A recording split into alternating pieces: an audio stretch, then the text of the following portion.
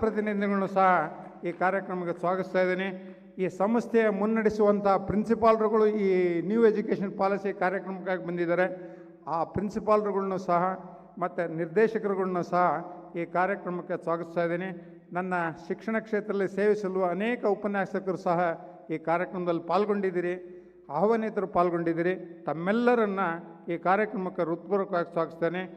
ಮಾಧ್ಯಮದ ಮಿತ್ರರು ಎಲ್ಲ ಮಾಹಿತಿಯನ್ನು ಜನರ ಮತ್ತು ಸರ್ಕಾರ ಮತ್ತು ನಮ್ಮ ಮಧ್ಯೆ ಕೊಂಡಿಯಾಗಿ ಕೆಲಸ ಮಾಡ್ತಾರೆ. ಏನು ಬದಲಾವಣೆಗಳು ಆಗ್ತಾಯಿದ್ದಾವೆ, ಏನು ನಾವು ಈ ಶಿಕ್ಷಣ ಸಂಸ್ಥೆ ನಡೆಸೋರು ಸಮಸ್ಯೆಗಳನ್ನ ಎದುರಿಸ್ತಾರೆ ಅಂತ ಅವ್ರನ್ನ ನಾನು ಹೃತ್ಪೂರ್ವಕವಾಗಿ ಮಾಧ್ಯಮದ ಮಿತ್ರನೂ ಸಹ ಈ ಕಾರ್ಯಕ್ರಮಕ್ಕೆ ಸ್ವಾಗತಿಸ್ತಾ ಇದ್ದೀನಿ.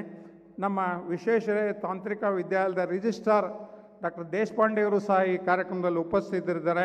ಅವ್ರನ್ನೂ ಸಹ ನಾನು ಈ ಕಾರ್ಯಕ್ರಮಕ್ಕೆ ಹೃತ್ಪೂರ್ವಕವಾಗಿ ಸ್ವಾಗತಿಸಿ ಮುಂದಿನ ಚರ್ಚೆಗೆ ಅವಕಾಶ ಮಾಡಿಕೊಡ್ತೀನಿ. ಜೈ ಹಿಂದ್, ಜೈ ಕರ್ನಾಟಕ.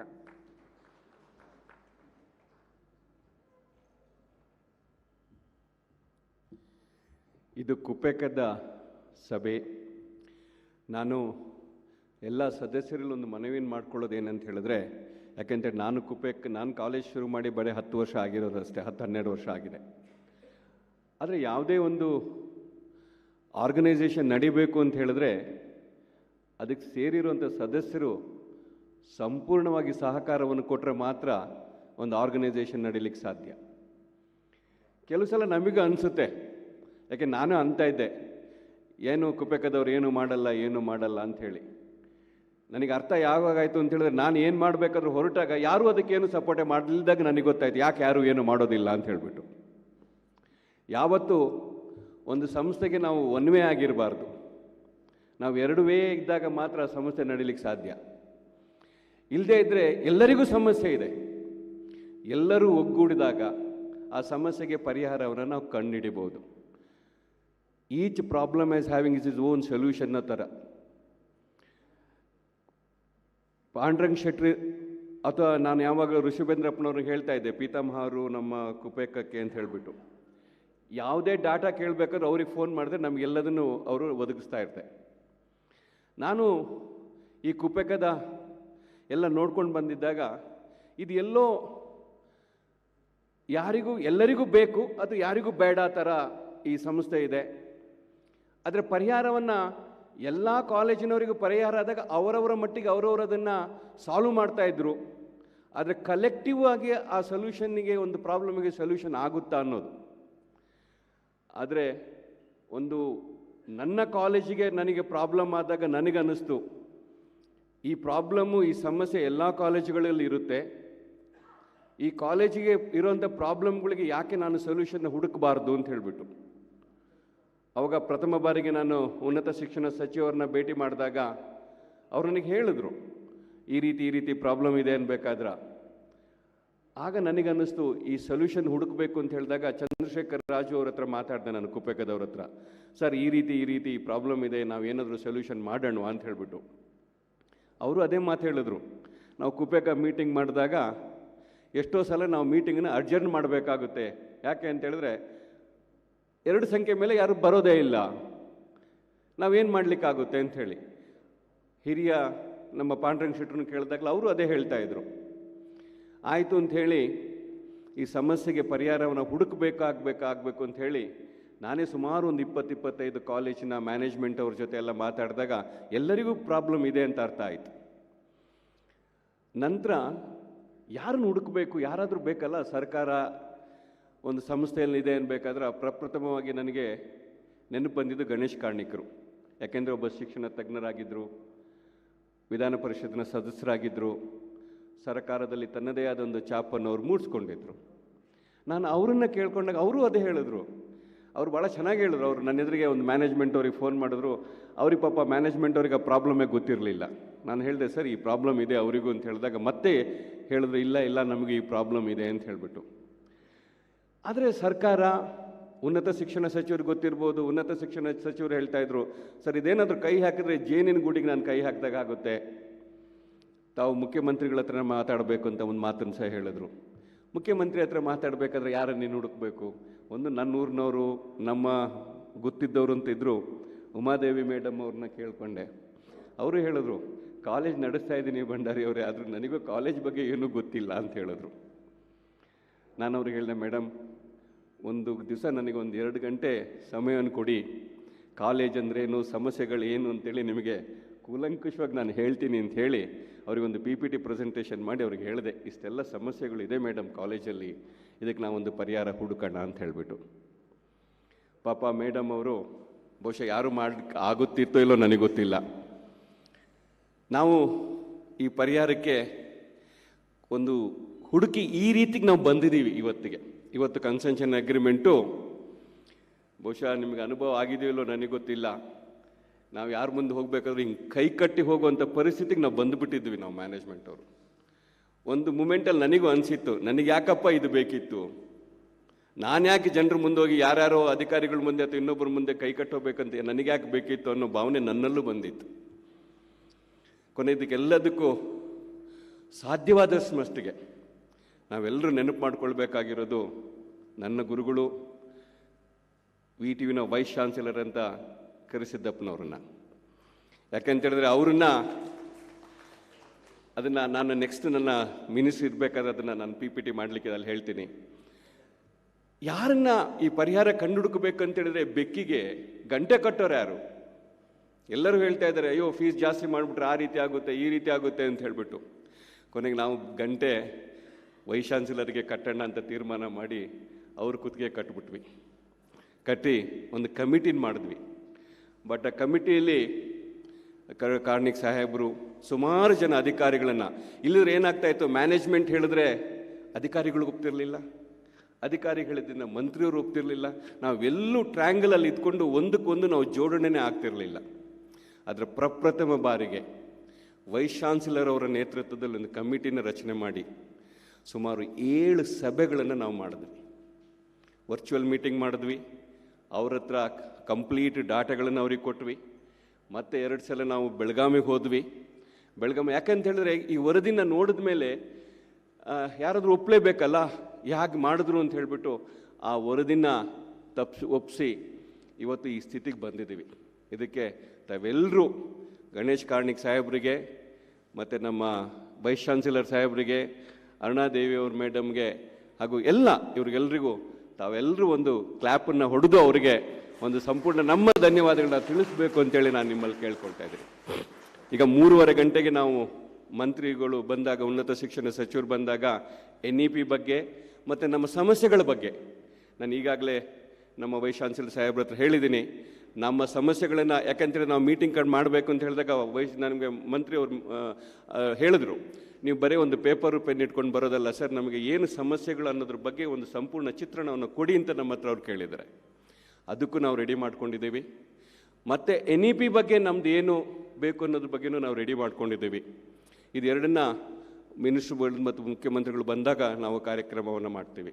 ಅದ್ರ ಮುಂಚೆ ತಮಗೆ ಯಾರಿಗಾದರೂ ಅನುಭವಗಳನ್ನ ನಮ್ಮ ಹಿರಿಯ ಹೇಮಚಂದ್ರ ಸಾಹೇಬರು, ಯಾಕಂತೇಳಿದ್ರೆ ನಮ್ಮ ಅಣ್ಣ ಇದ್ದಾಗೆ ಅವರು ಬಂದಿದ್ದಾರೆ, ಅವರನ್ನು ಕುಪೇಕ ಪರವಾಗಿ ನಾವು ಸ್ವಾಗತಿಸ್ತಾ ಇದ್ದೀವಿ ಸರ್, ಶಾಸಕರಾಗಿದ್ದರು. ಆದರೆ ಯಾರಿಗಾದರೂ ತಮ್ಮ ಅಭಿಪ್ರಾಯಗಳನ್ನು ಹೇಳಬೇಕು ಅಂತಿದ್ರೆ, ಯಾಕೆಂದರೆ ಆದರೆ ವೈಯಕ್ತಿಕ ಕಾಲೇಜುಗಳ ಬಗ್ಗೆ ಯಾವುದೇ ಸಮಸ್ಯೆಗಳನ್ನು ಇಲ್ಲಿ ಎಳೆದಾಡೋದು ಬೇಡ. ಯಾಕೆಂತೇಳಿದ್ರೆ ನಾನು ಈ PPTನ ನನಗೆ ಮಾಡಬೇಕು ಅಂತೇಳಿ ಮಂತ್ರಿಯವರು ಮತ್ತು ವೈಸ್ ಚಾನ್ಸಲರ್ ಅವರು ಹೇಳಿದಾಗ ನಾನು ಎಲ್ಲರಿಗೂ ಪತ್ರ ಬರ್ತಿದ್ದೆ, ತಮ್ಮ ಯಾವುದಾದ್ರೂ ಪ್ರಶ್ನೆಗಳಿದ್ರೆ ಕಳಿಸ್ಕೊಡಿ, ನಾವು ಅದನ್ನು ಮಾಡಿ ಇಲ್ಲಿ ಇಡ್ತೀವಿ ಅಂಥೇಳಿ. ಬಹುಶಃ ಒಂದೇ ಒಂದು ಕಾಲೇಜ್ ಬಳ್ಳಾರಿಯವರು ಮಾತ್ರ ಅದಕ್ಕೆ ಉತ್ತರವನ್ನು ಬರೆದಿದ್ರೆ ಹೊರತು ಬೇರೆ ಯಾರೂ ಅದಕ್ಕೆ ಸ್ಪಂದನೆಯನ್ನು ಮಾಡಿಲ್ಲ. ಯಾಕೆಂತೇಳಿದ್ರೆ ನೀವುಗಳು ಸ್ಪಂದನೆಯನ್ನು ಮಾಡದೇ ಇದ್ದಾಗ ನಾವು ಮಂತ್ರಿಗಳ ಹತ್ರ ಆಗಲಿ ಅಧಿಕಾರಿಗಳ ಹತ್ರ ಆಗಲಿ ಏನನ್ನು ಹೇಳಲಿಕ್ಕೆ ಸಾಧ್ಯ? ನಿಮ್ಗೆ ಯಾವುದಿದೆ ಅಂತೇಳಿ ನೀವೇನಾದರೂ ಹೇಳಿದ್ರೆ ನಾವು ಅದನ್ನು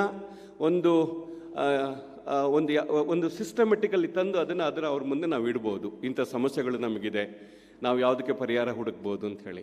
ಇಲ್ಲದ್ರೆ ಏನಾಗುತ್ತೆ, ಇಂಥ ಸಭೆಗಳನ್ನು ನಾನು ಸುಮಾರು ಜನ ಕೇಳಿದೆ, ಎಲ್ಲರೂ ಹಿಂದೆ ಮುಂದೆ ಬರ್ತಾರೆ. ಯಾಕಂತೇಳಿದ್ರೆ ನೀವು ಏನು ಪ್ರಶ್ನೆ ನಿಮ್ಗೇನಿದೆ ಅಂತ ನೀವೇನು ನಮ್ಮ ಹತ್ರ ಹೇಳಿರಲ್ಲ, ಬಂದಾಗ ಸಡನ್ನಾಗಿ ನಿಮ್ಮನ್ನು ಪ್ರಶ್ನೆಗಳನ್ನು ಕೇಳ್ತೀರ, ಅದಕ್ಕೆ ನಾವೇನು ಉತ್ತರ ಹೇಳಲಿಕ್ಕಾಗುತ್ತೆ ಅಂತಾರೆ ಅವರು. ಅದಕ್ಕೋಸ್ಕರ ಇನ್ನು ಮುಂದೆ ಆದರೂ ಕುಪೇಕಕ್ಕೆ ಅದಕ್ಕೆ ಒಂದು ಸಂಸ್ಥೆ ನಡಿಬೇಕು. ತಾವೆಲ್ಲರೂ ಸಹಕಾರವನ್ನು ಕೊಟ್ಟರೆ, ನಮ್ಮ ಒಗ್ಗಟ್ಟನ್ನು ನಾವು ಪ್ರದರ್ಶನ ಮಾಡಿದ್ರೆ, ಈಗ ಸಮಸ್ಯೆಗಳು ಎಲ್ಲರಿಗಿದ್ದದ್ದೇ, ಅದಕ್ಕೊಂದು ಪರಿಹಾರವನ್ನು ಹುಡುಕಬೇಕು, ಅದಕ್ಕೆ ತಾವೆಲ್ಲರೂ ಸಹಕಾರವನ್ನು ಕೊಡಬೇಕು ಅಂತ ಹೇಳಿ ಇದ್ರ ಬಗ್ಗೆ ಯಾರಿಗಾದರೂ ತಮ್ಮ ಅನಿಸಿಕೆಗಳನ್ನು ಅಥವಾ ಮಾತಾಡಲಿಕ್ಕೆ, ಯಾಕೆಂದರೆ ಮೀಟಿಂಗ್ ಆಗೋಕ್ಕಿಂತ ಮುಂಚೆ ಇದು ಇನ್ಫಾರ್ಮಲ್ ಮೀಟಿಂಗಲ್ಲಿದೆ, ತಾವು ತಮ್ಮ ಅಭಿಪ್ರಾಯಗಳನ್ನು ಹೇಳ್ಬೋದು. ಆಮೇಲೆ ಪ್ರಪ್ರಥಮ ಬಾರಿಗೆ ಬಹುಶಃ ಸರ್ಕಾರ, ಮಂತ್ರಿಗಳು, ವಿಶ್ವವಿದ್ಯಾಲಯ, ಮ್ಯಾನೇಜ್ಮೆಂಟ್ ಮತ್ತು ಪ್ರಾಂಶುಪಾಲರು ಎಲ್ಲ ಸಭೆಯನ್ನು ನಾವು ಇವತ್ತು ಕರೆದಿದ್ದೀವಿ. ಬಹಳ ಸಂತೋಷ ಅಂತ ಹೇಳಿದ್ರೆ ಬ್ಯಾಂಕ್ವೆಟ್ ಹಾಲಲ್ಲಿ ಇವತ್ತು ಕುಪೇಕದ ಒಂದು ಸ್ಲೋಗನ್ನು ನಾವಿಲ್ಲಿ ಕಾಣ್ಬೋದು. ಇಲ್ಲಿ ತನಕ ನಾವು ಬಂದಿದ್ದೀವಿ, ನಿಮ್ಮೆಲ್ಲ ಸಹಕಾರವನ್ನು ಕೊಡಬೇಕು ಅಂತ ಹೇಳಿ ನಾನು 2 ಮಾತುಗಳನ್ನು ಮುಗಿಸ್ತಾ ಇದ್ದೀನಿ. ಯಾರಾದರೂ, ಯಾಕೆಂದರೆ ದಿಸ್ ಟೋಟಲ್ ಇನ್ಫಾರ್ಮಲ್ ಆಗಿಂದ ಬನ್ನಿ ಸರ್, ಬನ್ನಿ ಮಾತಾಡಿ. ಅಲ್ಲೇ ಸಂಕ್ಷಿಪ್ತವಾಗಿ ಅಲ್ಲೇ ಓಕೆ. ಕುಪೇಕದ ಐತಿಹಾಸಿಕ ಒಂದು ಘಟನೆಯನ್ನು ಕುಪೇಕ ಸದಸ್ಯರ ಗಮನಕ್ಕೆ ನಾನು ತರ್ತಾ ಇದ್ದೀನಿ. 1979ರಲ್ಲಿ ಕರ್ನಾಟಕ ಸರ್ಕಾರದವರೇ ನೀವು ಇಂಜಿನಿಯರಿಂಗ್ ಕಾಲೇಜ್ ಪ್ರಾರಂಭ ಮಾಡಿ ಅಂಥೇಳಿ ಪ್ರೋತ್ಸಾಹ ಕೊಟ್ಟಿತ್ತು. ಆ ಹಿನ್ನೆಲೆಯಲ್ಲಿ ಅವತ್ತು 35 ಇಂಜಿನಿಯರಿಂಗ್ ಕಾಲೇಜು 79 ಮತ್ತು 80ರಲ್ಲಿ ಪ್ರಾರಂಭ ಆಯಿತು ನಮ್ಮ ಕರ್ನಾಟಕ ರಾಜ್ಯದಲ್ಲಿ. ಸರ್ಕಾರದ ಆಶಯದ ಪೂರ್ವಕವಾಗಿ ಅವತ್ತು ಕಾಲೇಜ್ ಪ್ರಾರಂಭ ಆಗಿತ್ತು. ನಂತರ ದಿನಗಳಿಗೆ ಸಂಘರ್ಷ ಅನ್ನೋ ಪದ ಬಳಕೆ ಮಾಡಿದರೆ ಸಂಘರ್ಷ ಪ್ರಾರಂಭ ಆಯಿತು ಸರ್ಕಾರ ಮತ್ತು ಮ್ಯಾನೇಜ್ಮೆಂಟ್ ಬಗ್ಗೆ. ನಮ್ಮ ಈ ರಾಜ್ಯ ಮತ್ತು ರಾಷ್ಟ್ರ ಕಂಡಂಥ ಅಪರೂಪದ ಜಗದ್ಗುರು ಶಿವಕುಮಾರ ಶಿವಾಚಾರ್ಯ ಮಹಾಸ್ವಾಮಿಗಳ ನೇತೃತ್ವದಲ್ಲಿ ದಾವಣಗೆರೆಯಲ್ಲಿ ಇದೇ ಕುಪೇಕ ಸಂಸ್ಥೆ ವಿಚಾರ ಸಂಕಿರಣವನ್ನು ಏರ್ಪಡಿಸಿ whether capitation fees is abolished or legalised ಅಂಥೇಳಿ ಅಂಕಿಅಂಶದ ಪ್ರಕಾರ ಒಂದು ಕಾಲೇಜ್ ನಡೆಸೋಕ್ಕೆ ಎಷ್ಟು ಹಣ ಅವತ್ತು 1990ರಲ್ಲಿ ಖರ್ಚು ಬರುತ್ತೆ ಅನ್ನೋದನ್ನ ಸರ್ಕಾರಕ್ಕೆ ಮನವರಿಕೆ ಮಾಡಿಕೊಟ್ಟ ಮೇಲೆ ಸರ್ಕಾರ ನಿರಂತರವಾಗಿ ಪ್ರೋಆ್ಯಕ್ಟಿವ್ ಆಗಿ ನಮಗೆ ಕಾಲಕ್ಕೆ ಶಿಕ್ಷಣ ವೆಚ್ಚವನ್ನು ಅಂಕಿಅಂಶಗಳ ಮುಖಾಂತರ ಕ್ರೋಢೀಕರಿಸಿ ಈ ಸಂಸ್ಥೆಗಳ ಬೆಳವಣಿಗೆಗೆ ಸಹಾಯಕ ಆಗಿದೆ. ಇವತ್ತು ಪೂಜ್ಯ ಡಾಕ್ಟರ್ ಶಿವಮೂರ್ತಿ ಶಿವಾಚಾರ್ಯ ಮಹಾಚಾರ್ಯನ ನಾವು ನೆನಪು ಮಾಡಿಕೊಳ್ಳೇಬೇಕು. ಅಂದಿನ ಸರ್ಕಾರ ಅವತ್ತು ತೊಂದರೆ ಕೊಟ್ಟಾಗ, ಮನವರಿಕೆಯ ಸಂವಹನ ಕೊರತೆ ಇದ್ದಾಗ ಅವತ್ತು ಗುರುಗಳು whether capitation fees is legalised or abolished ಅನ್ನೋ ಪದ ಪ್ರಾರಂಭ ಹಂತದಲ್ಲಿ ಎಲ್ಲ ಮ್ಯಾನೇಜ್ಮೆಂಟು ಏನೇ ದೇಣಿಗೆ ಸಂಗ್ರಹಿಸಿದೆ ಅಫಿಷಿಯಲ್ ರೆಸಿಪ್ಟ್ ಕೊಡ್ತಾ ಇದ್ವಿ ನಾವು. ನಂತರ ದಿನಗಳಲ್ಲಿ ಕಾರಣಾಂತರಗಳಿಂದ ಅದು ನಿಂತು ಹೋಯಿತು. ಆ ಹಂತದಿಂದ ಸರ್ಕಾರ ಮತ್ತು ಮ್ಯಾನೇಜ್ಮೆಂಟು ಪೂರಕವಾಗಿ ಸ್ಪಂದಿಸಿದ ಬೆಳವಣಿಗೆಯಲ್ಲಿ ಪಾತ್ರವಹಿಸಿದೆ. ಅದಕ್ಕೆ ನಿಮ್ಮೆಲ್ಲರ ಕೊಡುಗೆ ಜಾಸ್ತಿ ಇದೆ ಅಂಥೇಳಿ ಅಂದಿನ ಘಟನೆ ನಿನ್ನ ಗಮನಕ್ಕೆ ತರಕ್ಕೆ ಇಷ್ಟಪಡ್ತೀನಿ. Thank you.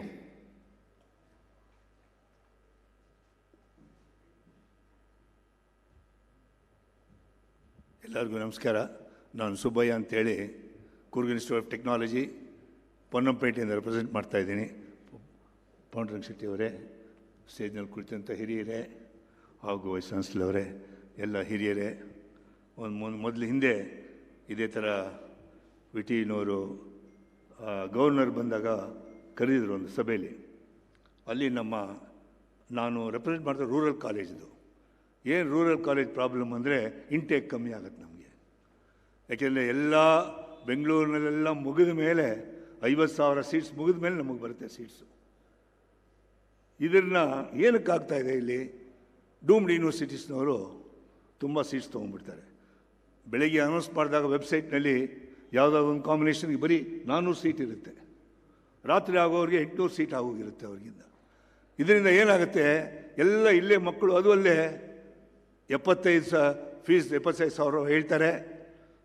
ಆ ಯೂನಿವರ್ಸಿಟಿಗಳಲ್ಲಿ ಏನಾಗ್ತದೆ ತಮಗೆ ತಾವೇ ಅದನ್ನು ನೋಡಿದ್ರೆ ಗೊತ್ತಾಗುತ್ತೆ. ಫಾಸ್ಟ್ ಟ್ರ್ಯಾಕಲ್ಲಿ ಎಕ್ಸಾಮಿನೇಷನ್ ಮಾಡಿ ರಿಸಲ್ಟ್ಸ್ ಕೊಟ್ಬಿಡ್ತಾರೆ ಮಕ್ಕಳಿಗೆ, ಅಟೆಂಡೆನ್ಸ್ ಕೇಳೋದಿಲ್ಲ. ಏನಾಗ್ತಾರೆ, ಮಕ್ಕಳು ಅಂಥ ಕಾಲೇಜಿಗೆ ಸೇರ್ತಾರೆ, ಬೇರೆ ಕಾಲೇಜಿಗೆ ಬರೋಕ್ಕೆ ತೊಂದರೆ ಆಗುತ್ತೆ. ಇದರಿಂದ ನಮಗೆ ರೂರಲ್ ಕಾಲೇಜ್ಗೆ ಏನಾಗುತ್ತೆ, ಎಂಟ್ರೀಸ್ ಬರೋದಿಲ್ಲ. ಎಷ್ಟು ಕಷ್ಟಪಡಬೇಕಾಗುತ್ತೆ ಅಂದರೆ ಬ್ರೇಕ್ ಇವನ್ ಬರೋದಕ್ಕೆ ನಮಗೆ ತೊಂದರೆ ಆಗ್ತಾಯಿದೆ. ದಯವಿಟ್ಟು ನಾನು ಮೊದಲು UGC ಹಾಗೂ ACT ಎರಡೂ ಹಿಂದೇನೆ ಒಂದು ಮಾಡಿ ಅಂತ ಮೊದಲಿಂದ ಕೇಳ್ತಾ ಇದ್ವಿ. ಆವಾಗ ಪಾರ್ಲಿಮೆಂಟ್ ಮೆಂಬರ್ ಇದ್ದರು, ಇದನ್ನು ನಾವು ಬಿಲ್ ತರ್ತೀವಿ, ತಂದು ಒಂದು ಮಾಡ್ತೀವಿ ಅಂತ ಹೇಳಿದ್ರು. ಇನ್ನೂವರೆಗೂ ಆಗಿದೆ ಅಂತ ವೈಸ್ ಚಾನ್ಸಲರ್ ತಾವು ಹೇಳಬೇಕು. ಈ ಒಂದು ಅಥಾರಿಟಿ ಬಂದರೆ ಮಾತ್ರ ಇದನ್ನು ನಿಲ್ಸೋಕ್ಕಾಗತ್ತೆ. ಇಲ್ಲದ್ರೆ UGCನವರು ಅವ್ರ ಪಕ್ಕಂದೆ ಅವ್ರು ಕೊಡ್ತಾ ಇರ್ತಾರೆ, ACTನವರು ಅವ್ರು ಬೇಕಂತ ಅವ್ರು ಸೀಟ್ ಕೊಡ್ತಾ ಇರ್ತಾರೆ. ಇದರಿಂದ ನಮ್ಮ ರೂರಲ್ಗೆ ತುಂಬ ತೊಂದರೆ ಆಗುತ್ತೆ. ನೀವೇ ನೋಡಿರ್ಬೋದು, ಆಗಲೇ ಒಂದು 10-15 ಕಾಲೇಜುಗಳು ಮುಚ್ಚೋ ಪರಿಸ್ಥಿತಿಲಿದೆ. ಮುಚ್ಚೋದಕ್ಕೆ ಅಪ್ಲಿಕೇಶನ್ ಸಹ ಕೊಟ್ಟಿದ್ದಾರೆ. ಅಡ್ಮಿಷನ್ಸು ತಾವೇ ಸ್ಟೇಟ್ಮೆಂಟ್ ನೋಡಿದಾಗ 10%, 100% ಅಡ್ಮಿಷನ್ಸ್ ಆಗಿಲ್ಲ. ಆದ್ದರಿಂದ ನನ್ನ ಕಳಕಳಿಯಲ್ಲಿ ತಮ್ಮ ಹತ್ರ ನಾನು ಕೇಳ್ಕೊಳ್ಳೋದು ಏನು ಅಂದರೆ, ದಯವಿಟ್ಟು ರೂರಲ್ ಕಾಲೇಜಿಗಿಲ್ಲ ಬೇರೆ ಏನಾದರೂ ಒಂಥರ ನಮಗೆ ಅನುಕೂಲ ಮಾಡಿಕೊಡಿ. ಇಲ್ಲ ಎರಡೂ ಸೇರಿಸಿ ಈ ಬೇರೆ ಡೂಮ್ಡ್ ಯೂನಿವರ್ಸಿಟೀಸ್ನಲ್ಲಿ ಬರುವಂಥ ಇದನ್ನು ಸ್ವಲ್ಪ ನಿಲ್ಲಿಸೋದಕ್ಕೆ ಮಾಡಿ ಅಂತ ಕೇಳಿಬಿಟ್ಟು ನನ್ನ 2 ಮಾತನ್ನ ಮುಗಿಸ್ತೀನಿ. Thank you very much.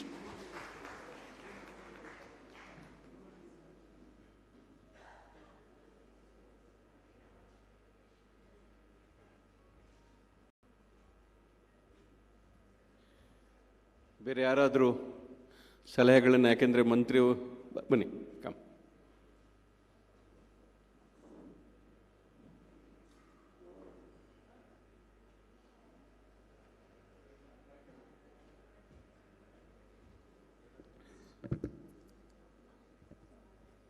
Honorable Kupika members on the dais,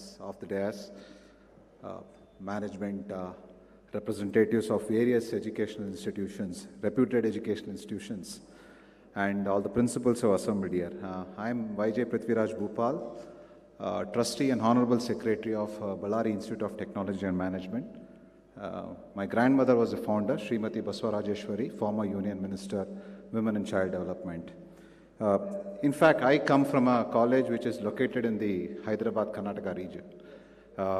The demography is quite different from the demography which is actually there in the metropolitan cities. So my honest request, the 2 suggestions which I have actually sent it to Kupika, one of the major concern to my institutions, just not only to my institutions, to the institutions located in the Hyderabad, Karnataka region, has always been the timely reimbursement of the government scholarship. We require some kind of a coordinated effort. So this particular aspect is actually addressed because majority of the students who come from that area, they bank on the government scholarship. So that has been the major concern for us. It requires huge coordination because there's been change in the SSP portal also. And the biggest challenge has been for the entire educational institutions has been in the reimbursement of the fees and also the collections of the fees, which everybody would have faced. We have extended a lot of installments and all, because the biggest sector that has been actually affected is the education sector itself. So my honest request to all the members to take up this issue with the government. In fact, have personally met the social welfare department as well as the ministers, and have also gave this particular information to them. Yeah. So this needs to be taken on a coordinated effort. This is my honest request to you, sir. The new education policy which the government has been putting this effort and all the educational institutions are embracing it. So we need much more clarity in terms of how we can actually go forward. So this is a wonderful workshop that and the awareness session that's been conducted, and a lot of sessions also being done. And so that the Karnataka, which is in the forefront of the engineering education, continues to keep ahead with other states, and we have a very and we don't face any challenges in the future in running of the engineering colleges. So this is my honest request to all the Kupika members as well as the people who have assembled here. Thank you, sir. ಈ ನಮ್ಮ ಪ್ರಯಾಣದಲ್ಲಿ ನನಗೊಂದು 10-15 ಕಾಲೇಜವರು ಸಂಪೂರ್ಣವನ್ನು ಸಹಕಾರವನ್ನು ಕೊಟ್ಟಿದ್ದಾರೆ. ಒಂದು RV ಕಾಲೇಜವರು ಇರ್ಬೋದು, ಸೆರೆಮಿಟಿ ಕಾಲೇಜವರು ಇರ್ಬೋದು, RNSIT ಕಾಲೇಜವರು ಇರ್ಬೋದು, ವಿದ್ಯಾವರ್ಧಕ ಮೈಸೂರವರು, Atria college, Sahyadri college, Nitte college, ಇವರೆಲ್ಲರೂ ನಮಗೆ ಬೇಕಾದಂಥ ಸಂಪೂರ್ಣವಾದ ಸಹಕಾರವನ್ನು ಕೊಟ್ಟಿದ್ದಾರೆ. ಇನ್ನೂ ಎಲ್ಲರೂ ಕೊಟ್ಟಿದ್ದಾರೆ. ಅದಕ್ಕೆ ಮುಖ್ಯವಾಗಿ ಕೊಟ್ಟವ್ರನ್ನ ನಾನು ಹೇಳಲಿಕ್ಕೆ ಬಯಸ್ತಾ ಇದ್ದೀನಿ, ಯಾಕೆಂದರೆ ಇದು ನನ್ನ ಕರ್ತವ್ಯ ಸಹ.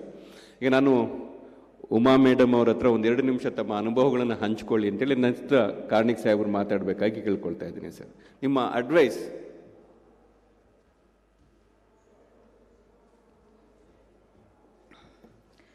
Good evening to all the honorable dignitaries on the dais and all the other Kupeka members. all other representatives who are, here from different private colleges across Karnataka. I am very humbled to be part of this peer team here, but at the same time, we also know our responsibilities. So keeping always that in mind, I would just like to share 2 words of mine. Days have gone where admission used to happen only by looking at the infrastructure. There are a lot of parameters which are already set, under the NAC and NBA, and we all know, and I need not get into the details.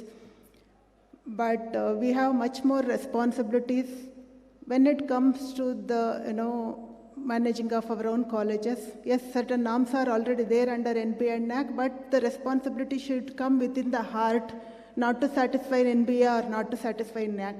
This is what I have primarily learned during my 10 years of administration of our engineering college.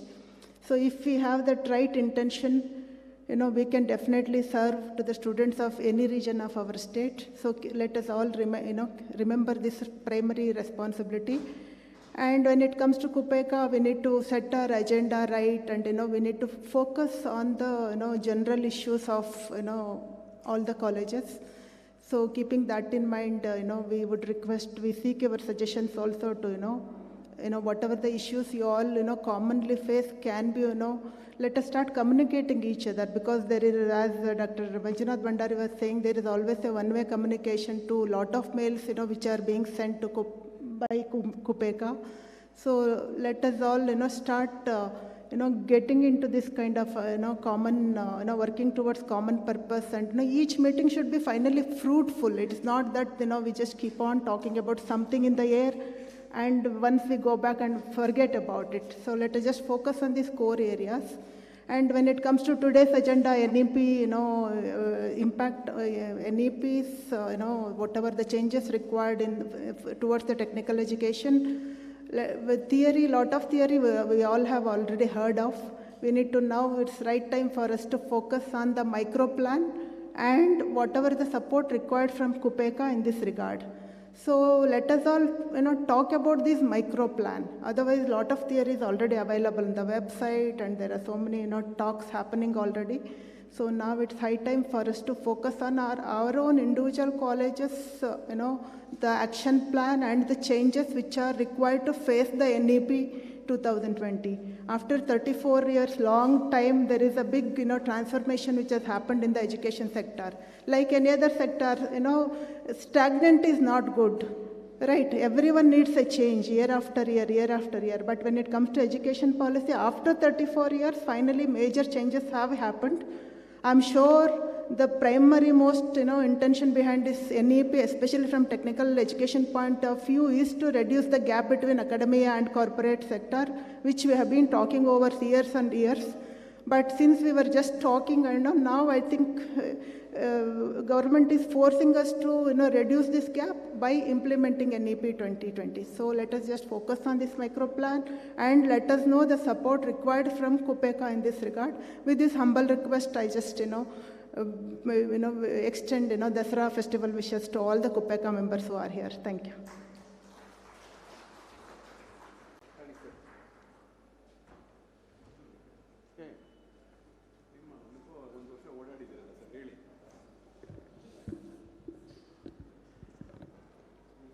ಹಿರಿಯರಾದ ಪಾಂಡುರಂಗ ಶೆಟ್ರೆ,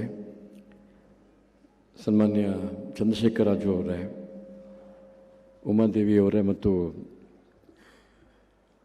ಬಹಳ ಮುತುವರ್ಜಿಯಿಂದ ಕಳೆದ ಒಂದು 6-8 ತಿಂಗಳುಗಳ ಕಾಲ ನಮ್ಮೆಲ್ಲರ collective ಸಮಸ್ಯೆ ಪರಿಹಾರಕ್ಕಾಗಿ ತೊಡಗಿಸಿಕೊಂಡಂಥ ಸ್ನೇಹಿತರಾದ ಮಂಜುನಾಥ್ ಭಂಡಾರಿ ಅವರೇ, ಎಲ್ಲ ಹಿರಿಯರೇ, ಈ ಸಭೆಯಲ್ಲಿ ಮಾತಾಡಬೇಕು ಅಂತ ಹೇಳುವಾಗ ನಾನು ಇನ್ನೂ ಏನು ಮಾತಾಡಬೇಕು ಅಂತ ಆಲೋಚನೆ ಮಾಡ್ಕೊಂಡಿರಲಿಲ್ಲ.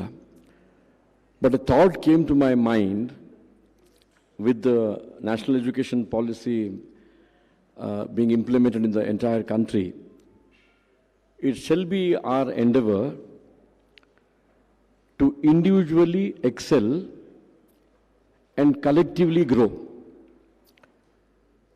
When I was part of Niti Education Trust and I used to run around, I was trying to address the problem of our college, my college. But during the past 4 or 5 months, when I got involved with the problem of, trying to find a solution for our consensual agreement, it was a tall order for me, in fact. How I look at my college, how KUPECA looks at all the engineering colleges, how the bureaucracy looks at various issues concerning the colleges, how government looks at it. The fee structure from the management point of view, from the faculty point of view, from the parental issue, from societal point of view, they all take different dimensions. So my earnest appeal would be to collectively grow, we need to meet more often. Whatever happened in the past, I think we'll leave it behind. And there is a line mentioned here, campaign for Destination Karnataka. In spite of the downward trend during the past few years, the admissions in Karnataka were the highest in the entire country. We were at 62% of our total intake, and that was the best. But can we just rest at the fact that we were the best last year? Technical education is undergoing, sea changes. And children have many other options in other various courses. I don't want to use the word survive, but unless we decide to excel individually at our institutional level and try to come together to solve our problems collectively, we may be facing challenges in the years ahead. So we had 1 or 2 rounds of meeting in KUPECA and we have been discussing about it. Can KUPECA become the facilitator? Can KUPECA become the umbrella institution? Can KUPECA become an institution to empower all the individual institutions? So this is where I think we all have to collectively sit and discuss and deliberate so that in the years ahead, collectively we can grow and Karnataka can become the destination for quality technical education. Mr. Bandari and Pandang Shetty has given me this wonderful opportunity. I'm grateful to both of them for having brought me inside the KUPECA gamut. And I'll be more than willing to extend all my services in whichever capacity. And I wish we all can collectively endeavor towards reaching excellence in technical education in Karnataka. Thank you very much.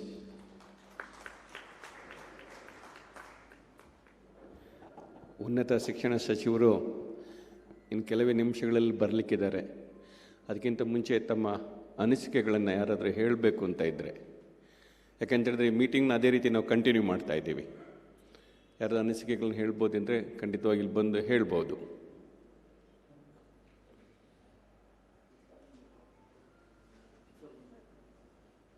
ಅಲ್ಲ, ಇವ್ರು ಮಾತಾಡಿದ್ನಲ್ಲ ಮತ್ತೆ sir, ಒಂದು ನಿಮಿಷ ಮಾತಾಡ್ತಾರೆ.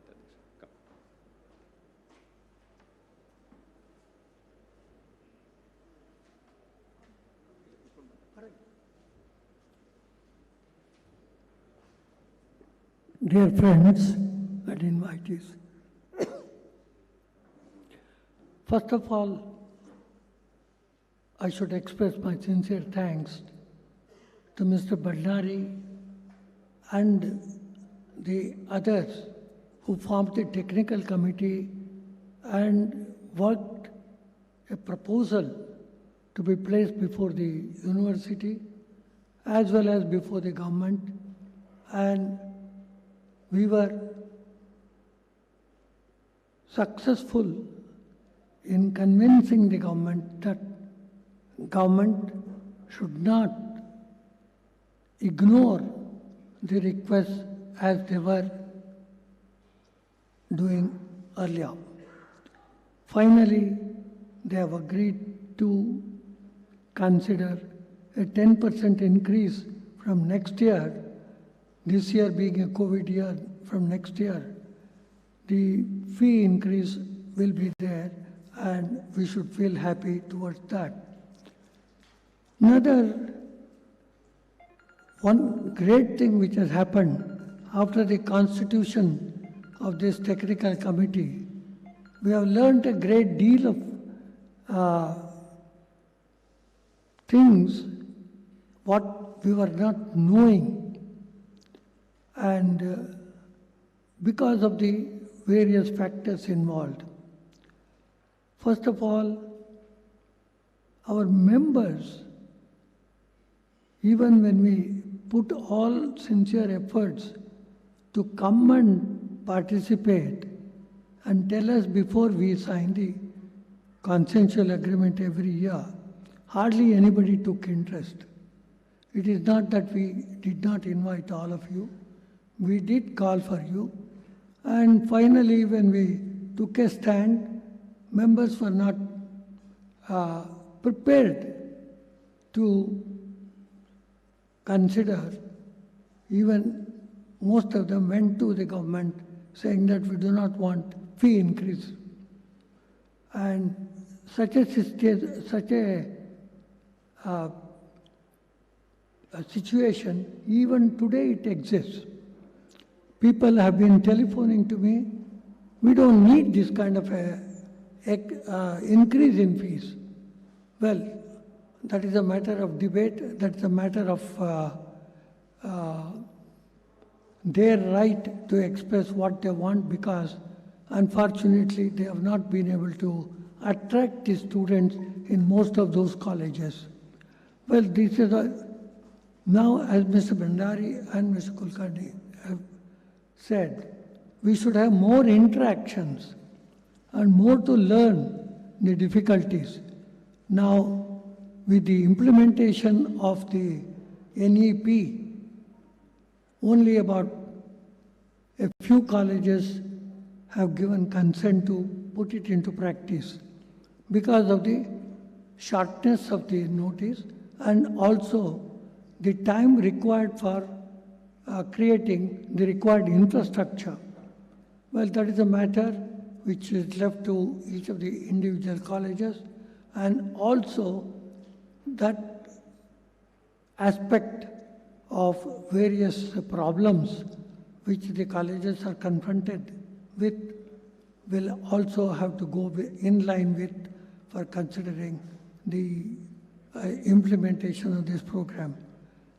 May I say that we are grateful to all of you who have come and assembled here, not only to give your views in the shortest possible time, but also to participate in this program of the NEP, which the government is going to be announcing today.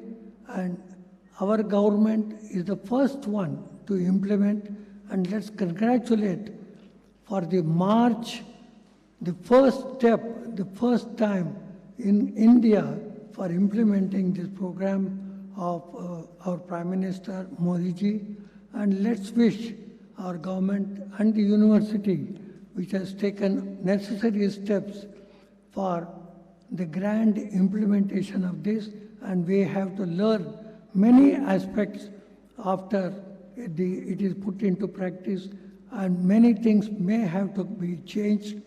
We will learn by the implementation and the difficulties which we will face.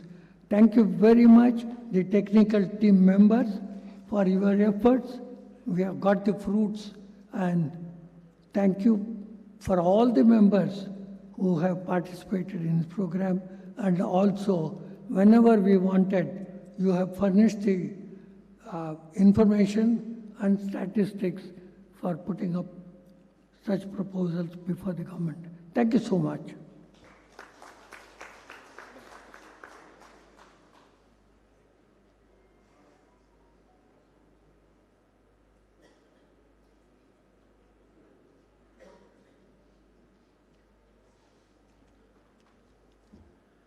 Good afternoon everybody.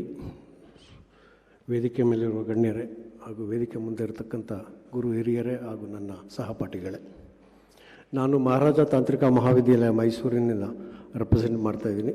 I am A director and as well as the principal of that institute. ನಂದು 2-3 ಪಾಯಿಂಟ್ಗಳು ನನ್ನ ಮನಸ್ಸಿಗೆ ಭಾಳ ದಿನದಿಂದ ಕೊರಿತಾ ಇತ್ತು. ಮೊದಲನೇದು, ಕುಪೇಕಾದವ್ರು ಬಹಳ ಕಷ್ಟಪಟ್ಟು UG ಫೀಸ್ನ ಫಿಕ್ಸ್ ಮಾಡ್ತಾರೆ. ಆದರೆ ಪೋಸ್ಟ್ ಗ್ರ್ಯಾಜುಯೇಷನ್ ಫೀಸ್ ಬಗ್ಗೆ ಗಮನ ಕೊಟ್ಟಿಲ್ಲ. ದಯಮಾಡಿ ಕುಪ್ಪೇಕದವರು ಇದನ್ನೊಂದನ್ನು ಕನ್ಸಿಡರ್ ಮಾಡಬೇಕು. ನಾವು ವಿದ್ಯಾರ್ಥಿಗಳಿಗೆ ಹಾಗೂ ಪೋಷಕರಿಗೆ ಉತ್ತರ ಕೊಡಲು ಭಾಳ ತೊಂದರೆ ಆಗುತ್ತೆ. ಕಾಲೇಜ್ನಲ್ಲಿ ಏನು ನೀವು ಕಲೆಕ್ಟ್ ಮಾಡ್ತೀರಿ ಗೌರ್ಮೆಂಟಲ್ಲಿ ಅಷ್ಟೇ ಟ್ಯೂಷನ್ ಫೀಸ್ ಅಂತ ಹೇಳ್ತಾರೆ. ಇಲ್ಲ, ಟ್ಯೂಷನ್ ಫೀಸ್ ಇಷ್ಟು ಅಂತ ಹೇಳಬೇಕು. ಮಿನಿಮಮ್ ಫೀಸ್ ಅವ್ರು 50+ ಕಲೆಕ್ಟ್ ಮಾಡ್ತಾರೆ, ರಿಮೈನಿಂಗ್ ಏನು ಅಂತಲೂ ಹೇಳೋಕ್ಕಾಗ್ತಾಯಿಲ್ಲ. ಇದೊಂದು ಪಾಯಿಂಟು. ಮತ್ತು ಈ ಸಲ ಕರೆಕ್ಟಾಗಿ ಕೋವಿಡ್ ಪ್ರಯಾಣದಿಂದ ಬಹಳಷ್ಟು ಜನ ಎಂಟ್ರೆನ್ಸ್ ಎಕ್ಸಾಮನ್ನು ಬರೆದಿಲ್ಲ. CET ಎಂಟ್ರೆನ್ಸ್ ಪರ್ಟಿಕ್ಯುಲರಾಗಿ ನಮ್ಮ ರಾಜ್ಯದ ಮಕ್ಕಳಿಗೆ ಈ ಬಾರಿ ಕುಪ್ಪೇಕದವರು ಸಹಾಯ ಮಾಡಿ ಯಾರು ಎಂಟ್ರೆನ್ಸ್ ಎಕ್ಸಾಮ್ ಬರೆದಿಲ್ಲ ಅಂಥವ್ರಿಗೂ ಸಹ based on PUC marks admission management seat ಮಾಡ್ಕೊಳ್ಳಿಕ್ಕೆ ಅವಕಾಶ ಮಾಡಿಕೊಡ್ಬೇಕಾಗಿ ಕೇಳ್ಕೊಳ್ತೀನಿ. ಇದೊಂದು ನನ್ನ ಮನವಿ. ಹಾಗೂ ಮತ್ತು ನಮ್ಮ ಕೂರ್ಗ್ ಇನ್ಸ್ಟಿಟ್ಯೂಟ್ ಅವ್ರು ಹೇಳಿದ್ರು, ಏನಿದು ಯೂನಿವರ್ಸಿಟಿಗಳು ಇಷ್ಟೊಂದು ಸೀಟ್ಗಳನ್ನು ಸೆಲೆಕ್ಟ್ ಇಲ್ಲಿ ಕುಪ್ಪೇಕದವ್ರದ್ದು ಯಾವುದೂ ಹಸ್ತಕ್ಷೇಪ ಇಲ್ಲವೇ ಇಲ್ಲ. ಅದಕ್ಕೆ ಕಾರಣಗಳು ಇದೆ. ಸರ್ಕಾರ ಇರ್ಬೋದು, UGC ಇರ್ಬೋದು, AICT ಇರ್ಬೋದು, ಎಲ್ಲರೂ ಸಹ ಅವ್ರಿಗೆ ಮನಸ್ಸಿಷ್ಟ ಬಂದಂಗೆ ಸೀಟ್ಗಳನ್ನ ತಗೋತಾರೆ. ಅವರ ಆತ್ಮಸಾಕ್ಷಿಯಾಗಿ 500 ಜನ 40 ಜನ ಕಂಪ್ಯೂಟರ್ ಸೈನ್ಸ್ ಡಿಪಾರ್ಟ್ಮೆಂಟಲ್ಲಿ ಯಾವ ರೀತಿ ಪಾಠ ಮಾಡ್ತಾರೆ, ಯಾವ ರೀತಿ ಕಲಿಸ್ತಾರೆ ಅನ್ನೋದನ್ನು ಅವ್ರುಗಳೇ ಹೇಳಬೇಕು. ನಾನು ಇದನ್ನು ಓಪನ್ ಆಗಿ ಹೇಳ್ತಾ ಇದ್ದೀನಿ, ದಯಮಾಡಿ ಯಾರು ತಪ್ಪು ತಿಳಿಬೇಡಿ. ಒಂದೊಂದು ಬ್ರ್ಯಾಂಚಿಗೆ 500 ಜನ ತೊಗೊಂಡಾಗ ಕೂರ್ಗ್ನವ್ರು ಹೇಳಿದಾಗೆ ಅವ್ರ ಕಡೆಗೆ ಯಾರು ಹುಡುಗರು ಹೋಗ್ತಾರೆ? ಎಲ್ಲರೂ ಬೆಂಗಳೂರು ಬರೋಕ್ಕೆ ಇಚ್ಛೆ ಪಡ್ತಾರೆ. ಬೆಂಗಳೂರು ಸಿಟಿಲಿ ನೋಡ್ಲಿಕ್ಕೆ ಎಲ್ಲರಿಗೂ ಇಚ್ಛೆ. ಬೆಂಗಳೂರು ಹೋದ್ರೆ ಎಲ್ಲರೂ ಒಂದು ಕೆಲಸ ಸಿಗುತ್ತೆ ಅಂತೇಳಿ ಇಲ್ಲಿಗೆ ಬರ್ತಾರೆ. ಯಾವುದೇ ಒಂದು ಯೂನಿವರ್ಸಿಟಿನ ಹೆಸರು ತೊಗೊಳ್ಲಿಕ್ಕೆ ಇಷ್ಟಪಡಲ್ಲ. ಯಾವುದೇ ಯೂನಿವರ್ಸಿಟಿ ತೊಗೊಂಡ್ರು ಒಂದೊಂದು ಬ್ರ್ಯಾಂಚಲ್ಲಿ ಸಾವಿರಾರು ಜನ ಮಂದಿನ ಹುಡುಗರನ್ನ ತೊಗೊಳ್ತಾರೆ. ಕೆಲವು ಯೂನಿವರ್ಸಿಟಿಗಳಂತೂ ಸಾವಿರಾರು ಜನ PhD ಕ್ಯಾಂಡಿಡೇಟ್ಸ್ ತೊಗೊಂಡಿದ್ದಾರೆ. ಇದಕ್ಕೆಲ್ಲ ಉತ್ತರನ ಯೂನಿವರ್ಸಿಟಿಯವರಾಗ್ಬೋದು, ಇಲ್ಲ ಗೌರ್ಮೆಂಟವ್ರಾಗ್ಬೋದು, UGC ಅವರು, ಸೆಂಟ್ರಲ್ ಗೌರ್ಮೆಂಟ್ ಎಲ್ಲರೂ ಪಾಲ್ದಾರರಾಗ್ತಾರೆ. ಎಲ್ಲರೂ ಸೇರಿ ಇದನ್ನೊಂದು ಕಟ್ಟುನಿಟ್ಟಿನ ಕಾರ್ಯಕ್ರಮಗಳನ್ನು ರೂಪಿಸಿಕೊಂಡು ಅಡ್ಮಿಷನ್ಸ್ ಬಗ್ಗೆ ಕಂಟ್ರೋಲ್ ಮಾಡಬೇಕಾಗಿ ನನ್ನ ವಿನಂತಿ. ಇಷ್ಟನ್ನು ಹೇಳಿ ನಾನು ಗಮನಿಸುತ್ತೇನೆ. Thank you sir.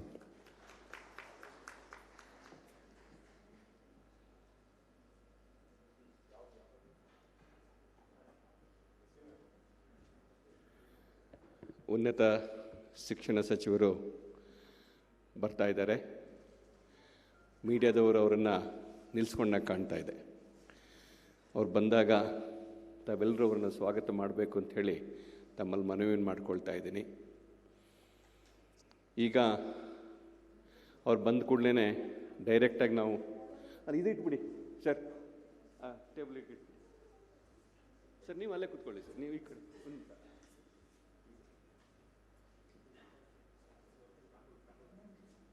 Name board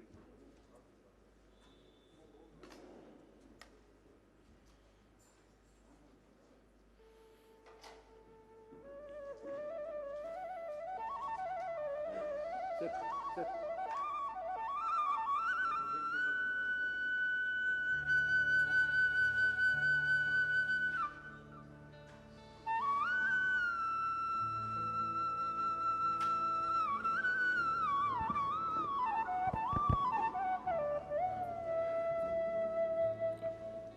ಮಾನ್ಯ ಉನ್ನತ ಶಿಕ್ಷಣ ಸಚಿವರು, ITBT ಆ್ಯಂಡ್ SNT ಹಾಗೂ ಕೌಶಲ್ಯ ಅಭಿವೃದ್ಧಿ ಸಚಿವರಾದ ಡಾಕ್ಟರ್ CN ಅಶ್ವತ್ಥನಾರಾಯಣ್ ಅವರು ಆಗಮಿಸ್ತಾ ಇದ್ದಾರೆ.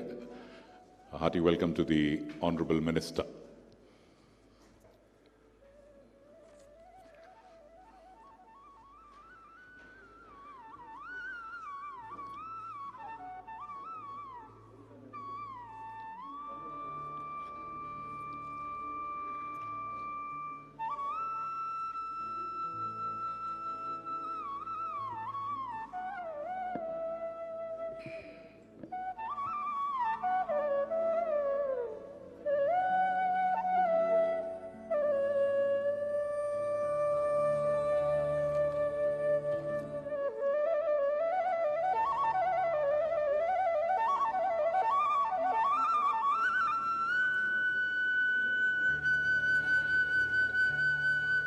ಇದೀಗ ವೇದಿಕೆಗೆ doctor CN Ashwathnarayan, honourable minister for higher education, IT and BT science and technology, skill development, entrepreneurship and livelihood and Pro-Chancellor of the University.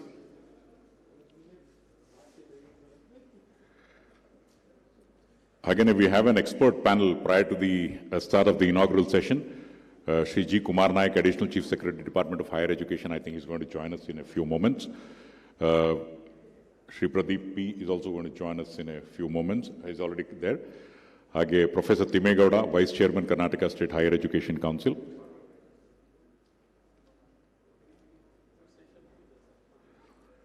Professor Kari Siddappa, Vice Chancellor of VTU, Belagavi. Now this session, ladies and gentlemen, please note, is about the interaction with management representative, principals, directors, and dean, senior faculty members of engineering colleges, schools of architecture under the ambit of VTU.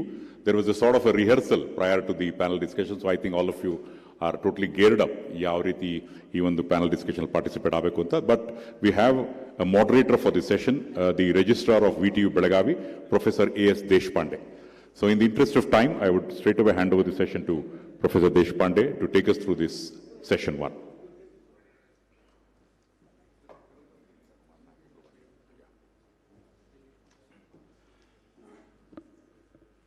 ಎಲ್ಲರಿಗೂ ನಮಸ್ಕಾರ.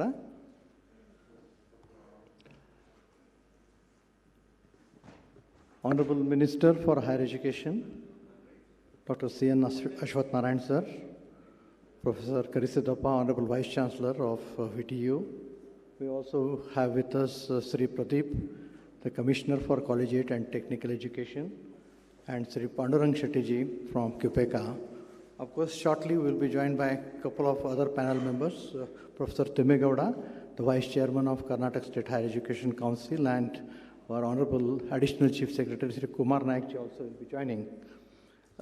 Welcome to this interaction meet. This is an interactive meet which has been organized with our distinguished panelists. And of course, we also have with us the management representatives, the principals, the senior academicians from the various institutes, the engineering colleges affiliated to VTU. As you all know, NEP 2020, undoubtedly a huge transformation, a much needed transformation, probably the dream come true, has begun its journey. And of course, Karnataka is the first state to implement NEP with effect from academic year 21-22. Thanks to our Honorable Minister for taking this initiative. Of course, our Honorable Vice Chancellor, Sri Timmegowda ji, everybody has contributed a lot in taking this journey forward. Of course, we'll be discussing in general about NEP, the scope, the issues which we might see in its implementation journey. The colleges, the principals, the management members, they have few queries they wish to discuss with our distinguished panel about some of the points which they have in their mind. But before we start discussing about the queries, the issues, and other points related to NEP, first let us understand about an overview of the engineering education in the state of Karnataka, where we stand and how the engineering education in the state of Karnataka has grown over the years. So to give this overview, a brief presentation, I invite Sri Manjunath Bhandari ji, the chairman of the technical committee of QPECA, to give us a presentation. Thank you.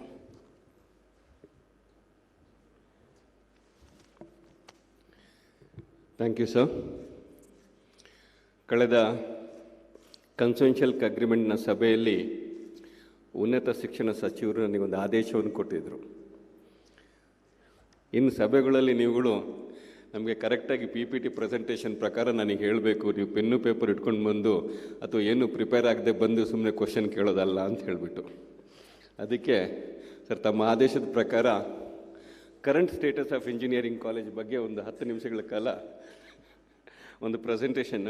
ಇದು ಬಹುಶಃ ನನಗೆ ಗೊತ್ತಿಲ್ಲ ಎಷ್ಟು ಜನ college management ಮತ್ತು ಪ್ರಾಂಶುಪಾಲರಿಗೆ present situation ಯಾವ ರೀತಿ ಇದೆ ಅನ್ನೋದು ಅಂಕಿಅಂಶಗಳು, ಅದರಿಂದ ಸಾಧ್ಯವಾದ ಮಸ್ತಿಗೆ. ಆದರೆ ಕೆಲವು ಅಂಕಿಅಂಶಗಳು ಸರಿ ಹೊಂದದೇ ಇರ್ಬೋದು. ಕಾರಣ ನಾನು ಹಲವಾರು ಸಲ ತಮ್ಮಲ್ಲಿ ಕೇಳಿದ್ದೆ, ತಮ್ಮಲ್ಲಿರುವಂಥ ಅಂಕಿಅಂಶಗಳನ್ನು ನಮಗೆ ಕೊಡಿ ಅಂತ ಹೇಳಿ. ಎಷ್ಟು ಜನ ಕೊಟ್ಟಿದ್ದೀರಿ ಅಂತ ಕೊಟ್ಟಿದ್ದವ್ರಿಗೆ ಮಾತ್ರ ಗೊತ್ತಿರ್ಬೋದು ಅಷ್ಟೇ. ಆದ್ದರಿಂದ ನನಗೆ ಸಿಕ್ಕಂಥ ಅಂಕಿಅಂಶಗಳನ್ನು ನಾನು ಇದರಲ್ಲಿ ಕೊಟ್ಟಿದ್ದೀನಿ. ಒಂದು ವೇಳೆ ಏನಾದರೂ ತಪ್ಪಾಗಿದ್ದಕ್ಕೆ ಅದಕ್ಕೆ ನಾನೇ ಹೊಣೆಗಾರ, ಅದನ್ನು ದಯವಿಟ್ಟು ನೀವು ತಿದ್ಕೊಳ್ಬೋದು ಅಂತ ಹೇಳ್ತೀನಿ ಅಷ್ಟೇ. ಸರ್, 2021ನಲ್ಲಿ ಕರ್ನಾಟಕದಲ್ಲಿ 1,95,000 ಜನ PUC ಎಕ್ಸಾಮ್ ಬರೀತಾರೆ. ಅದರಲ್ಲಿ 1,56,000 ಜನಕ್ಕೆ CET ರ್ಯಾಂಕ್ ಕೊಡುತ್ತೆ.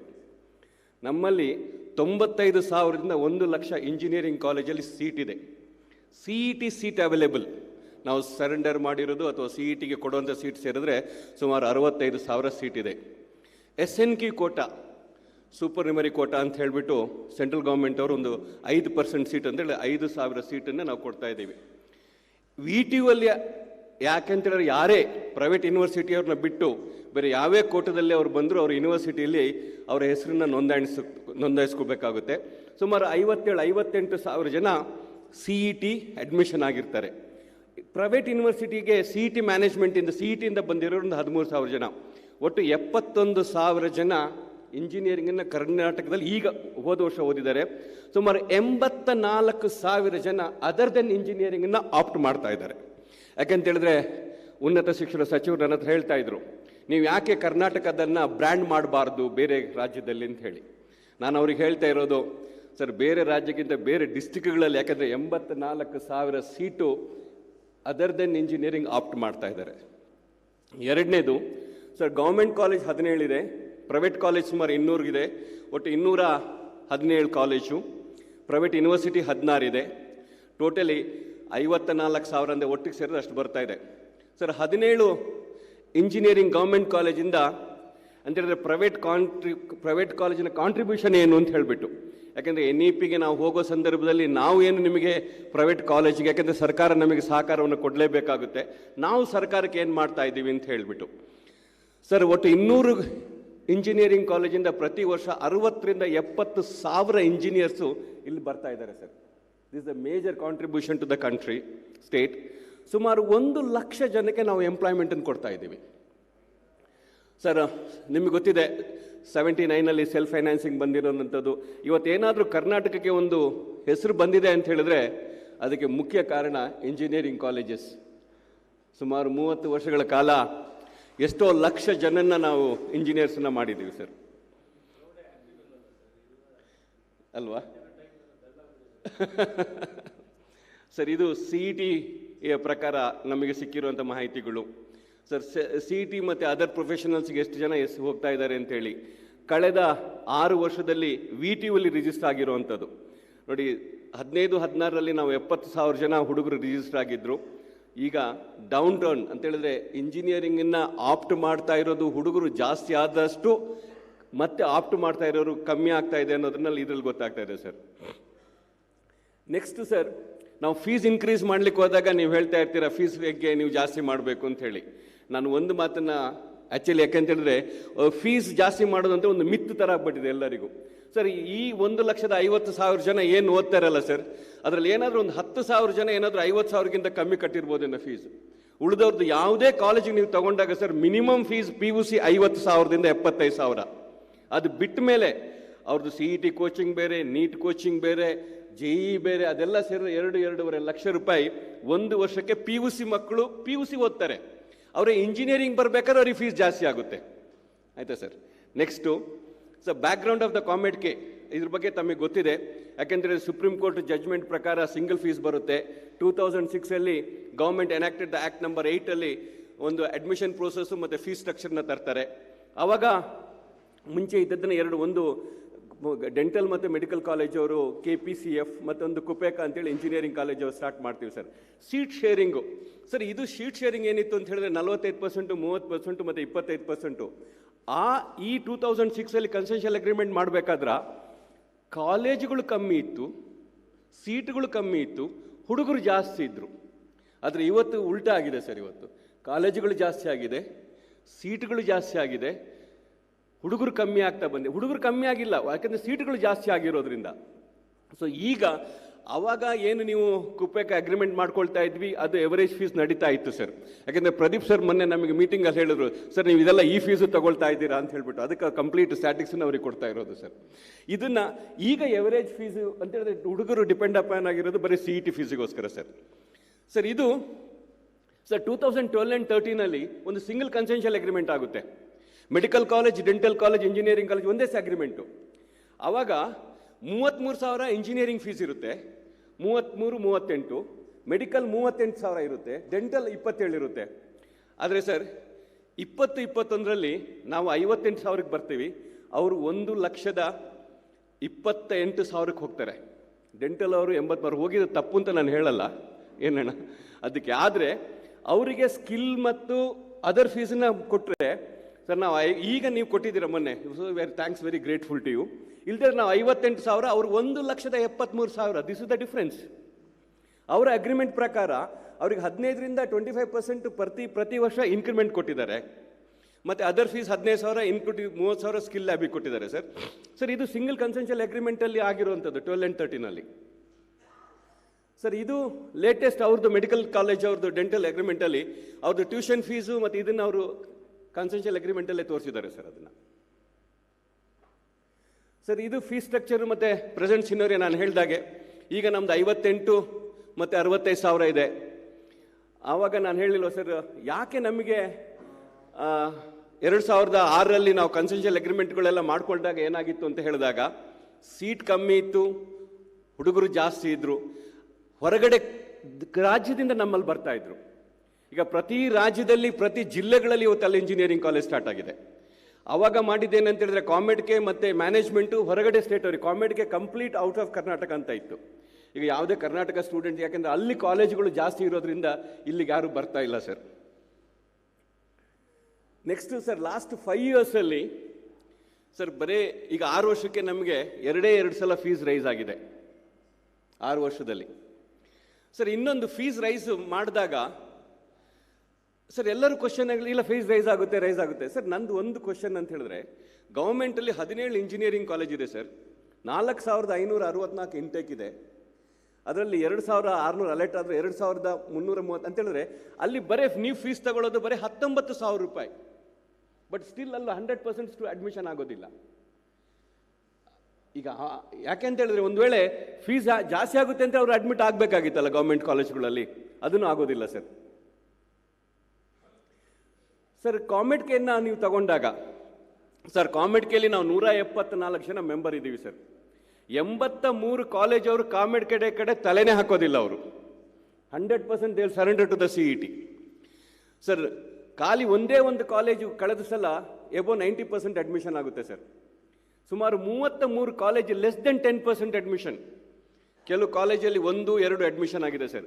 ಇದು ಯಾಕೆ ಅಂತ ಹೇಳಿದ್ರೆ, ನಮ್ಮ ಎವರೇಜ್ ಫೀಸ್ ಸ್ಟ್ರಕ್ಚರ್ ಏನು ನಾವು 2003 ಅಥವಾ 2006 ನಾವು ಮಾಡಿದ್ವಲ್ಲ sir, that will never work out on this thing sir. This is the, ನೀವು ಹೇಳಿದ ಎಲ್ಲ ಫ್ಯಾಕ್ಟ್ ಆ್ಯಂಡ್ ಫಿಗರ್ಸ್ ಇದೆ ಸರ್ ಇದರಲ್ಲಿ. ಅದರಲ್ಲೂ 4,000 ಹೋದ್ಸಲ 4,700 ಸೀಟ್ ಫಿಲ್ ಆಗಿದೆ. ಅದರಲ್ಲಿ ಬರೇ 20 ಕಾಲೇಜವರು 3,000 ಸೀಟ್ ತೊಗೊಂಡಿದ್ದಾರೆ, ಉಳಿದವರು 1,000 ಸೀಟನ್ನು ಹಂಚ್ಕೊಂಡಿರುವಂಥ ಸರ್. ಸರ್, ಇದು ಪೇಪರಲ್ಲೆಲ್ಲ ಬಂದಿರೋವಂಥದ್ದು ಇಂಜಿನಿಯರಿಂಗ್ ಕಾಲೇಜು ಸ್ಥಿತಿ ಯಾವ ರೀತಿ ಇದೆ ಅಂತ ಹೇಳ್ಬಿಟ್ಟು. This all came into the paper and this is the reality also sir. ಇನ್ನೊಂದು, ಈ ಫೀಸ್ ಸ್ಟ್ರಕ್ಚರ್ ಬಗ್ಗೆ ಡಿಸ್ಕಷನ್ ಆಗಬೇಕಾದ್ರೆ ವೈಸ್ ಚಾನ್ಸಲರ್ ಸಾಹೇಬರು ಹೇಳ್ತಾ ಇದ್ರು, ಸುಮಾರು ಜನ ಡಿಸ್ಕಷನ್ ಮಾಡ್ತಾ ಇದ್ವಿ. ಅಕಾಡೆಮಿಕ್ ಫೀಸ್ ಏನು, ಟ್ಯೂಷನ್ ಫೀಸ್ ಅಂತ ಹೇಳಿದ್ರೆ ಏನಂತ ಹೇಳಿದ್ರೆ ಸರ್, AICT ಅವ್ರು ಹೇಳ್ತಾರೆ ಅಕಾಡೆಮಿಕ್ ಫೀಸ್ ಅಂತ ಹೇಳಿದಾಗ ಟ್ಯೂಷನ್ ಫೀಸು, ಲೈಬ್ರರಿ, ಕಂಪ್ಯೂಟರ್ ಇದೆಲ್ಲ ಸೇರಿಕೊಂಡೆ ಅಕಾಡೆಮಿಕ್ ಬರುತ್ತೆ. ಟ್ಯೂಷನ್ ಫೀಸ್ ಬೇರೆ, ಇದು ಬೇರೆ. ಈವನ್ ಡಿಕ್ಷನರಿಯಲ್ಲಿ, ಆಕ್ಸ್ಫರ್ಡ್ ಡಿಕ್ಷನರಿಯಲ್ಲಿ ಏನು ಹೇಳ್ತಾರೆ ಅಂತ ಹೇಳಿದ್ರೆ, a sum of money charge for teaching by a college or university, the tuition ಫೀಸ್ಗೆ. Even American dictionary also sir. Sir, ಈಗ NITK ಅವರು, ಸುರತ್ಕಲ್ ಅವರು ಸರ್, ಅಲ್ಲಿ ಯಾಕೆಂದರೆ ಡಿಸ್ಕಷನ್ ಆಗ ಇಲ್ಲ ನೀವು ಫೀಸ್ ತೊಗೊಂಡ್ಮೇಲೆ ನೀವು ಅದರ್ ಫೀಸ್ ತೊಗೋಬಾರ್ದು ಅಂತ ಹೇಳ್ತಾ ಇದ್ರಿ. NITK sir totally government funded money, ಅವ್ರು ಸಂಬಳ ಕೊಡ್ತಾ ಇರೋದು ಗೌರ್ಮೆಂಟ್ ಅವರು. ಬಟ್ ಅವರು 1 ಲಕ್ಷದ ಪರ್ ಸೆಮೆಸ್ಟರ್ 62,500 ರೂಪೀಸ್ ಚಾರ್ಜ್ ಮಾಡ್ತಾರೆ ಅಂತ ಹೇಳಿದ್ರೆ 1.5 ಲಕ್ಷ ಅವ್ರು ಚಾರ್ಜ್ ಮಾಡ್ತಾರೆ. ಅದಲ್ಲದೆ ಅದರ್ ಫೀಸಸ್ ಅವ್ರು ತಗೊಳ್ತಾ ಇದ್ದಾರೆ ಸರ್. ಸರ್, ಇದು IIT ಆ್ಯಂಡ್ IIITs ಅಲ್ಲಿ ಸರ್ ಅವ್ರದ್ದು, ಐ ಥಿಂಕ್ ನೀವೇ ಮೊನ್ನೆ ಮೀಟಿಂಗಲ್ಲಿ ಹೇಳ್ತಾ ಇದ್ರಿ, ನಾನು ಸರ್ ಅವ್ರು 100 ಕೋಟಿ ಇಲ್ಲ 100 ಕೋಟಿ ಎಲ್ಲ 1,000 ಕೋಟಿ ಕೊಡ್ತಾರೆ ಅಂತ ಹೇಳ್ಬಿಟ್ಟು. ಸರ್, ಅವ್ರು 1,000 ಕೋಟಿ ಕೊಟ್ಟು ಗೌರ್ಮೆಂಟ್ ಎಸ್ಟಾಬ್ಲಿಷ್ ಮಾಡಿದ್ರು, ಅವರು ಪರ್ ಸ್ಟೂಡೆಂಟಿಂದ 1.5 ಕೋಟಿಯಿಂದ 1.5 ಲಕ್ಷದಿಂದ 3 ಲಕ್ಷ ತನಕ ಅವ್ರು ಫೀಸ್ ಕಲೆಕ್ಟ್ ಮಾಡ್ತಾರೆ ಸರ್. ಸರ್, ಇದು ಇಂಜಿನಿಯರಿಂಗ್ ಕೋರ್ಸ್. ಡಿಗ್ರಿ ಬೇಕಾ, ಎಂಪ್ಲಾಯಬಿಲಿಟಿ ಬೇಕಾ ಸರ್? ನಮಗೆ ಡಿಗ್ರಿ ಬೇಕು ಅಂತ ಹೇಳಿದಾಗ ಟ್ಯೂಷನ್ ಫೀಸಲ್ಲಿ ಅದರ್ ಫೀಸ್ ದುಡ್ಡು ಕೊಟ್ಟಾಗ ಇದನ್ನೆಲ್ಲ ಮಾಡ್ಬೋದು. Employability skill, thanks to you sir, you are given the opportunity for the skill lab also. ಯಾಕೆಂತ ಹೇಳಿದ್ರೆ ಸ್ಕಿಲ್ ಲ್ಯಾಬ್ ಬೇಕೋ ಬೇಡೋ ಅಂತೇಳಿ ಹಗ್ಗ ಜಗ್ಗಾಡ್ತಾ ಇರ್ಬೇಕಾದ್ರೆ you took a decision. So skill lab ಯಾಕೆ ಬೇಕು ಅನ್ನೋದನ್ನು ಇದರಲ್ಲಿ ಹೇಳಿದ್ದೀವಿ ಸರ್. ಸರ್, ಎಕ್ಸ್ಪೆಂಡಿಚರು ಯಾಕೆಂತ ಹೇಳಿದ್ರೆ, ನೀವುಗಳು ಮಂತ್ರಿ ಆಗಿ ಬರೋದಕ್ಕಿಂತ ಮುಂಚೆ ನಾವು ಯಾರ ಹತ್ರನಾದ್ರೂ ಫೀಸ್ಗಳನ್ನ ಜಾಸ್ತಿ ಮಾಡಬೇಕು ಅಂತ ಹೇಳಿದಾಗ ಅಥವಾ ಕಮಿಟಿಯವ್ರು ಹೇಳಿದಾಗ, ಇಲ್ಲ ರೀ ನಿಮಗೆ ಬರೀ 30,000 ರೂಪಾಯಿ ಖರ್ಚಾಗುತ್ತೆ, 40,000 ರೂಪಾಯಿ ಖರ್ಚಾಗುತ್ತೆ, ನಿಮ್ಗೆ ಯಾಕೆ ನಾವು ಕೊಡಬೇಕು ಅನ್ನೋ ಮಾತನ್ನು ಅವ್ರು ಹೇಳ್ತಾ ಇದ್ರು ಸರ್. ನನಗೂ ಅನ್ನಿಸ್ತು ಇದ್ರ ಬಗ್ಗೆ ಒಂದು ಚಿತ್ರಣವನ್ನು ಮಾಡಬೇಕು ಅಂಥೇಳಿ. ನಾನು ಅಂದಿನ ಮುಖ್ಯಮಂತ್ರಿಗಳಾದಂಥ ಯಡಿಯೂರಪ್ಪ ಸಾಹೇಬರವ್ರನ್ನ ಭೇಟಿ ಮಾಡೋಕ್ಕಿಂತ ಮುಂಚೆ ಒಂದು ಚಿತ್ರಣ ತಗೊಳ್ಬೇಕು ಅಂತ ಹೇಳಿ ಇದು ಗೌರ್ಮೆಂಟ್ ಕಾಲೇಜಿಂದ ರೆಫರ್ ಮಾಡಿರುವಂಥ ಒಂದು ಫೀಸ್ ಸ್ಟ್ರಕ್ಚರ್ ಸರ್. ಇದು ಒಂದು ಇಂಜಿನಿಯರಿಂಗ್ ಕಾಲೇಜು ಗೌರ್ಮೆಂಟ್ ಅವ್ರು ಮಾಡಲಿಕ್ಕೆ 67 ಕೋಟಿಯಿಂದ 180 ಕೋಟಿ ಖರ್ಚು ಮಾಡ್ತೀರಾ ಸರ್. ಅದರಲ್ಲಿ 240 ಅಡ್ಮಿಷನ್ ಆಗುತ್ತೆ. As fur the AICT norms ಪ್ರಕಾರ ಎಷ್ಟು SFR ಮತ್ತು ಕೇಡರೇಷನ್ ನಾವು ತಗೊಂಡಾಗ ಸರ್, ಒಂದು ಕಾಲೇಜು ನಡೆಸಲಿಕ್ಕೆ ಸುಮಾರು 10 ಕೋಟಿಯಷ್ಟು ಖರ್ಚಾಗ್ತಾ ಇದೆ ಸರ್. ಇವನ್ 960 ಸ್ಟೂಡೆಂಟ್ಸನ್ನು ನಾವು ಕ್ಯಾಲ್ಕುಲೇಟ್ ಮಾಡಿದಾಗ ಸರ್, ಅದನ್ನು ಪರ್ ಸ್ಟೂಡೆಂಟಿಗೆ ಕನ್ವರ್ಟ್ ಮಾಡಿದಾಗ 960 ಸ್ಟೂಡೆಂಟ್ಸಿಗೆ ನಾವು ಕನ್ವರ್ಟ್ ಮಾಡಿದಾಗ minimum salary teaching and non teaching ಸ್ಟಾಫಿಗೆ ಕೊಡ್ತಾ ಇರೋದು 1,10,000 ರೂಪಾಯಿ ಆಗುತ್ತೆ. ಎವರೇಜ್ ನಾವು 70% ಇಟ್ಕೊಂಡ್ರೆ ಸರ್ 1,57,000 ರೂಪಾಯಿ ಪರ್ ಸ್ಟೂಡೆಂಟಿಗೆ ಇದು ಖರ್ಚಾಗುವಂಥದ್ದು ಸರ್. ಇದರಲ್ಲಿ ನಾವು ಎವರೇಜ್ ಗ್ರ್ಯಾಚ್ಯುಟಿ ಅದನ್ನೆಲ್ಲ ನಾವು ಇಟ್ಕೊಂಡಿಲ್ಲ ಸರ್. ಇದು ಇನ್ನೊಂದು ಸರ್, ಪ್ರೈವೇಟ್ ಕಾಲೇಜವರು ನೀವು 60 ಕೋಟಿ ಖರ್ಚು ಮಾಡ್ತಾಯಿದ್ರೆ ನಾವು 50 ಕೋಟಿ ಖರ್ಚು ಮಾಡಿದ್ರು. ಇಯರ್ಲಿ 5 ಇಯರ್ಸಿಗೆ ಒಂದು ವರ್ಷಕ್ಕೆ 5% ನಾವು ಮೇಂಟೆನೆನ್ಸ್ ಕಾಸ್ಟ್ ತಗೊಂಡ್ರು ಸರ್ 2.5 ಕೋಟಿ ನಮಗೆ ಮೇಂಟೆನೆನ್ಸ್ ರಿಟರ್ನ್ ಆಫ್ ಇನ್ವೆಸ್ಟ್ಮೆಂಟ್ ಅಂತ ಅಲ್ಲದೇ ಇದ್ರು ಸರ್. ಒಬ್ಬ ಸ್ಟೂಡೆಂಟ್ ಮೇಲೆ 26,000ದಿಂದ 37,000 ತನಕ ನಮಗೆ ಖಾಲಿ ಮೇಂಟೆನೆನ್ಸ್ ಖರ್ಚು ಬರುತ್ತೆ ಸರ್. ಇದು ಆಯಿತಾ sir? This is the admission of the government engineering colleges sir. ನೀವು 19,000 ರೂಪಾಯಿ ಫೀಸ್ ತಗೊಂಡಾಗಲೂ ಇಷ್ಟು ಸೀಟ್ಗಳು ವೇಕೆಂಟ್ ಹೋಗುತ್ತೆ ಸರ್. ಸರ್, ಅದರ್ ಸ್ಟೇಟ್ಸಲ್ಲಿ ಕೆಲವು ಕಾಲೇಜಲ್ಲಿ ನಮಗಿಂತ ಸ್ಟೇಟಲ್ಲಿ ಇರ್ಬೋದು, ನಾವು ಕೆಳಗಡೆ ನೋಡಿದೆ ಮೇಲ್ಗಡೆ ನೋಡಿದ್ವಿ ಅಂತ ಹೇಳಿದಾಗ ಸರ್, ಮಹಾರಾಷ್ಟ್ರದಲ್ಲಿ ಸುಮಾರು 1,40,40,000ದಿಂದ fees tuition fees other fees ತಗೊಳ್ತಾರೆ. ಉತ್ತರ ಪ್ರದೇಶದಲ್ಲಿ 1,20,000 ತಗೊಳ್ತಾರೆ ಸರ್. ಮತ್ತು ಬೇರೆ ಬೇರೆ ಕಾಲೇಜ್ ಸ್ಟೇಟ್ಗಳಲ್ಲಿ ಇದು ತಗೊಂಡಿರೋ ಫೀಸ್ ಸ್ಟ್ರಕ್ಚರ್ಸ್ ಸರ್. ಇದು ಸರ್, ಇದು ಅದರ್ ಮ್ಯಾನೇಜ್ಮೆಂಟ್ ಫೀಸ್ಗಳು. ಈಗ ಪ್ರೈವೇಟ್ ಯೂನಿವರ್ಸಿಟಿಗಳನ್ನ ತಗೊಂಡಾಗ ಮಣಿಪಾಲ್ ತಗೊಂಡಿರ್ಬೋದು, MIT ತಗೊಂಡಿರ್ಬೋದು, ಅಥವಾ ಬೇರೆ ಕ್ರೈಸ್ಟ್ ಅವ್ರು ತಗೊಂಡಾಗ ಅವರು 2 ಲಕ್ಷದಿಂದ 4 ಲಕ್ಷ 6 ಲಕ್ಷ ತನಕ ಪರ್ ಇಯರ್ ಒಂದು ಸೀಟನ್ನ ಪ್ರೈಸ್ ಮಾಡ್ತಾರೆ ಸರ್. ಸರ್, ಅದಕ್ಕಿಂತ ಒನ್ ನೇಷನ್ ಒನ್ ರೂಲ್ ಅಂತ ಹೇಳ್ತಾ ಇರೋದಾರ ಅಲ್ಲಿ ಪ್ರೈಮ್ ಮಿನಿಸ್ಟರ್ ಕಳಿಸುವಂಥ ಏನು ಸ್ಕಾಲರ್ಶಿಪ್ ಇದೆ ಅಲ್ಲ ಸರ್, ಕರ್ನಾಟಕಕ್ಕೆ ಬರಬೇಕಾದ್ರೆ 65,000 ರೂಪಾಯಿ ಬರುತ್ತೆ, ಕೇರಳಕ್ಕೆ ಹೋಗ್ಬೇಕಾದ್ರೆ 76,000 ರೂಪಾಯಿ ಆಗುತ್ತೆ. ಅದೇ ಉತ್ತರ ಪ್ರದೇಶಕ್ಕೆ ಹೋಗ್ಬೇಕಾದ್ರೆ 96,000 ಆಗುತ್ತೆ. ಯಾಕಂತ ಹೇಳಿದ್ರೆ ಅವರು CET ಫೀಸನ್ನು ಇದು ಇಟ್ಕೊಂಡಿದ್ದಾರೆ ಸರ್. ಹಾಗಾಗಿ ಸರ್, ನಮ್ಮ ರಿಕ್ವೆಸ್ಟ್ ನಿಮ್ಮಲ್ಲಿ ಇಷ್ಟೇ ಸರ್, ಒಂದು ಈ ಟ್ಯೂಷನ್ ಫೀಸನ್ನು ಸೈಂಟಿಫಿಕಲಿ ನೀವು ಒಂದು ಫಿಕ್ಸ್ ಮಾಡಿ, ಆಮೇಲೆ ಪ್ರತಿ ವರ್ಷ ನಮಗೆ ಇನ್ಕ್ರಿಮೆಂಟ್ ಕೊಡಿ. ಅದರ್ ಫೀಸನ್ನು ನೀವು ಕನ್ಸಿಡರ್ ಮಾಡಿ. ಸ್ಕಿಲ್ ಲ್ಯಾಬನ್ನು ಕೊಟ್ಟಿದ್ದೀರಾ, so thanks to you sir.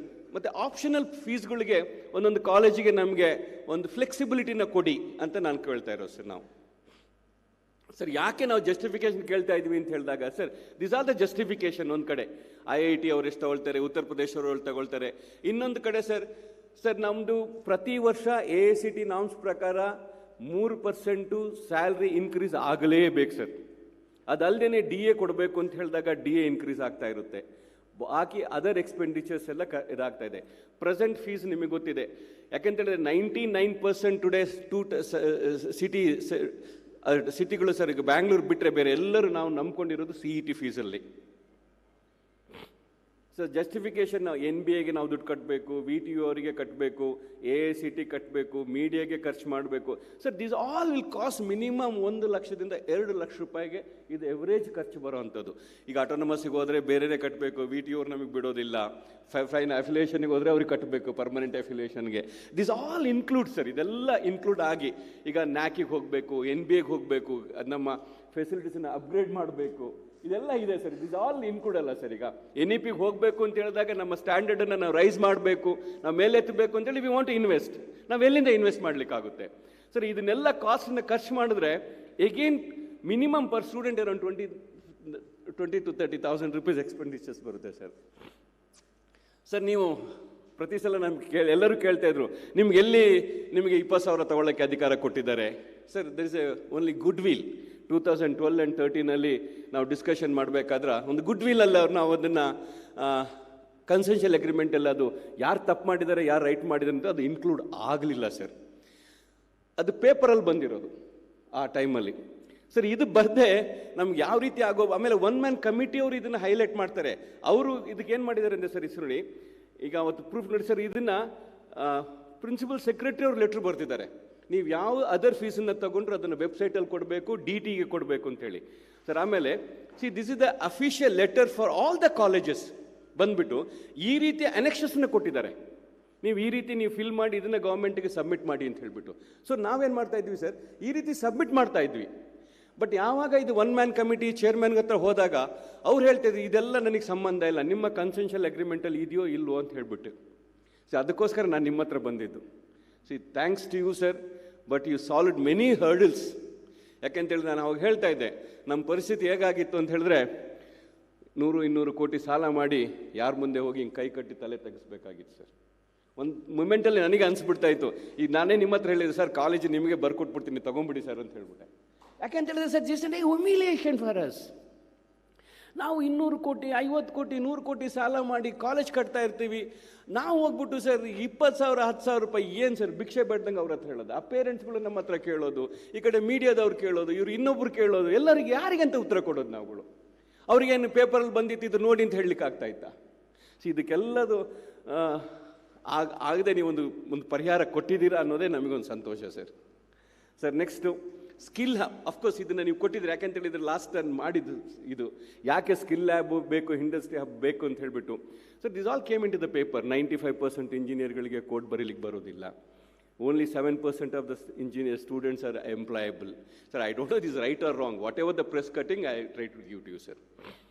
Sir ಇದನ್ನು ಒಂದು ಭಾಳ ಬೇಜಾರು ಏನಂತ ಹೇಳಿದ್ರೆ, ಕಳೆದ ವರ್ಷ ನನ್ನ ಕಾಲೇಜಲ್ಲಿ ಸಿವಿಲ್ ಅವಳು ಹುಡುಗಿ gold medal with 13 first rank with 13 gold medal ತಗೊಳ್ತಾಳೆ ಸರ್. ಅವಳು ಪ್ಲೇಸ್ಮೆಂಟಿಗೆ ಸೇರಿರಲ್ಲ, ಪ್ಲೇಸ್ಮೆಂಟ್ ಟ್ರೈನಿಂಗಿಗೆ ಬಂದಿರಲ್ಲ, ಈಗ ಪ್ಲೇಸ್ಮೆಂಟ್ ಆಗಿಲ್ಲ. ಅವ್ರ ತಂದೆ ನನ್ನ ಹತ್ರ ಮೊನ್ನೆ ತಂದು 13 ಗೋಲ್ಡು ಸರ್ಟಿಫಿಕೇಟ್ ಕೊಟ್ಟಿರ್ತಾರೆ, ಸರ್ ಇದನ್ನು ನೀವು ಇಟ್ಕೊಂಡು ನನ್ನ ಮಗಳಿಗೆ ಕೆಲಸ ಕೊಡಿ ಅಂತ ಕೇಳ್ತಾರೆ sir. Academically she is very good, but she never attended any trainings because we made it optional for them. You are not forced them. ಯಾಕೆಂತ ಹೇಳಿದ್ರೆ ಇದು ಯಾಕೆ ಮಾಡಲಿಲ್ಲ ಅಂತ ಹೇಳಿದ್ರೆ, ಕಳೆದ ಸಲ ನಮಗೊಬ್ರು ಕಂಪ್ಲೇಂಟ್ ಮಾಡಿದ್ರು ನಮ್ಮ ಕಾಲೇಜ್ ಮೇಲೆ, ನಮಗೆ ಪ್ಲೇಸ್ಮೆಂಟಿಗೆ ಇವರು ದುಡ್ಡು ತಗೊಳ್ತಾರೆ ಅಂತ ಹೇಳಿಬಿಟ್ಟು. ನಾನು ಹೋದೆ ಕಮಿಟಿ ಚೇರ್ಮನ್ ಹತ್ರ, ನಾನೇ ಅಪಿಯರ್ ಆದೆ, ಒಬ್ಬ ದೊಡ್ಡ ಲಾಯರ್ನ ಕರ್ಕೊಂಡು ಹೋಗ್ಬಿಟ್ಟು. ಅವ್ರು ನನಗೆ ಕೇಳಿದ್ರು, ನಿಮ್ಮ ಕನ್ಸೆನ್ಷಿಯಲ್ ಅಗ್ರಿಮೆಂಟಲ್ಲಿ ಎಲ್ಲಿದೆ ಹೇಳಿ, ನೀವು ಪ್ಲೇಸ್ಮೆಂಟ್ ಕೊಡಬೇಕು ಅಂತ ಹೇಳಿ, ನೀವು ಟ್ರೈನಿಂಗ್ ಕೊಡಬೇಕು ಅಂತ ಎಲ್ಲಿದೆ ಹೇಳಿ, ನೀವು ಸ್ಕಿಲ್ ಲ್ಯಾಬ್ ಕೊಡಬೇಕು ಅಂತ ಎಲ್ಲಿದೆ ಹೇಳಿ, ನೀವು ಕನ್ಸೆನ್ಷಿಯಲ್ ಅಗ್ರಿಮೆಂಟಲ್ಲಿ ಏನಿದೆ ಅದು ಅಕಾಡೆಮಿಕ್ ಅಷ್ಟು ಮಾತ್ರ ಕೊಡಿ ನೀವು. ನನಗೂ ಅನ್ನಿಸ್ತು, ಅಯ್ಯೋ ಅವ್ರು ಹೇಳಿದ್ಮೇಲೆ ನಾನು ಯಾಕೆ ಕೊಡಬೇಕಪ್ಪ ಅಂತೇಳಿ ನಾನು ಬಂದು ಆಪ್ಷನಲ್ ಮಾಡಿದೆ. This is ended as A result in my college. This is ended in my own college. I don't want any other colleges. Sir ಹುಡುಗರಿಗೆ ಏನಾಗುತ್ತೆ ಅಂತ ಹೇಳಿದಾಗ, ನಾವೇನಾದರೂ ಅವ್ರಿಗೆ ಆಪ್ಷನಲ್ ಕೊಟ್ವಿ ಅಂತ ಹೇಳಿದಾಗ ಸರ್ ಅವ್ರೇನು ಮಾಡ್ತಾರೆ, ಕಾಲೇಜಲ್ಲಿ ಅವ್ರ ಮನೇಲಿ ದುಡ್ಡು ತಗೊಳ್ತಾರೆ, ಕಾಲೇಜಿಗೆ ಬಂದು ಕಟ್ಟೋದಿಲ್ಲ ಅವ್ರುಗಳು. ಇದು ಯಾವಾಗ ಗೊತ್ತಾಗೋದು ಅವರಿಗೆ ಅಂತ ಹೇಳಿದಾಗ, ಯಾವಾಗ ಅವರಿಗೆ ರಿಸಲ್ಟ್ ಬಂದು ಕೆಲಸ ಸಿಕ್ಕಿಲ್ಲೋ ಅವಾಗ ಮಾತ್ರ ಅವ್ರಿಗೆ ಗೊತ್ತಾಗುವಂಥದ್ದು ಸರ್ ಇದು. ಸರ್ ಸ್ಕಿಲ್ ಎಂಪ್ಲಾಯಬಿಲಿಟಿ ರಿಪೋರ್ಟ್ ಪ್ರಕಾರನೇ 10% ಮಾತ್ರ ಗ್ರ್ಯಾಜುಯೇಟು ಅಂಥೇಳಿ ಎಂಪ್ಲಾಯಬಿಲಿಟಿ ರಿಪೋರ್ಟಲ್ಲಿ ಕೊಟ್ಟಿದ್ದಾರೆ ಸರ್. ಸರ್ ಫೈನಲಿ ನಮ್ಮದು ಹಂಬಲ್ ರಿಕ್ವೆಸ್ಟ್ ನಿಮ್ಮ ಹತ್ರ ಸರ್, ಈಗ ಇರೋ ಫೀಸನ್ನು ನೀವು ಇನ್ಕ್ರೀಸ್ ಮಾಡಬೇಕು. ಮಿನಿಮಮ್ 15% 20% ಯಾವ ರೀತಿ ಡೆಂಟಲ್ ಕಾಲೇಜವರು ಮೆಡಿಕಲ್ ಕಾಲೇಜವರು ಮಾಡಿದ್ದಾರೆ ಪ್ರತಿ ವರ್ಷ, ಅದನ್ನು ನೀವು ಇನ್ಕ್ರೀಸ್ ಮಾಡಬೇಕು. ಕಳೆದ 10 ವರ್ಷದ ಹಿಂದೆ ಅದರ್ ಫೀಸನ್ನು 20,000 ರೂಪಾಯಿ ಅಂತ ಮಾಡಿದ್ರಿ, ಅದನ್ನು 10 ವರ್ಷ ಆದಮೇಲೆ ಅಟ್ಲೀಸ್ಟ್ 10,000 ಇನ್ಕ್ರೀಸ್ ಮಾಡಿ 30,000 ರೂಪಾಯಿ ಮಾಡಬೇಕು. ಸ್ಕಿಲ್ ಲ್ಯಾಬನ್ನು ನೀವು 20,000 ರೂಪಾಯಿಗೆ ತಂದಿಟ್ಟಿದ್ದೀರಾ, ಅದನ್ನು 30,000 ರೂಪಾಯಿ ಕೊಡಬೇಕು. ಆಮೇಲೆ ಸರ್ ಇನ್ನೊಂದು, ಗೌರ್ಮೆಂಟ್ ಕಾಲೇಜು ಮತ್ತು ಪ್ರೈವೇಟ್ ಇದು VTO ಅವರು ನೀವು ಕಾಲೇಜ್ ಮಾಡ್ತೀರಾ ಸರ್, ನಮ್ಮದೇನು ತಕರಾರಿಲ್ಲ ಅದರಲ್ಲಿ ಸರ್. ನಮ್ಮ ಜೊತೆನೇ ಕಾಂಪಿಟೇಷನ್ಗೆ ಇಡ್ತೀರಾ, ಅವ್ರಿಗೆ 19,000 ರೂಪಾಯಿ ಫೀಸ್ ಮಾಡ್ತೀರಾ, ನಮಗೆ ನೀವು 65,000 ರೂಪಾಯಿ ಫೀಸ್ ಮಾಡಿರ್ತೀರಾ ಸರ್. ಸರ್ ನಂದು ರಿಕ್ವೆಸ್ಟ್ ಯಾಕೆ ಅಂತ ಹೇಳಿದ್ರೆ, ಸರ್ ನೀವು ಬೇಕಾದರೆ ಅವರಿಗೆ ಸ್ಪಾನ್ಸರ್ಶಿಪ್ ಕೊಡಿ ಅಥವಾ ಸ್ಕಾಲರ್ಶಿಪ್ ಕೊಡಿ, ಫೀಸ್ ಅಟ್ ಪಾರ್ ಮಾಡಿ. VTO ಅಲ್ಲಿ ರಿಕ್ವೆಸ್ಟ್ ಅಷ್ಟೇ ಸರ್, ನೀವು ದಯವಿಟ್ಟು ಫೀಸನ್ನು ನೀವು CET ಫೀಸಿಗೆ ತರಬೇಕು ಸರ್. ಯಾಕೆ ಅಂತ ಹೇಳಿದ್ರೆ ಅದು ನಮ್ಮ ಸ್ಟೂಡೆಂಟ್ಗಳು, ನಾವು ಕಾಲೇಜವ್ರು ಕೊಟ್ಟಿರುವಂಥ ಹಣ, ನಮ್ಮ ದುಡ್ಡಲ್ಲಿ ನಮಗೆ ನೀವು ಕಾಂಪಿಟೇಷನ್ ಮಾಡಿಬಿಟ್ರೆ ನಾವೆಲ್ಲಿಗೆ ಸರ್ ಹೋಗಬೇಕಾಗಾದ್ರೆ? ಇದು ಬೇಲಿನೇ ಎದ್ದು ಹೊಲ ಮೇಯ್ದ್ರೆ ನಾವೆಲ್ಲಿಗೆ ಹೋಗ್ಬೇಕಾಗ್ಬೋದು ಹೇಳಿ ಸರ್. ಅದಕ್ಕೋಸ್ಕರ ದಯವಿಟ್ಟು ನೀವು ಕಾಲೇಜ್ ಮಾಡೋದೇನು ನಾವು ತಪ್ಪು ಅಂತ ಹೇಳೋದಿಲ್ಲ ಸರ್, ಜಸ್ಟ್ ನೀವು CET ಫೀಸಿಗೆ ನೀವು ಅದನ್ನು ಕೊಡಬೇಕು ಸರ್. ಮತ್ತು SNQ ಕೋಟಾ ಅಂತೇಳಿ 5% ನಾವು ಫ್ರೀ ಕೊಡ್ತೀವಿ. ಅಟ್ಲೀಸ್ಟ್ ಗೌರ್ಮೆಂಟ್ ಅದಕ್ಕೆ ನಮಗೆ ಆ ಕಾಲೇಜುಗಳಿಗೆ, ಯಾಕೆಂತೇಳಿ ಯಾವ ಕಾಲೇಜುಗಳು ಬಿಲೋ ಪವರ್ಟಿ, ಯಾಕೆಂತೇಳಿದ್ರೆ ಎಷ್ಟೋ ಕಾಲೇಜುಗಳಲ್ಲಿ ಇವತ್ತು ಸಂಬಳ ಕೊಡುವಂಥ ಸ್ಥಿತಿಲಿ ಇಲ್ಲ ಸರ್. ಅಂಥ ಕಾಲೇಜುಗಳಿಗಾದರೂ ಆ ಸ್ಕಾಲರ್ಶಿಪ್ಪನ್ನು ಕೊಡಬೇಕು ಅನ್ನೋದಲ್ಲಿ ತಮ್ಮಲ್ಲಿ ಮನವಿ ಮಾಡ್ಕೊಳ್ತಾ ಇರೋ ಸರ್. ಕೊನೆಗೆ ಸರ್, ಈಗ AICT ಅವರು ಯಾಕೆಂತೇಳಿದ್ರೆ ಇದು ಈ ಸಲ ಮಾತ್ರ ಹ್ಯಾಂಡ್ ಬುಕ್ಕಲ್ಲಿ ಕೊಟ್ಟಿದ್ದಾರೆ, ಮಿನಿಮಮ್ ಅದು ಮ್ಯಾಕ್ಸಿಮಮ್ ಅವ್ರ ಫೀಸ್ ನೀವು ಇಷ್ಟು 1,58,000 ತಗೊಳ್ಬೋದು ಅಂತ ಹೇಳಿ. Is it possible by try to introduce this one ಅಂತ ಹೇಳ್ಬಿಟ್ಟು. ಸೊ ಇಷ್ಟನ್ನ ತಮಗೆ AICT ಅವರು ಗೈಡ್ಲೈನ್, ಅವರೊಂದು ಶ್ರೀಕೃಷ್ಣ ಜಡ್ಜ್ ಅವ್ರ ಮುಖಾಂತರ ಒಂದು ಕಮಿಟಿ ಮಾಡಿ ಅದನ್ನು ಮಾಡಿದ್ದಾರೆ ಸರ್. ಇಷ್ಟೆಲ್ಲ ಪ್ರೆಸೆಂಟ್ ಸಿಚುವೇಶನ್ ಬಗ್ಗೆ ಹೇಳಿದ್ದು, ಇದರಲ್ಲಿ ಯಾವುದೇ ಒಂದು ತಪ್ಪಿದ್ರೂ ಕ್ಷಮಿಸಿ. ಮತ್ತು ಇನ್ನೊಂದು ಅಂತ ಹೇಳಿದ್ರೆ ಸರ್, ನಾವು NEP-ನ ನಾವು ತರಬೇಕು ಅಂತೇಳಿದ್ರೆ ನಾವು ಸ್ಟ್ರಾಂಗ್ ಆಗಬೇಕು ಸರ್. ಕಾಲೇಜವರು ಸ್ಟ್ರಾಂಗ್ ಆಗಬೇಕಂದ್ರೆ ನೀವು ನಮಗೆ ಸಪೋರ್ಟ್ ಮಾಡಬೇಕು ಖಂಡಿತವಾಗಿಯೂ. I am so happy, I am glad to say that our minister is the first minister, our state is the first state was implementing the NEP. ಅದರಲ್ಲೂ technical ಎಜುಕೇಷನಲ್ಲಿ I think this is the first. So I am really congratulating both Vice Chancellor and you and your entire team what you are doing. Next sir, ಇನ್ನೊಂದು slide ಇವರು sir ಬಂದು CM ಅವ್ರು ಬಂದಾಗ ಮಾಡ್ತೀವಿ sir. ಹಾಗಾಗಿ ಇಷ್ಟಕ್ಕೆ ನಿಲ್ಲಿಸ್ಬಿಟ್ಟು NEP-ಗೆ ಪ್ಯಾಟ್ರೂಮ್ ಓಪನ್ ಮಾಡ್ತೀವಿ. Thank you very much sir. Thank you for your support.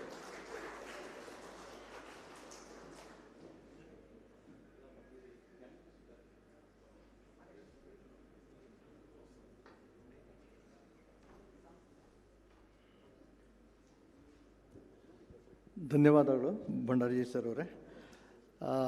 Now we will have an interactive meet with our panelists, the distinguished panelists. Of course, the focus of this discussion would be on NEP 2020, implementation of NEP 2020 in the engineering colleges. As we all know, Karnataka is the first state to implement NEP 2020, and the actions have been already initiated in that direction. But there are few queries, there are few challenges which everybody feels that need to be deliberated, and we should have some clarity in our way forward.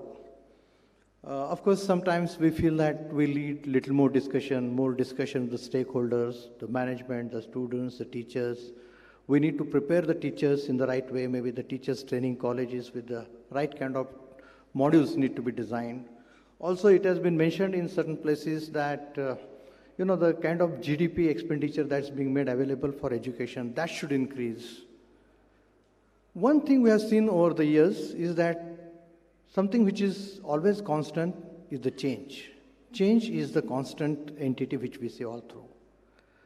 Nobody wants to come out of the comfort zone. Whenever we wish to go for a change, our mind will always ask us to stay in the same status and enjoy the comfort. But unless until we come out of the comfort zone, we just cannot get the benefits. So there are so many points which need to be deliberated. So we will start the interaction, but before we take the questions from audience, may I request our honorable panelists to just tell us about the 3 positive points about NEP 2020 and 3 challenges which they feel are possible with the implementation of NEP 2020. So maybe start with our panelists, our honorable minister. Yes, sir. So I request our honorable Vice Chancellor, Professor Karisidappa sir, to start with the dialogue. Sir.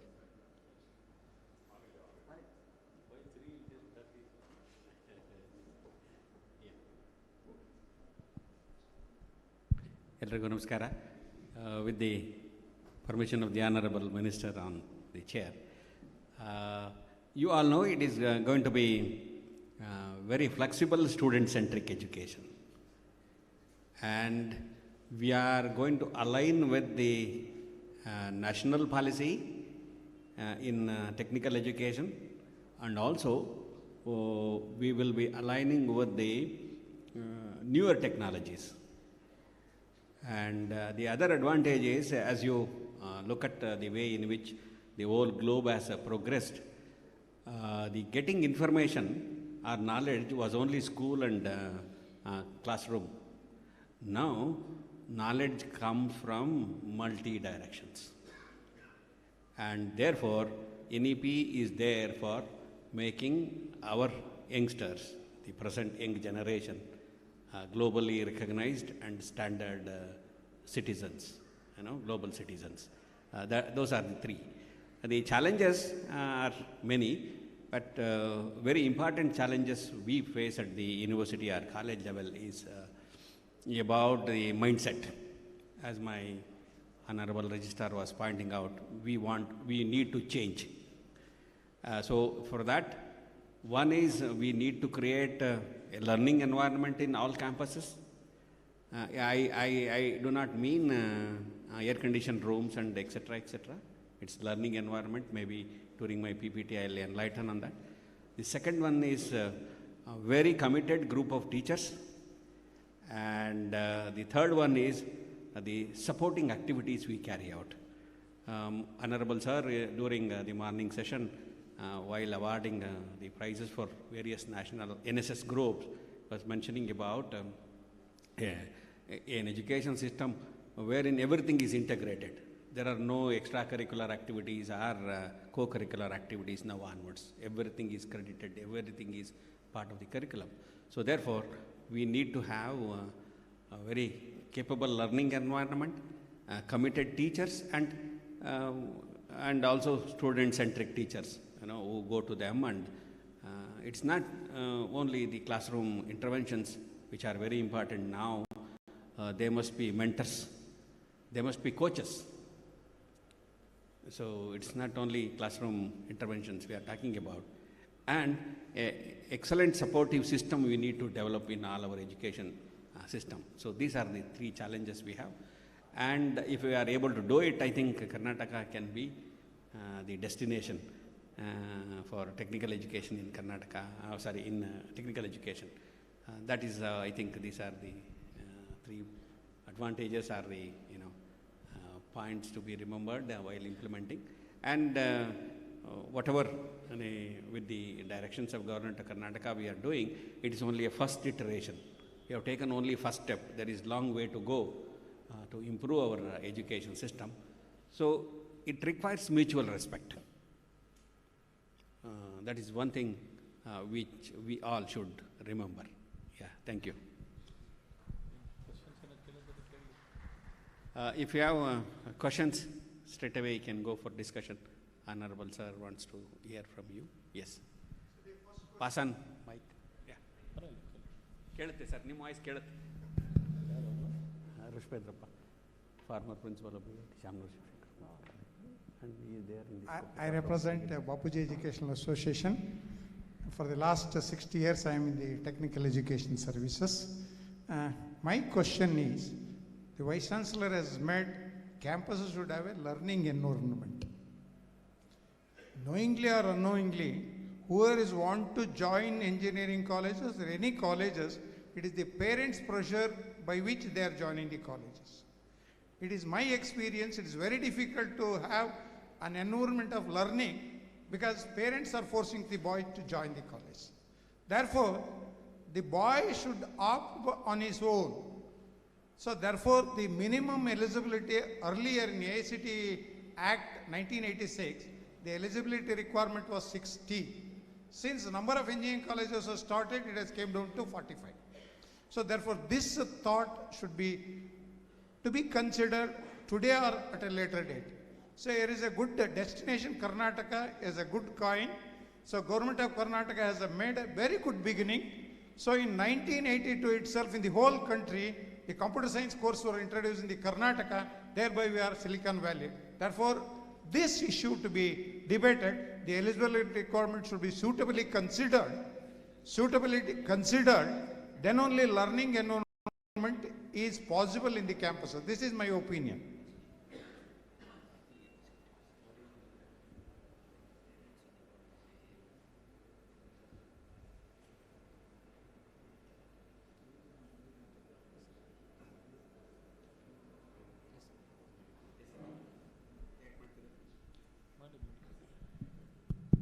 Yeah, this peer pressure in professional education is there. We all know. Maybe as parents, we also committed the same mistake. ನಮ್ಮ ಮಕ್ಕಳಿಗೆ ಶಕ್ತಿ ಇದೆಯೋ ಇಲ್ವೋ ಅನ್ನೋದು ಗೊತ್ತಿಲ್ಲದೆ ನಾವು force ಮಾಡ್ತೀವಿ. ನಮ್ಮ ಪಕ್ಕದ ಮನೆಯವ್ರು ಯಾರೋ ಅಮೇರಿಕಕ್ಕೆ ಹೋದರು, ಸ್ವಲ್ಪ ಚೆನ್ನಾಗಿ ಓದಿದ್ರು, ಅರ್ನ್ ಮಾಡಿದರು ಅಂತ ತಿಳ್ಕೊಂಡು ನಮ್ಮ ಮಗುಗೆ ಆ ಬ್ರಾಂಚ್ ಓದಿ ಅಮೇರಿಕಕ್ಕೆ ಹೋಗಿ ಶಕ್ತಿ ಇದೆಯೋ ಇಲ್ವೋ, we also try to drive the same thing. That happens. Now I think this multi-entry exit should solve this problem to some extent, sir, because students can opt for their own learning path. NEP-ನಲ್ಲಿದೆ ಆ flexibility ಬರೋಕ್ಕೆ ಸ್ವಲ್ಪ ನಿಧಾನ ಆಗ್ಬೋದು, but that's how things are changing. About the higher level requirements, this, when we talk about this reservation policy, socially disadvantaged group, etc., governments need to look at the overall picture of eligibility criteria, etc. So with lower percentage of 45 to general merit students and 40% to economically weaker section is the norm what we have done. Even with that, qualifying number of students in science education, they are very few. So that's why I think we have to ponder over for some more time with this kind of admission policy. When things improve, I think it is a quality issue we are talking about. Very good point, but it takes its own time, sir. Yeah, thank you. Sir, I am Subaya from Kurg Institute of Technology, Kurg. Yes, sir. So I am come rural area, sir. ತಾವು ಎರಡನೇದು ಹೇಳಿದ್ರಿ faculty ಅಂತ. Rural ಏರಿಯಾದಲ್ಲಿ faculty ಬರೋದೇ ತುಂಬ ಕಷ್ಟ sir. ಯಾಕೆಂದರೆ urban ಏರಿಯಾದಲ್ಲಿ UGC ಸ್ಕೇಲ್ ಕೊಟ್ಬಿಡ್ತೀರಾ. ತಮ್ಮ ಎರಡನೇ ಪಾಯಿಂಟಿಗೆ ನಾನು ಬರ್ತಾಯಿದ್ದೀನಿ sir. Yes yes sir. UGC grade ಕೊಟ್ಬಿಟ್ರೆ ಎಲ್ಲ ಇಲ್ಲೇ ಉಳಿದೋಗ್ತಾರೆ ಫ್ಯಾಕಲ್ಟಿಯವರೆಲ್ಲ. ನಮಗೆ ಬರೋದೆಲ್ಲ ಉಳಿದಿದ್ದವರು, ಎಲ್ಲೂ ಕೆಲಸ ಸಿಗದೆ ಇರೋಂಥವ್ರು ನಮಗೆ ಬರ್ತಾರೆ ರೂರಲ್ಲಿ.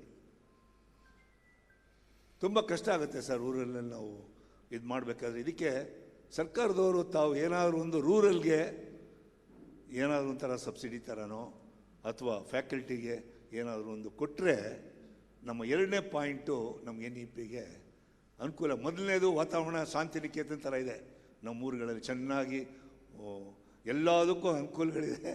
ತಮಗೆ ಗೊತ್ತಿರಬೇಕು, ನಮ್ಮನ್ನ ಕೂರ್ಗಿನ ಕಾಶ್ಮೀರ ಅಂತಲೇ ನಾವು ಹೇಳ್ತೀವಿ. ಈ ಕಡೆದು ಚೆನ್ನಾಗಿದೆ ವಾತಾವರಣ, ತೊಂದರೆನೇ ಇಲ್ಲ. ಆದರೆ ಎರಡನೇದು ಫ್ಯಾಕಲ್ಟಿಗೆ ನಮಗೆ ಸ್ವಲ್ಪ ಅಡಚಣೆ. ಯಾಕೆಂದರೆ UGC ಕೊಡಬೇಕಾದ್ರೆ ಇವಾಗ ನೋಡಿದ್ರೇ UGC ಗ್ರೇಡ್ ಕೊಡ್ತಾ ಇರೋದು 6 ಕಮಿಷನ್ ಕೊಡ್ತಾ ಇರೋದು 1, 2, 3 ಕಾಲೇಜ್ ಕೊಡ್ತಾ ಇದ್ದಾರೆ ಸರ್. ನಮ್ಮಲ್ಲಿ ಇವಾಗಂತೂ ಫೀಸ್ ಕೊಡೋದಕ್ಕೆ, ಸಂಬಳಗಳು ಕೊಡೋಕ್ಕೆ ಕಷ್ಟ ಆಗ್ತಾ ಇದೆ. ಮುಕ್ಕಾಲು ಸಂಬಳ, ಅರ್ಧ ಸಂಬಳ, ಪೂರ್ತಿ ಸಂಬಳ ಕೊಡಬೇಕಾದ್ರೆ ನಮ್ಮ ಪ್ರಿನ್ಸಿಪಾಲ್ ಹೇಳ್ತಾರೆ, ಸರ್ ಕೊಡದೇ ಇದ್ದರೆ ಕೆಲಸ ಮಾಡಲ್ಲ ಅಂತ. ಅವ್ರ ಹತ್ರ ಅಶೂರೆನ್ಸ್ ತೊಗೊಂಡು 200 ಸೀಟ್ ಕೊಡ್ತೀವಿ ಅಂತ ಅಶೂರೆನ್ಸು ಪ್ರಿನ್ಸಿಪಾಲು HODಗಳು ಕೊಟ್ಟ ಮೇಲೆ ನಾವು ಪೂರ್ತಿ ಸಂಬಳ ಕೊಡೋಕ್ಕೆ, you can ask my principal, we are paying the salaries. This is our situation in rural area. ಇಲ್ಲೆಲ್ಲ ಹೇಗಾಗುತ್ತೆ ಸರ್ ಅಂದರೆ, ಇಲ್ಲೆಲ್ಲ ಮುಗಿದ ಮೇಲೆ ನಮಗೆ ಸೀಟ್ ಬರ್ತಾಯಿದೆ. ನೀವು ಎಸ್ಪೆಷಲಿ ನಾನು ಆವಾಗಲೇ ಮಾತಾಡಿದೆ ಸರ್, ಎಸ್ಪೆಷಲಿ ಡೂಮ್ಡ್ ಯೂನಿವರ್ಸಿಟಿನವರು ನಮ್ಮನ್ನು ಕೊಲೆ ಮಾಡ್ತಾಯಿದ್ದಾರೆ ಸರ್. ದಯವಿಟ್ಟು ನಾನು ಆ ಮಾತೇ ಹೇಳ್ತಾ ಇದ್ದೀನಿ ಸರ್. ಯಾಕೆ ಅಂದರೆ ನಮ್ಮನ್ನು ಮುಗಿಸ್ಬೇಕು ಪ್ರೈವೇಟ್ ಕಾಲೇಜ್ನ, 150 ಕಾಲೇಜ್ನ ನಾನು ಕಣ್ಣಾರೆ ನೋಡ್ತಾ ಇದ್ದೀನಿ ಸರ್. 600 ಇದ್ದವರು ಬೆಳಿಗ್ಗೆ ಕಂಪ್ಯೂಟರ್ ಸೈನ್ಸ್ನಲ್ಲಿ 600 ಇದ್ದಿದ್ದು ರಾತ್ರಿಗೆ 800 ಆಗೋಯ್ತು ಸರ್. ಆ 800 ಜನ ಸೀಟ್ ತೊಗೊಂಡ್ಬಿಡ್ತಾರೆ, 75 ರೂಪಾಯಿಗೆ ಸೀಟ್ ತೊಗೊಂಡ್ಬಿಡ್ತಾರೆ, 75,000ಕ್ಕೆ. ಮಕ್ಕಳು ಬರಲಿ ಬರದೇ ಇರಲಿ ಅವ್ನು ಪಾಸಾಗೋಗಿ, ಕ್ಲಾಸಿಗೆ ಬರಲಿ ಬರದೇ ಇರಲಿ ಮಕ್ಕಳು ಪಾಸಾಗೋಗ್ತಾರೆ. ಫೇಲ್ ಆದ್ರೂ 15 ದಿವಸದಲ್ಲಿ ಫಾಸ್ಟ್ ಟ್ರ್ಯಾಕಲ್ಲಿ ಅವ್ರನ್ನ ಪಾಸ್ ಮಾಡಿಬಿಡ್ತಾರೆ ಸರ್. ಇದು ನಿಲ್ಲಿಸೋರ್ಗ ಅವ್ರಿಗೆ ಏನು ಅಂದರೆ ತಮ್ಮಿಂದ, ಅಂದರೆ ITBT-ನಲ್ಲಿ ಅವ್ರಿಗೆ ಉತ್ತೇಜನ ಕೊಡ್ತಾ ಇಲ್ಲ. ಯಾರು VTU-ನಲ್ಲಿ ಕಡಾಖಂಡಿತವಾಗಿ ಹೇಳ್ತಾ ಇದ್ದೀನಿ ಸರ್, VTU-ನಲ್ಲಿ ಯಾರು ಪಾಸ್ ಮಾಡಿಬಿಟ್ಟು ಆ ಯೂನಿವರ್ಸಿಟಿಲಿ ಬರ್ತಾರೆ ಅಂತ ಅವ್ರಿಗೆ ITBT-ನವರು ಕೆಲಸಗಳು ಕೊಡ್ತಾ ಇದ್ದಾರೆ ಸರ್. ಬಟ್ ಇವ್ರು ಮಾತ್ರ ನಮಗೆ ತುಂಬ ತೊಂದರೆ ಕೊಡ್ತಾ ಇದ್ದಾರೆ ಸರ್. ಅವಾಗಲೇ ನಾನು ಮಾತಾಡಿದೆ, UGC-ನೂ ಪ್ಲಸ್ AICTE-ನೂ ಎರಡು ಒಂದು ಮಾಡಿ ಒಂದೇ ಒಂದು ಆರ್ಗನೈಸೇಷನ್ ಇಟ್ಕೊಂಡು ಯಾರು ಒಬ್ಬರು ಆ ಯೂನಿವರ್ಸಿಟಿ ಕೊಡೋಕೆ ಮಾಡಿದ್ರೆ ನಮ್ಗೆ ಉತ್ತಮ ಆಗುತ್ತೆ ಸರ್. ಇಷ್ಟು ಹೇಳಿ ನನ್ನ ಮಾತನ್ನು ಮುಗಿಸ್ತೀನಿ sir. Thank you. Thank you, sir. Shall I? Yeah, sir, that admission policy at the government level also, in Karnataka Higher Education Council also, many a times we have discussed about how to control the admission procedures in private universities. it is definitely, it is in the purview of both AICT and UGC. And all these higher bodies are going to be, standard setting professional bodies. We will have a higher education commission at the national level very soon, maybe from next month, sir. I think it will be through with various verticals. Pardon, sir? Yes, yeah. Yeah. So there will be one university. ಆಮೇಲೆ sir ತಾವೇ ಒಂದು problem ಹೇಳ್ದಂಗೆ teachers ಮತ್ತು students, happy teachers happy students, ಅದನ್ನು ತಾವೆಲ್ಲರೂ ಮಾಡಲೇಬೇಕು sir. ಒಳ್ಳೆ ಸಂಬಳ ಕೊಡಲೇಬೇಕು. You must attract good teachers to the profession. ಇಲ್ಲಾಂದರೆ ತುಂಬ ಕಷ್ಟ ಆಗುತ್ತೆ. That is one thing. Rural ಏರಿಯಾಸಲ್ಲಿ yes there are challenges. Finding faculty is a very challenging one. Maybe you have to create some additional incentives, school ಎಜುಕೇಷನ್ಗೆ ಅವ್ರ ಮಕ್ಕಳಿಗೆ quarters ಕೊಡೋದು, ಈ ಥರದ್ದು some of the things many private colleges are doing. Definitely I think will join hands in improving the system.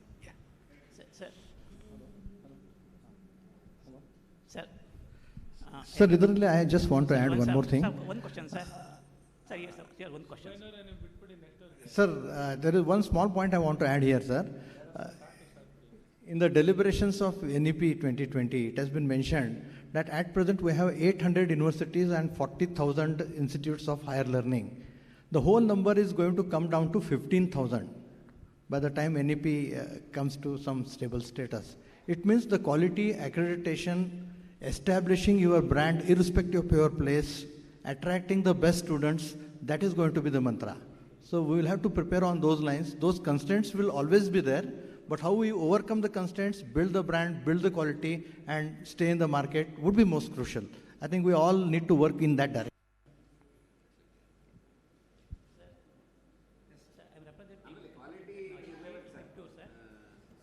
ಹೇಳ್ದಂಗೆ VTU ಸ್ಟೂಡೆಂಟ್ಸಿಗೆ ಕೆಲಸ ಸಿಗುತ್ತೆ, ಇನ್ನೆಲ್ಲೋ ಒಂದು ಪ್ರೈವೇಟ್ ಯೂನಿವರ್ಸಿಟಿ ಕೆಲಸ. ಇದು ವೆರಿ ಟ್ರೂ.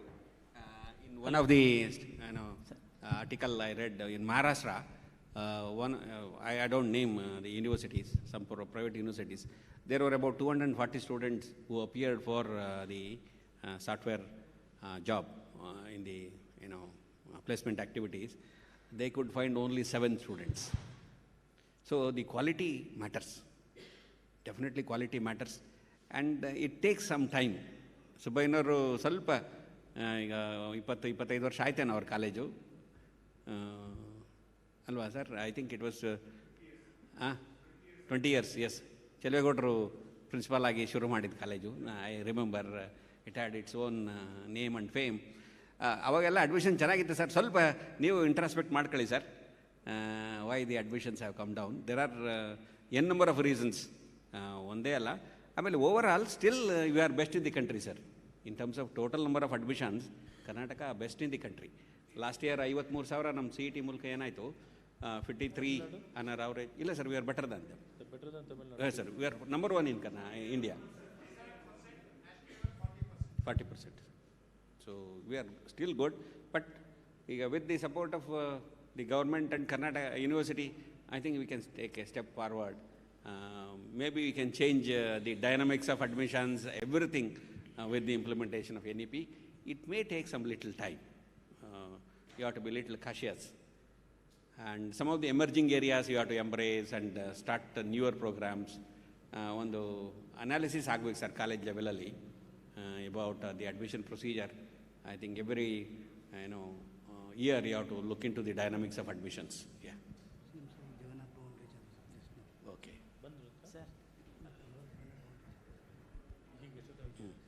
ಸರ್, ಅರ್ಧ ಗಂಟೆನಾ ಸರ್? ಪ್ರೈವೇಟ್ ಕಾಲೇಜ್ನಲ್ಲಿ ಮ್ಯಾನೇಜ್ಮೆಂಟ್ ಕೋಟಾ ಕಡೆ ಸೀಟ್ ತೊಗೊಂಡ್ರೆ ಹುಡುಗರಿಗೆ SSP ಸ್ಕಾಲರ್ಶಿಪ್ಸು ಸಿಗ್ತಾ ಇಲ್ಲ ಸರ್, ಕೊಡ್ತಾ ಇಲ್ಲ ಸರ್. ಪ್ರೈವೇಟ್ ಕಾಲೇಜಿನಲ್ಲಿ ಮ್ಯಾನೇಜ್ಮೆಂಟ್ ಸೀಟ್ ತೊಗೊಂಡಿರೋ ವಿದ್ಯಾರ್ಥಿಗಳಿಗೆ SSP ಸ್ಕಾಲರ್ಶಿಪ್ನ ಕೊಡ್ತಾ ಇಲ್ಲ. ಮುಂಚೆ ಕೊಡ್ತಾಯಿದ್ರು. SC/STನರಿಗೆ 2 ವರ್ಷ ಹಿಂದೆ ಸ್ಟಾಪ್ ಮಾಡಿದರು. ಈಗ ಅದರ್ ಕ್ಯಾಟಗರಿಯಿಂದ ಬಂದಿರೋ ಹುಡುಗರಿಗೆ ಯಾರಿಗೂ SSP ಸ್ಕಾಲರ್ಶಿಪ್ ಕೊಡ್ತಾ ಇಲ್ಲ. ಮ್ಯಾನೇಜ್ಮೆಂಟ್ ಕಡೆಯಿಂದ ಬಂದಿರೋರಿಗೆ, ರೂರಲ್ ಬ್ಯಾಕ್ಗ್ರೌಂಡಲ್ಲಿ ಬರೋ ಹುಡುಗರು ಯಾರೂ ಶ್ರೀಮಂತರೋದಿಲ್ಲ. ಅವರಿಗೆ ಕನ್ವೀನಿಯನ್ಸ್ಗೋಸ್ಕರ ಈಗ ಟೌನಲ್ಲಿ ಬಂದು ಓದಿದರೆ ಅವರಿಗೆ ಹಾಸ್ಟೆಲ್ ಖರ್ಚೇ 1 ಲಕ್ಷ ಗಟ್ಟಲೆ ಬರ್ತದೆ. ಅದಕ್ಕೋಸ್ಕರ ಅವರೇ ಮಾಡ್ತಾರೆ, ಮ್ಯಾನೇಜ್ಮೆಂಟ್ ಸೀಟ್ನಲ್ಲಿ ರೂರಲ್ ಕಾಲೇಜ್ ತೊಗೊತಾರೆ. ಉದ್ದೇಶ ಇಷ್ಟೇ, ಅವರಿಗೆ ಹಾಸ್ಟೆಲ್ ಫೀಸ್ ಉಳಿತದೆ, ಊರಿಂದ ಓಡಾಡ್ಬೋದು ಅನ್ನೋ ಉದ್ದೇಶಕ್ಕೋಸ್ಕರ ಅವ್ರು ತೊಗೊತಾರೆ, ಮ್ಯಾನೇಜ್ಮೆಂಟ್ ಸೀಟ್ ತೊಗೊತಾರೆ. ಸೀಟಿನಲ್ಲಿ ಆಗುತ್ತೆ ಅಂತ ಅವ್ರಿಗೆ ಗ್ಯಾರಂಟಿ ಇರೋದಿಲ್ಲ. ಅಂಥ ಹುಡುಗರಿಗೆ ದಯವಿಟ್ಟು ತಾವು ಸ್ಕಾಲರ್ಶಿಪ್ಪನ್ನು ಮುಂದುವರಿಸಬೇಕು ಅಂತ ನಾನು ಕೇಳ್ಕೊತೀನಿ ಸರ್. ಇದರಿಂದ ನಮ್ಮ ರೂರಲ್ ಸ್ಟೇಟ್ ಹುಡುಗರಿಗೆ ತುಂಬ ತೊಂದರೆ ಆಗ್ತಾಯಿದೆ ಸ್ಕಾಲರ್ಶಿಪ್ಗೋಸ್ಕರ. ದಯವಿಟ್ಟು ಅದನ್ನು ತಾವು ಎಜುಕೇಷನ್ ಮಿನಿಸ್ಟರ್ ಅವರು ಇದನ್ನು ಕನ್ಸಿಡರ್ ಮಾಡಿ ಸ್ಕಾಲರ್ಶಿಪ್ಪನ್ನು ಮ್ಯಾನೇಜ್ಮೆಂಟ್ ಸೀಟಲ್ಲಿ ಅಡ್ಮಿಷನ್ ಆದರೂ ಕೂಡ ಕೊಡಬೇಕು ಅಂತ ನಾನು ತಮ್ಮ ದಯವಿಟ್ಟು ಕೇಳ್ಕೊತೀನಿ ಸರ್, ಕಳಕಳಿಯಿಂದ.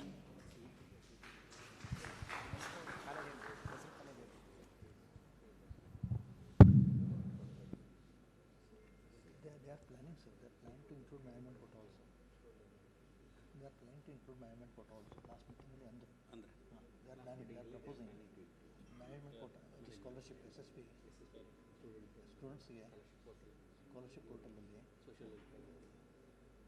ಮ್ಯಾನೇಜ್ಮೆಂಟ್ ಕೋಟಾದವರೆಗೂ ಕನ್ಸಿಡರ್ ಮಾಡ್ಬೋತೀವಿ ಅಂತ ಒಂದು ಥಿಂಕಿಂಗ್ ನಡೆದಿದೆ ಅಂತ ಹೇಳಿದರು.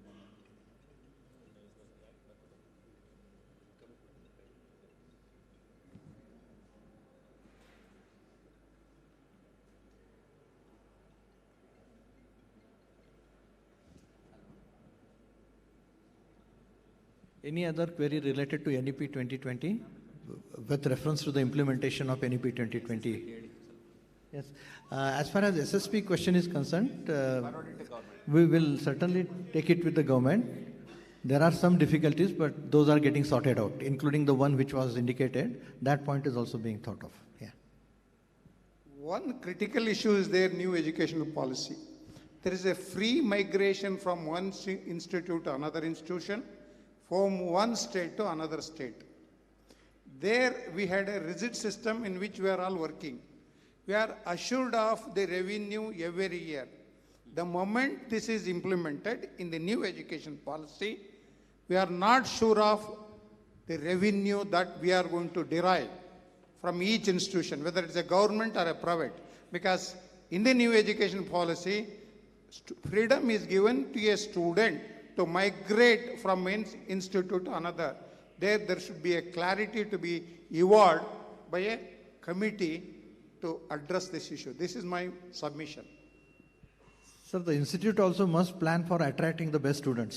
No, so that also has to be done. That issue already we had 57% admission.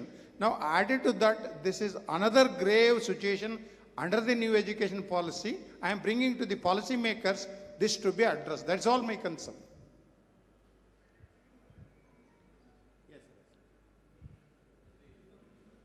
ದಯಮಾಡಿ ಸಚಿವರೇ ಹಾಗೂ ಇತರ ಎಲ್ಲ ಅಧಿಕಾರಿ ಬಂಧುಗಳೇ, ಸ್ನೇಹಿತರೆ, ಸುಬ್ಬಯ್ಯನವರು ಸತ್ಯವನ್ನು ವಿಧಿ ಇಲ್ಲದೆ ಭಾಳ ಕಟುವಾಗಿ ಹೇಳಿದ್ರು. ನನ್ನ ತಮ್ಮನ್ನು ತಮಾಷೆಗಾಗಿ ಕೇಳ್ತೀನಿ ಅಂತಲ್ಲ, ಯಾಕೆಂದರೆ ತಾವು ಈ ಉನ್ನತ ಶಿಕ್ಷಣವನ್ನು ವಹಿಸ್ಕೊಂಡ್ಮೇಲೆ ಈ ಗ್ರೌಂಡ್ ರಿಯಾಲಿಟಿಯೂ ನಿಮ್ಗೆ ಅರ್ಥವಾಗಿದೆ. ನಿಮಗೆ ಇತ್ತೀಚಿನ ತಮ್ಮ ತೀರ್ಮಾನಗಳು ಕೂಡ ಸ್ವಲ್ಪ ನಾವು ಗ್ರಾಮಾಂತರ ಪ್ರದೇಶದಲ್ಲಿರ್ತಕ್ಕಂಥ ಕಾಲೇಜ್ನವರು ಸ್ವಲ್ಪ ಉಸಿರು ಬಿಟ್ಕೊಳ್ಳೋಂಗಾಗಿದೆ. ಕಾಲೇಜನ್ನು ಉಳಿಸ್ಕೋಬೋದೇನೋ ಅಂಥೇಳಿ. ಮೊದಲ ಒಂದು ಕಟ್ಟುನೀತಿನೇ ಆಗಿದ್ದರೆ ನಾವೆಲ್ಲ ಕ್ಲೋಸ್ ಮಾಡಲೇಬೇಕಾಗಿತ್ತು. ಸರ್, ನಾನು ಪ್ರಶ್ನೆ ಕೇಳ್ತೀನಿ. ಕರ್ನಾಟಕಕ್ಕೆ ಇವತ್ತು ಸುಮಾರು ಒಂದು 210-212 ಕಾಲೇಜುಗಳಿದ್ದಾವೆ. ಇನ್ನು ಎಷ್ಟು 100 ಕಾಲೇಜುಗಳನ್ನು ಈ ರಾಜ್ಯಕ್ಕೆ ಮಂಜೂರು ಮಾಡಬೇಕು ಅಂತಕ್ಕಂಥ ಒಂದು ಆಲೋಚನೆ ಇದೆ, ಒಂದು ಪ್ರಶ್ನೆ. ಆ ಮಂಜೂರು ಮಾಡ್ತಕ್ಕಂಥ ಇನ್ನೆಷ್ಟೋ 100 ಕಾಲೇಜುಗಳಲ್ಲಿ ಈ ಡೀಮ್ಡ್ ಕಾಲೇಜಸ್, ಡೀಮ್ಡ್ ಯೂನಿವರ್ಸಿಟೀಸು ಎಷ್ಟು ಮಾಡ್ತೀರಿ ಅಂತಕ್ಕಂಥದ್ದು. ಈ ಡೀಮ್ಡ್ ಯೂನಿವರ್ಸಿಟಿನ ಶ್ರೀಮಂತರುಗಳಿಗೆ ಹೀಗೆ ಕೊಟ್ಬಿಟ್ರೆ ಸರಿ, ಗ್ರಾಮಾಂತರ ಪ್ರದೇಶದಲ್ಲಿ ಮತ್ತು ಸೆಮಿ ಅರ್ಬನ್ ಏರಿಯಾದಲ್ಲಿ ಇರ್ತಕ್ಕಂಥ ಎಲ್ಲ ಕಾಲೇಜುಗಳು ಮುಚ್ಕೋತಾರೆ. ತಮ್ಮ ಗಮನಕ್ಕೆ ಇನ್ನೊಂದು ಉದಾಹರಣೆ ಹೇಳ್ತೀನಿ. ಬೆಂಗಳೂರು ಪಕ್ಕದಲ್ಲೇ ಇರ್ತಕ್ಕಂಥ ಒಂದು ಡೀಮ್ಡ್ ಯೂನಿವರ್ಸಿಟಿ ಇದು 2ನೇ ವರ್ಷದಲ್ಲಿ ಕಂಪ್ಯೂಟರ್ ಸೈನ್ಸ್ನಲ್ಲಿ 1200 ಸೀಟು ಫಸ್ಟ್ ಇಯರ್. ಎಲ್ಲಿ ಧರ್ಮ ಸರ್ ಅದು? 1200 ಫಸ್ಟ್ ಇಯರ್ ಸ್ಟೂಡೆಂಟ್ಸು ಕಂಪ್ಯೂಟರ್ ಸೈನ್ಸ್ನಲ್ಲಿ. ಇವ್ರನ್ನೇನು ಯಾರು ಹೇಳೋರು ಕೇಳೋರಿಲ್ವಲ್ಲ ಸರ್? ನಮ್ಮ VT ಏನು ಮಾಡುತ್ತೆ ಸರ್ ಅದು? ಈಗ UGC ಅಂತ ಒಂದು ದೇಶದ ಮಟ್ಟದಲ್ಲಿ ಒಂದಿದೆ, ನಮ್ಮಲ್ಲಿ ರಾಜ್ಯ ಮಟ್ಟಕ್ಕೆ VTU ಇವ್ರಿಗೇನೂ ಅಧಿಕಾರ ಇಲ್ಲ ಸರ್ ಅವರಿಗೆ. ಹಾಗೂ ಇದೇನಾದ್ರು ಕಂಟ್ರೋಲ್ ಮಾಡೋಕ್ಕಾದರೆ UGC ಅಂತ ಒಂದು ಸಂಸ್ಥೆ ಅಲ್ಲಿ ಬರಬೇಕು. AICT ಇದೆ, ಎಷ್ಟು ಸೀಟ್ ಕೇಳಿದ್ರು ಅಷ್ಟು ಸೀಟ್ ಕೊಡ್ತಾರೆ.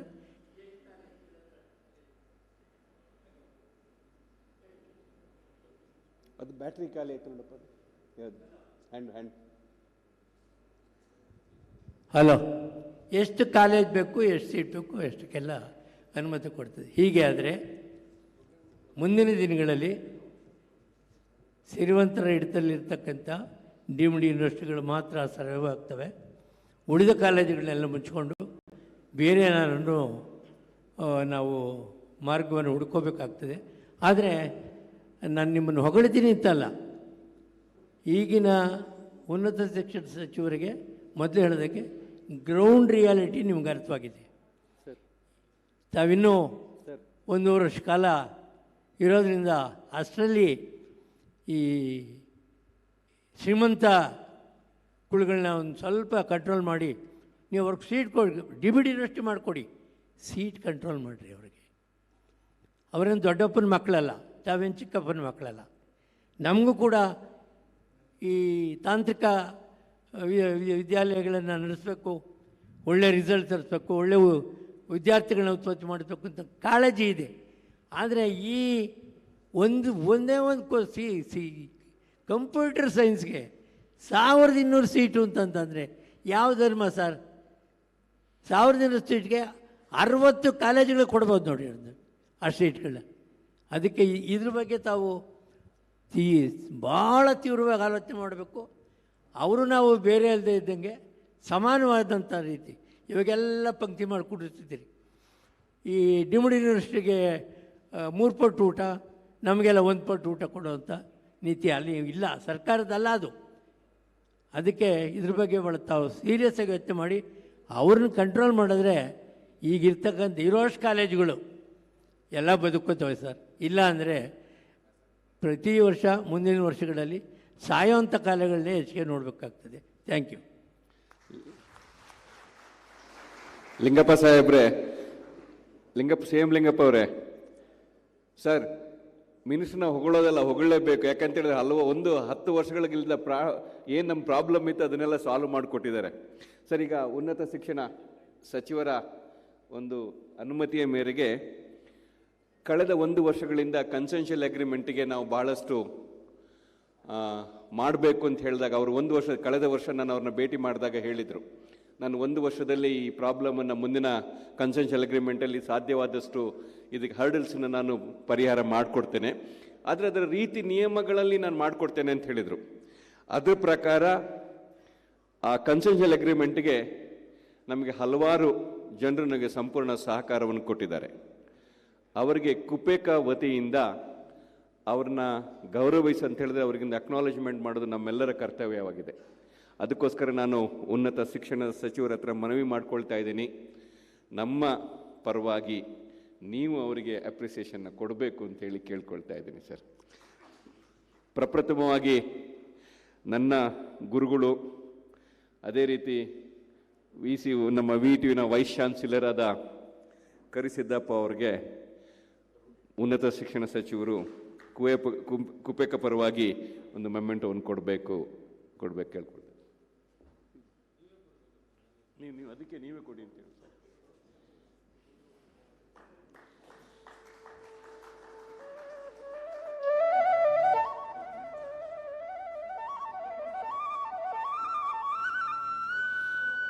ಅದೇ ರೀತಿ ಇನ್ನೊಬ್ಬರು ಅಡಿಷನಲ್ ಚೀಫ್ ಸೆಕ್ರೆಟರಿ ಅಂತ ಕುಮಾರ್ ನಾಯ್ಕರು ನಮ್ಮ ಕನ್ಸೆನ್ಷಿಯಲ್ ಅಗ್ರಿಮೆಂಟ್ಗೆ ಹಸ್ತಾಕ್ಷರವನ್ನು ಅವ್ರನ್ನೇ ಹಾಕೋದು. ಅವರ ಹಸ್ತಾಕ್ಷರ ಇದ್ರೆ ಮಾತ್ರ ನಮ್ಮ ಆ ಕನ್ಸೆನ್ಷಿಯಲ್ ಅಗ್ರಿಮೆಂಟ್ಗೆ ಒಂದು ವ್ಯಾಲ್ಯೂ. ಆದರೆ ಅವರು ಕಾರಣಾಂತರದಿಂದ ಬಂದಿಲ್ಲ ಅವರು, ಆದರೆ ಅವ್ರಿಗೆ ಸಹ ಒಂದು ನೆನಪಿನ ಕಾಣಿಕೆ ನಾವು ಕೊಡ್ತಾ ಇದ್ದೀವಿ. ಅದೇ ರೀತಿ ಮತ್ತೊಬ್ಬರು ಪ್ರದೀಪ್ ಸರ್ ಅವರು ನಮ್ಮ ಕರ್ನಾಟಕದವರೇ, ಆದರೆ ಮಹಾರಾಷ್ಟ್ರದಲ್ಲಿ IAS ಅಧಿಕಾರಿ ಆಗಿದ್ದಾರೆ. ಈಗ ನಮ್ಮ ಡಿಪಾರ್ಟ್ಮೆಂಟ್ ಕಾಲೇಜ್ ಕಮಿಷನರ್ ಆಗಿ ಬಂದಿದ್ದಾರೆ. ಅವ್ರಿಗೆ ಸಹ ಒಂದು ನೆನಪಿನ ಕಾಣಿಕೆಯನ್ನು ಕೊಡಬೇಕಾಗಿ ನಾನು ಕೇಳ್ಕೊಳ್ತಾ ಇದ್ದೀನಿ. ಇನ್ನೊಬ್ರು ನಮ್ಮ ವೈಸ್ ಚಾನ್ಸಲರ್ ಜೊತೆನೆ ನಮಗೆ ಸಹಕಾರ ಕೊಟ್ಟಂಥವ್ರು ನಮ್ಮ ರಿಜಿಸ್ಟ್ರಾರ್ ಅಂತ ದೇಶಪಾಂಡೆ ಸಾಹೇಬರು, ರಿಜಿಸ್ಟ್ರಾರ್ ಅವರು. ಅವ್ರಿಗೆ ಸಹ ಒಂದು ನೆನಪಿನ ಕಾಣಿಕೆಯನ್ನು ಕೊಡಬೇಕು ಅಂತ ಹೇಳಿ ನಾನು ಕೇಳ್ಕೊಳ್ತಾ ಇದ್ದೀನಿ ಸರ್. ಯಾಕೆ ಅಂತ ಹೇಳಿದ್ರೆ ನಮ್ಮ ಪಾಪ ರಿಜಿಸ್ಟರ್ ಅವರಿಗೆ ಹಲವಾರು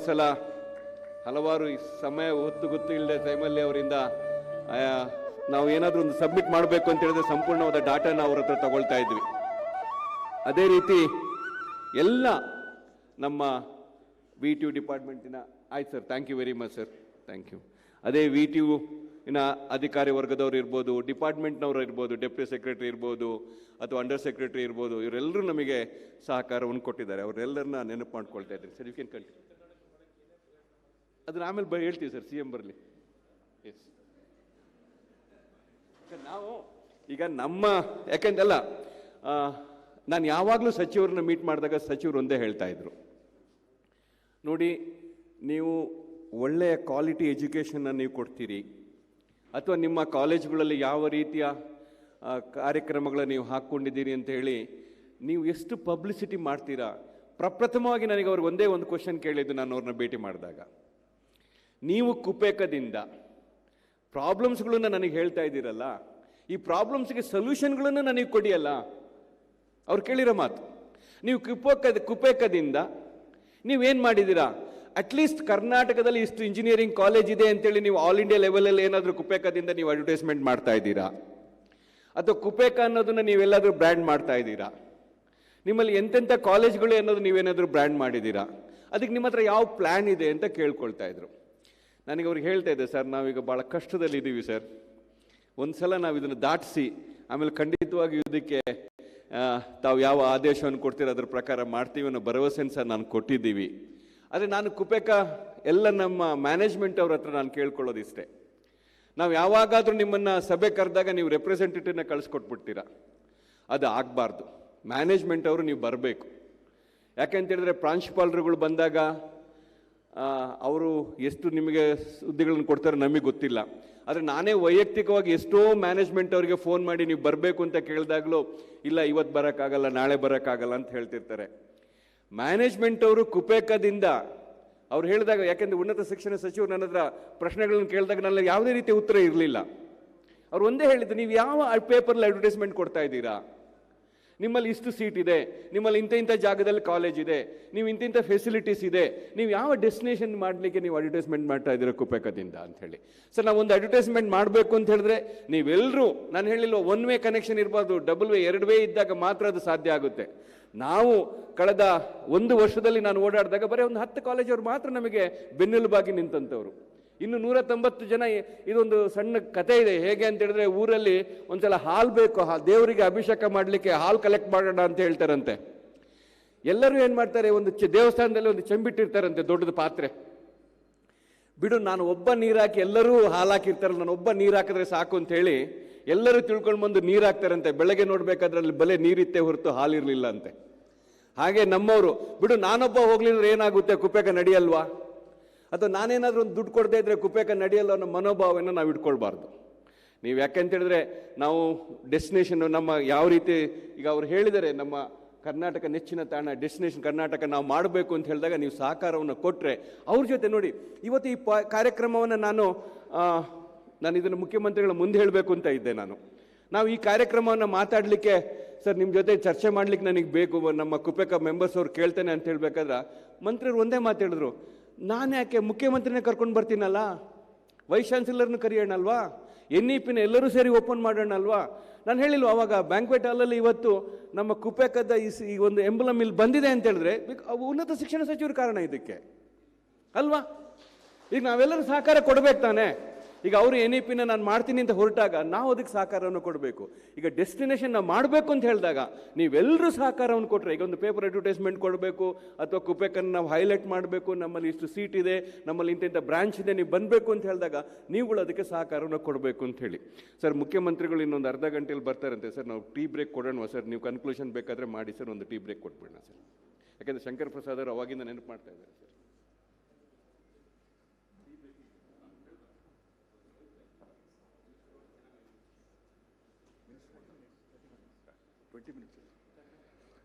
Yes, we are all eagerly awaiting the arrival of the Honorable Chief Minister. ಆದರೆ ಅದಕ್ಕಿಂತ ಮುನ್ನ we'll have a quick tea break of about 20 minutes and do rejoin us at 20 minutes so that before the Honorable Chief Minister comes, ನಾವೆಲ್ಲರೂ ಸಹ ನಮ್ಮ ಆಸನಗಳಲ್ಲಿ ಆಸೀನರಾಗಿರಬೇಕು. So please take a quick break and come back in 20 minutes. ಬಹಳಷ್ಟು ಪ್ರಶ್ನೆಗಳಿತ್ತು. I am very sure Honorable Minister ಇಲ್ಲೇ ಇರ್ತಾರೆ. You can ask your questions offline also. ನಿಮ್ಗೆ ಉತ್ತರ ಸಿಗುತ್ತೆ. Thank you very much. Please come back in 20 minutes.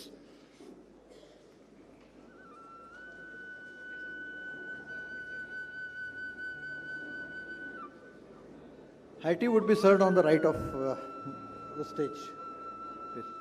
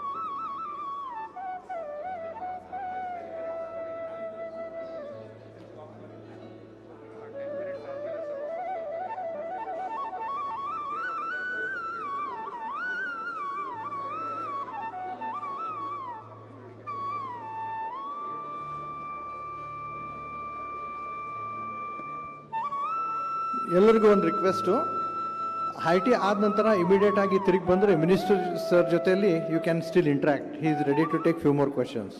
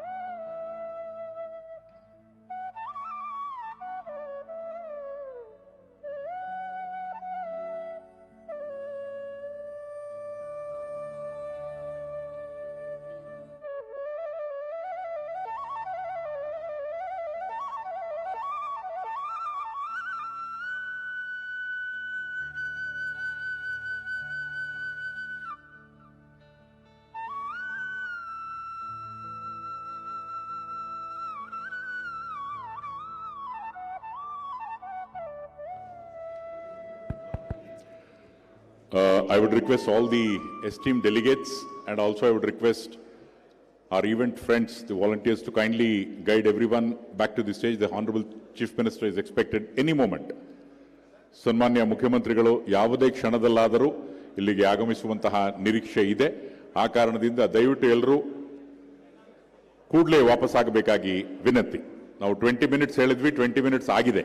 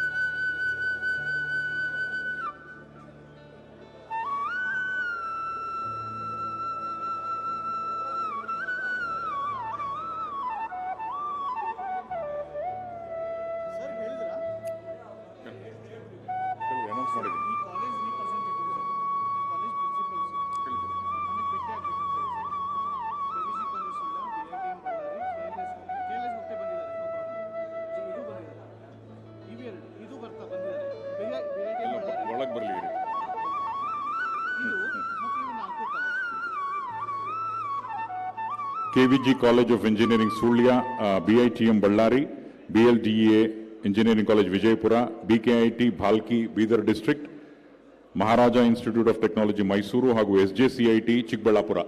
The dignitaries representing these colleges are requested to kindly come to the right hand side of the stage, please.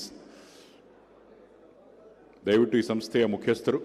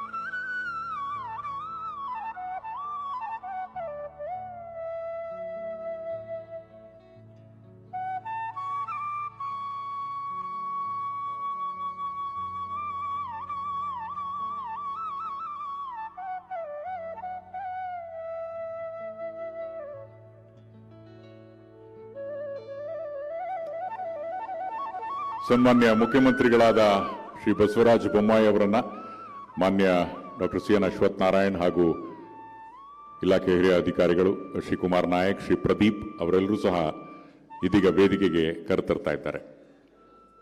Friends outside, please come back to your respective seats please.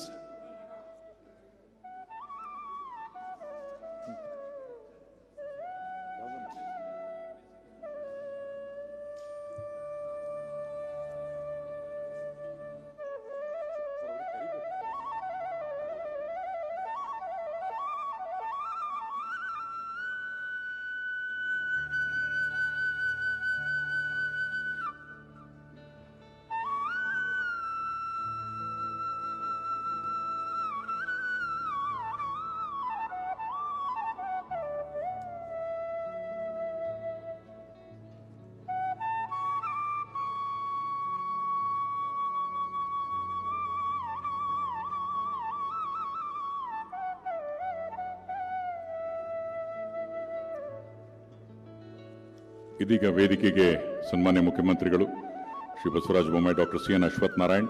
I would request Shri Pandurang Shetty, chairman of KUPECA, to kindly come over. Shri Dattatri Salagame, president and managing director of Robert Bosch. Professor Karisiddappa, honourable vice chancellor, VTU Belagavi, ನೀವು ಸಹ ವೇದಿಕೆಗೆ ಆಗಮಿಸಬೇಕಾಗಿ ವಿನಂತಿ.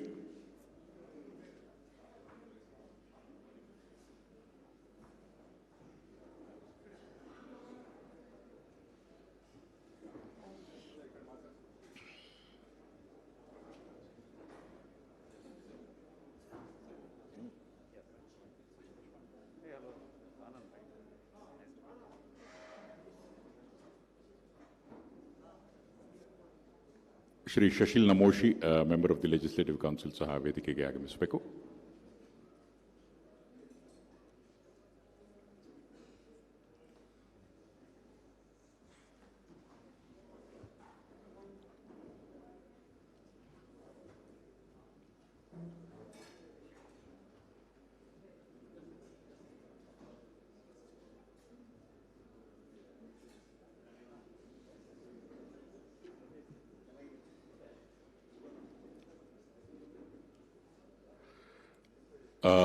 ಇದೀಗ ವೇದಿಕೆ ಕಾರ್ಯಕ್ರಮ ಆರಂಭ ಮಾಡುವಂಥ ಸಮಯ. ದಯಮಾಡಿ ಎಲ್ಲರೂ ಎದ್ದು ನಿಲ್ಲಬೇಕಾಗಿ ವಿನಂತಿ. ಫಾರ್ ನಾಡಗೀತೆ, ಜಯ ಭಾರತ ಜನನಿಯ ತನುಜಾತೆ, ಜಯ ಹೇ ಕರ್ನಾಟಕ ಮಾತೆ.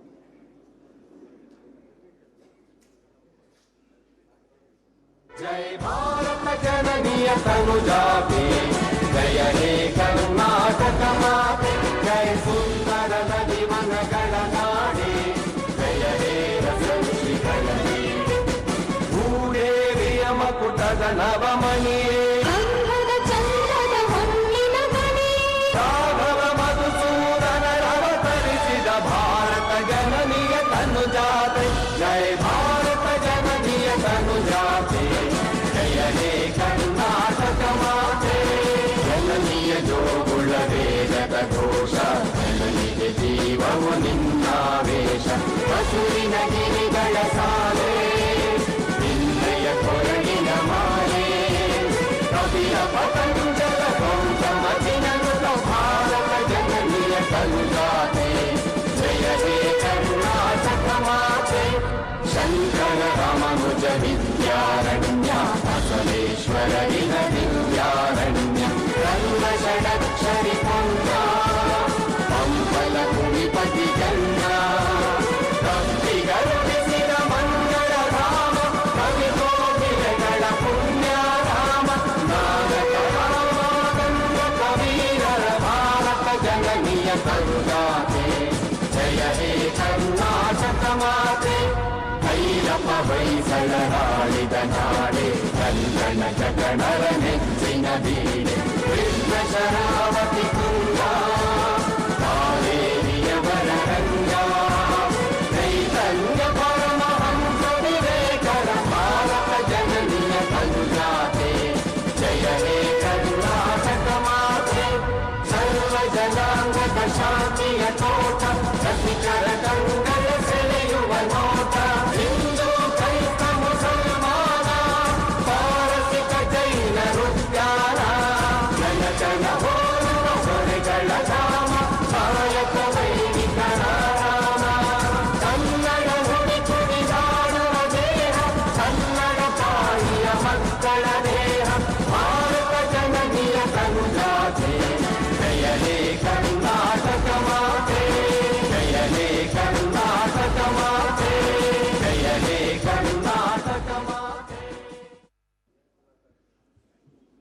ದಯವಿಟ್ಟು ಎಲ್ಲ ಕುಳಿತುಕೊಳ್ಳಿ. ಬಂಧುಗಳೇ, ಈ ದಿನ ವಿಶೇಷವಾಗಿ ಉನ್ನತ ಶಿಕ್ಷಣ ಕ್ಷೇತ್ರದಲ್ಲಿ ಮರೆಯಲಾರದಂತಹ ದಿನ. ಇಂಜಿನಿಯರಿಂಗ್ ಶಿಕ್ಷಣ ಪಠ್ಯಕ್ರಮದಲ್ಲಿ ರಾಷ್ಟ್ರೀಯ ಶಿಕ್ಷಣ ನೀತಿ 2020 ಅನುಷ್ಠಾನ, ತಾಂತ್ರಿಕ ಶಿಕ್ಷಣಕ್ಕಾಗಿ ಡೆಸ್ಟಿನೇಷನ್ ಕರ್ನಾಟಕ ಅಭಿಯಾನ, ಎಂಜಿನಿಯರಿಂಗ್ ಮಹಾವಿದ್ಯಾಲಯಗಳಲ್ಲಿ 4 ವರ್ಷದ BSc ಆನರ್ಸ್ ಪದವಿ ಆರಂಭ ಹಾಗೂ ಎಲ್ಲರೂ ಗಮನಿಸಲೇಬೇಕಾದಂತಹ ಅಂಶ, ಬಹುಶಃ ಇಡೀ ದೇಶದವರೇ ಗಮನಿಸಬೇಕು, ಕನ್ನಡ ಮಾಧ್ಯಮದಲ್ಲಿ ಇಂಜಿನಿಯರಿಂಗ್ ಶಿಕ್ಷಣ, ಇವುಗಳ ಉದ್ಘಾಟನಾ ಸಮಾರಂಭ ಇದು. On behalf of department of higher education, government of Karnataka, Karnataka state higher education council, Vishweshwaraya Technological University, Belagavi, and Karnataka Unaided Private Engineering Colleges Association, Kupeka. I am Shankar Prakash, extending a very warm welcome to all of you. Tamagellarigu ee ಒಂದು ಐತಿಹಾಸಿಕ ಕಾರ್ಯಕ್ರಮಕ್ಕೆ ಆದರದ ಸ್ವಾಗತ, ಸುಸ್ವಾಗತ. Well, no energy. Please put your hands together. Ladies and gentlemen, the Honorable CM has come for us. At the outset, I would request the Additional Chief Secretary to Government of Karnataka, Department of Higher Education, Shri G. Kumar Naik, for the introductory remarks and welcome address. Shri G. Kumar Naik.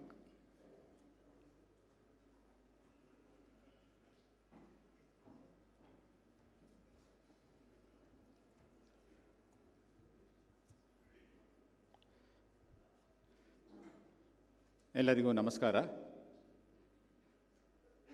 ನೂತನ ಶಿಕ್ಷಣ ನೀತಿ 2020 ಈಗಾಗಲೇ ರಾಷ್ಟ್ರಾದ್ಯಂತ ಇದರ ಬಗ್ಗೆ ವ್ಯಾಪಕವಾದಂಥ ಚರ್ಚೆಯಾಗಿ, ಘೋಷಣೆಯಾಗಿ, ಅನುಷ್ಠಾನದ ಕೆಲಸಗಳು ಕೂಡ ಪ್ರಾರಂಭವಾಗಿರುವಂಥದ್ದು ತಮ್ಮೆಲ್ಲರಿಗೂ ಗೊತ್ತಿರುವಂಥ ವಿಷಯ. ಈ ಕೆಲಸದಲ್ಲಿ ಕರ್ನಾಟಕ ಸರ್ಕಾರವು ಇಡೀ ದೇಶದಲ್ಲೇ ಇತರ ರಾಜ್ಯಗಳಿಗೆ ಹೋಲಿಕೆ ಮಾಡಿದರೆ ಮುಂಚೂಣಿಯಲ್ಲಿದೆ ಅಂತ ಹೇಳಿದರೆ ತಪ್ಪಾಗಲಿಕ್ಕಿಲ್ಲ. ನೇರವಾದಂತಹ, ದಿಟ್ಟವಾದಂತಹ ಮತ್ತು ಅತ್ಯಂತ ಒಂದು ಕ್ಲಾರಿಟಿ ಉಳ್ಳಂತಹ ನಡೆಯನ್ನು ಇಡ್ತಾ ಇರುವಂಥದ್ದು ಕರ್ನಾಟಕ ಸರ್ಕಾರ. ಬೇರೆ ಬೇರೆ ರಾಜ್ಯ ಸರ್ಕಾರಗಳ ಅಧಿಕಾರಿಗಳು ನಮ್ಮನ್ನು ಕೇಳ್ತಾ ಇರ್ತಾರೆ, ಯಾವ ರೀತಿ ಇದರ ಅನುಷ್ಠಾನ ಮಾಡ್ತಾ ಇದ್ದೀರಿ ಅಂತ ಹೇಳಿ. ಈ ರೀತಿಯ ಒಂದು ವಿಶೇಷವಾದಂಥ ಕಾರ್ಯಕ್ರಮದ ಅನುಷ್ಠಾನದಲ್ಲಿ ಕರ್ನಾಟಕ ಮುಂದಿರುವಂಥದ್ದು ನಮಗೆ ಸಂತೋಷದ ವಿಷಯ. ಈ ರೀತಿ ನಮ್ಮ ಉನ್ನತ ಮಟ್ಟದಲ್ಲಿ ಇದರ ಬಗ್ಗೆ ವಿಶ್ಲೇಷಣೆ ಮಾಡುವಾಗ ಮತ್ತು ನಮ್ಮ ಕೆಲಸವನ್ನು ಅವರು ಪರಿಶೀಲನೆ ಮಾಡುವಂಥ ಸಂದರ್ಭದಲ್ಲಿ ನಮಗೆ ಸನ್ಮಾನ್ಯ ಮುಖ್ಯಮಂತ್ರಿಗಳು ಹಾಗೂ ಸನ್ಮಾನ್ಯ ಉನ್ನತ ಶಿಕ್ಷಣ ಸಚಿವರು ನಮಗೆ ಸ್ಪಷ್ಟವಾದಂಥ ನಿರ್ದೇಶನವನ್ನು ಕೊಟ್ಟಿದ್ದಾರೆ. NEP ಅಂತ ಹೇಳಿದರೆ ಕೇವಲ ಉನ್ನತ ಮಟ್ಟದ ಬರೀ ತಾತ್ವಿಕ ವಿಷಯಗಳನ್ನ ಮಾತ್ರ ಮಾತಾಡುವಂಥದ್ದಾಗಬಾರ್ದು. ಆದರೆ ಈ ಉನ್ನತ ಶಿಕ್ಷಣ ನೀತಿ ಅಂತ ಹೇಳಿದ್ರೆ ಏನು, ನೂತನ ಶಿಕ್ಷಣ ನೀತಿ ಅಂದರೆ ಏನು, ಅದರ ಅರ್ಥ ಏನು, ಅದನ್ನು ಅನುಷ್ಠಾನ ಮಾಡುವ ಬಗೆ ಹೇಗೆ, ಬೇರೆ ಬೇರೆ ರಂಗಗಳಲ್ಲಿ, ಬೇರೆ ಬೇರೆ ಸ್ತರಗಳಲ್ಲಿ, ಬೇರೆ ಬೇರೆ ಹಂತಗಳಲ್ಲಿ ಅವುಗಳ ಪರಿಣಾಮ ಏನಾಗ್ತದೆ,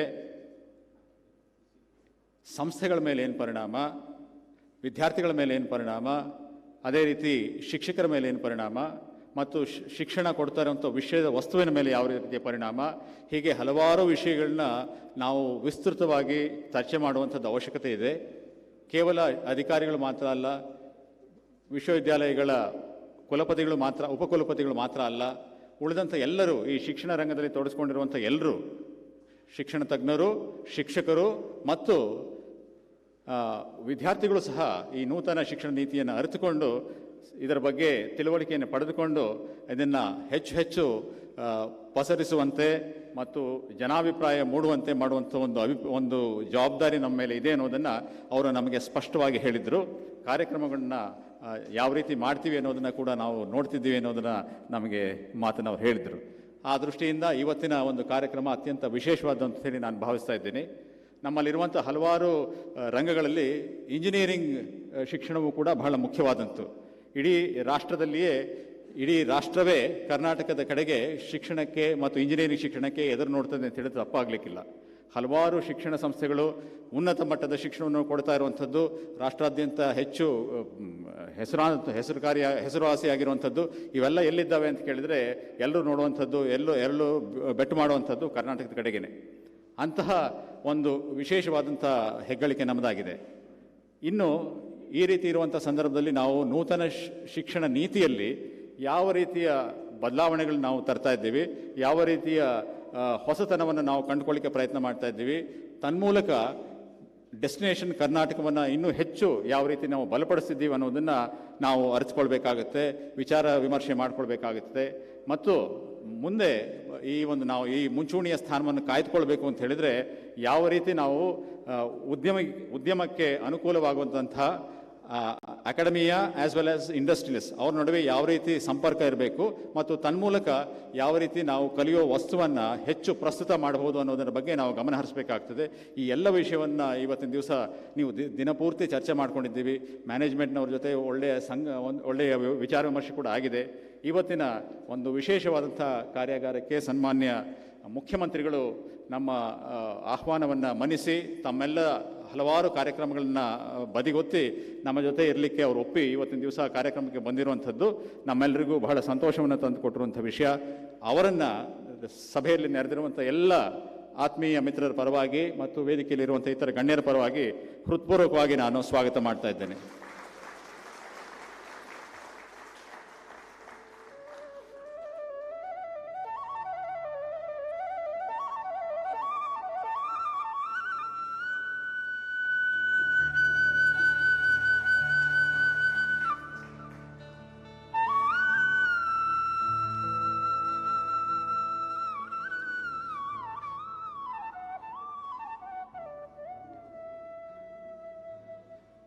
ಇನ್ನು ನೂತನ ಶಿಕ್ಷಣ ನೀತಿಯೇ ಆವಿರ್ಭವಿಸಿರುವಾಗೆ ಪ್ರತಿನಿತ್ಯವೂ ಪ್ರತಿ ಕ್ಷಣವೂ ಇದರ ಬಗ್ಗೆ ಕೂಲಂಕುಷವಾಗಿ ಆಲೋಚನೆ ಮಾಡ್ತಾ ಇರುವಂಥವ್ರು ಮತ್ತು ನಮ್ಮೆಲ್ಲರಿಗೂ ಇದರ ಬಗ್ಗೆ ತಿಳುವಳಿಕೆಯನ್ನು ಮತ್ತು ಉತ್ಸಾಹವನ್ನು ತುಂಬ್ತಾ ಇರುವಂಥವ್ರು ನಮ್ಮ ಉನ್ನತ ಶಿಕ್ಷಣ ಸಚಿವರಾದಂಥ ಶ್ರೀ ಡಾಕ್ಟರ್ ಅಶ್ವಥ್ ನಾರಾಯಣರವರು.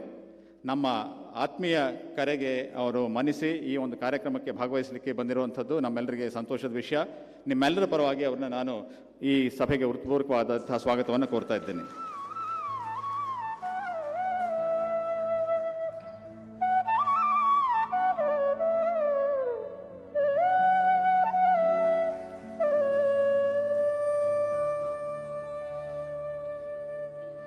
ಇನ್ನು ಕಲ್ಯಾಣ ಕರ್ನಾಟಕದ ಭಾಗದಿಂದ ಬಂದಿರುವಂಥ ನಮ್ಮ ಆತ್ಮೀಯ MLC ಅವರಾದಂಥ ಶ್ರೀಯುತ ಶಶಿಲ್ ನಮೋಶಿ ಅವರು ನಮ್ಮ ಜೊತೆಗಿದ್ದಾರೆ. ಈ ಕಾರ್ಯಕ್ರಮದಲ್ಲಿ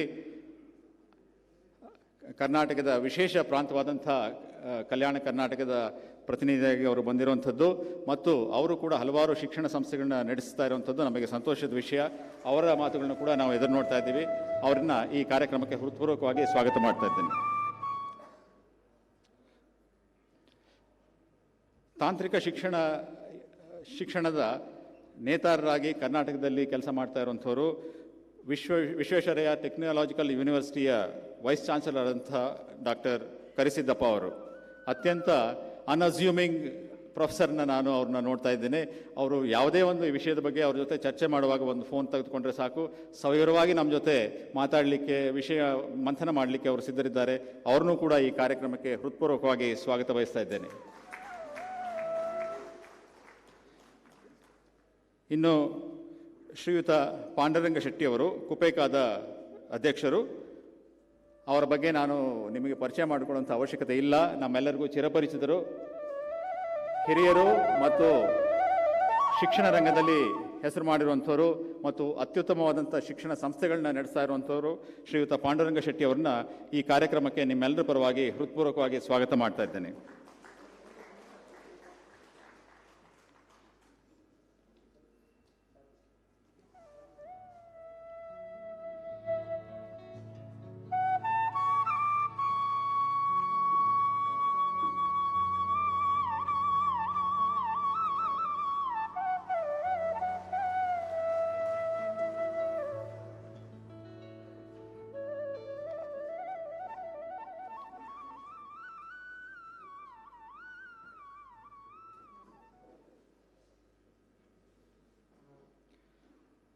ಇನ್ನು ಉದ್ಯಮ ರಂಗದ ವಿಶೇಷ ಪ್ರತಿನಿಧಿಯಾಗಿ ನಮ್ಮ ಜೊತೆ ವೇದಿಕೆ ಮೇಲೆ ಇದ್ದಾರೆ ರಾಬರ್ಟ್ ಬಾಷ್ನ ಮ್ಯಾನೇಜಿಂಗ್ ಡೈರೆಕ್ಟರ್ ಅವರು. ಅಚ್ಚ ಕನ್ನಡದ ಹೆಸರು ದತ್ತಾತ್ರಿ ಸಾಲಗಾಮೆ ಅಂತ ಹೇಳಿ. ಅವ್ರನ್ನ ನಿಮ್ಮೆಲ್ಲರ ಪರವಾಗಿ ಹೃತ್ಪೂರ್ವಕವಾಗಿ ನಾನು ಸ್ವಾಗತ ಮಾಡ್ತಾ ಇದ್ದೇನೆ.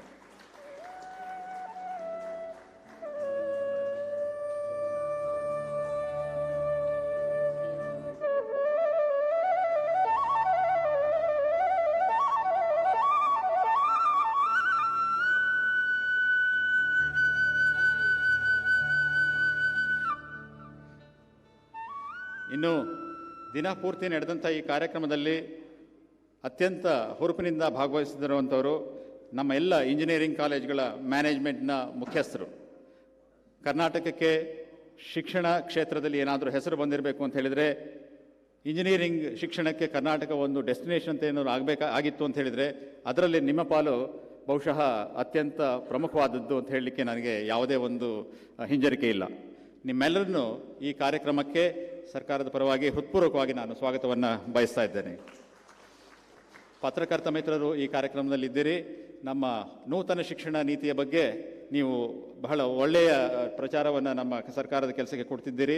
ಹಲವಾರು ವಿಸ್ತೃತವಾದಂಥ ಈ ಒಂದು ನೀತಿಯನ್ನು ಹಲವು ಹಂತಗಳಲ್ಲಿ ಹಲವು ರೀತಿಗಳಲ್ಲಿ ನಾವು ಅನುಷ್ಠಾನ ಮಾಡ್ತಾ ಇರುವಂಥದ್ದನ್ನು, ಅದರಲ್ಲಿ ಆಗ್ತಾ ಇರುವಂಥ ಪರಿಣಾಮವನ್ನು ತಾವು ಕೂಲಂಕುಷವಾಗಿ ನೋಡ್ತಾ ಇದ್ದೀರಿ. ದಯವಿಟ್ಟು ನಿಮ್ಮ ಬೆಂಬಲವನ್ನು ಇದೇ ರೀತಿ ಮುಂದುವರಿಸಬೇಕು ಅಂತ ಕೋರ್ತಾ ನಿಮ್ಮನ್ನು ಈ ಕಾರ್ಯಕ್ರಮಕ್ಕೆ ನಾನು ಹೃತ್ಪೂರ್ವಕವಾಗಿ ಸ್ವಾಗತ ಮಾಡ್ತಾ ಇದ್ದೇನೆ. ಆಯುಕ್ತರು ಮತ್ತು ನಮ್ಮ ಎಲ್ಲ ಹಿರಿಯ ಅಧಿಕಾರಿಗಳು ಈ ಕಾರ್ಯಕ್ರಮದಲ್ಲಿ ಭಾಗವಹಿಸ್ತಾ ಇದ್ದಾರೆ. ಅವರೆಲ್ಲರಿಗೂ ಈ ಕಾರ್ಯಕ್ರಮವನ್ನು ಅಚ್ಚುಕಟ್ಟಾಗಿ ಒಂದು ಕಾರ್ಯಕ್ರಮವನ್ನು ರೂಪಿಸಿದ್ದಕ್ಕಾಗಿ ಹೃತ್ಪೂರ್ವಕವಾದಂಥ ಸ್ವಾಗತವನ್ನು ಕೋರ್ತಾ ಇದ್ದೇನೆ.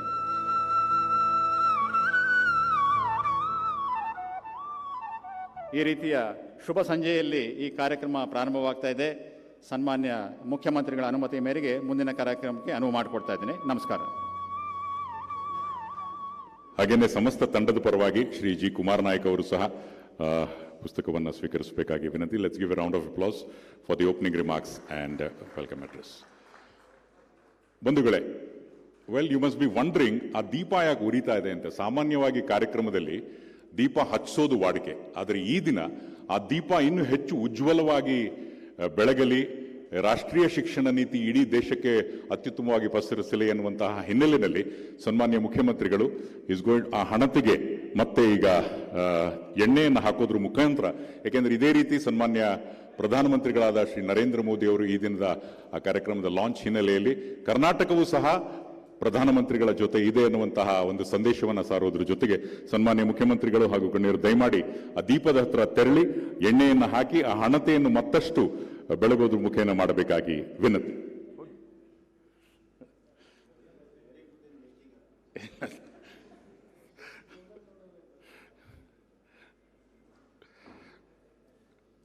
Ladies and gentleman, this is a very very special occasion. ಈ ತರದ ಒಂದು ವಿಶೇಷ ಹೇಗೆ NEP 2020 ವಿಶೇಷನೋ ಅದೇ ರೀತಿ ಈ ದೀಪವನ್ನು ಬೆಳಗಿಸಿ ಕರ್ನಾಟಕದ ಸಮಸ್ತ ಶಿಕ್ಷಣ ಕುಟುಂಬ ರಾಷ್ಟ್ರೀಯ National Education Policy 2020, the implementation in engineering education in the state of Karnataka, and of course the campaign Destination Karnataka for technical education, 4 years BSc honors in engineering colleges and engineering education in Kannada medium. ಇದಕ್ಕೆ ಸನ್ಮಾನ್ಯ ಮುಖ್ಯಮಂತ್ರಿಗಳು ಇದೀಗ ಚಾಲನೆಯನ್ನ ನೀಡಿದ್ದಾರೆ.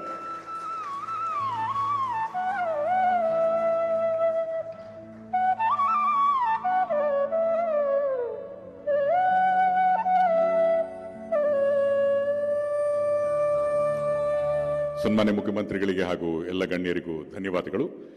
ಇನ್ನು BSc honours ಆರಂಭ ಮಾಡೋದಕ್ಕಾಗಿ ಆದೇಶ ಪತ್ರವನ್ನು ಸನ್ಮಾನ್ಯ ಮುಖ್ಯಮಂತ್ರಿಗಳು ಹಾಗೂ ಡಾಕ್ಟರ್ ಸಿ ಎನ್ ಅಶ್ವತ್ಥನಾರಾಯಣ ಅವರು ನೀಡಬೇಕಾಗಿ ವಿನಂತಿ.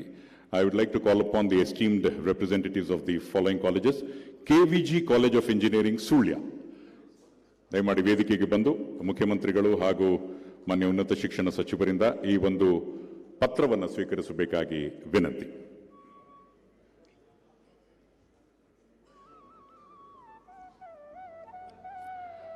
I would also request BITM Ballari to kindly come close to the stage to save time. BITM Ballari.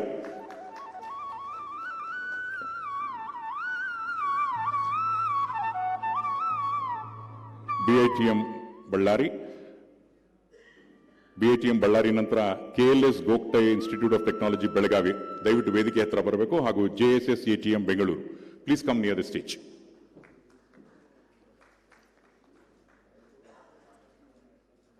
BITM Ballari, ನಂತರ KLS Gogte institute of technology Belagavi.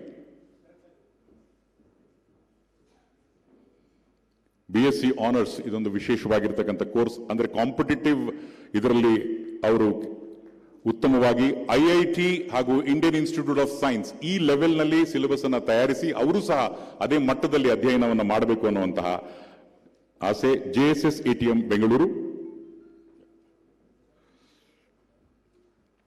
So that the education standards in all, particularly in BSc honors, will go up and they will be able to compete much more competitively in all the major exams.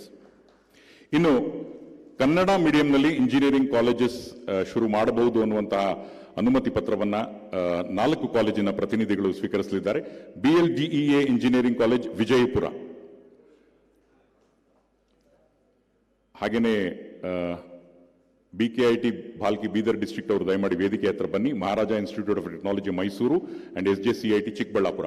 In the interest of time ದಯವಿಟ್ಟು ಅನ್ಯಥಾ ಭಾವಿಸಬೇಡಿ. Please come near the stage. BLDEA engineering college Vijayapura,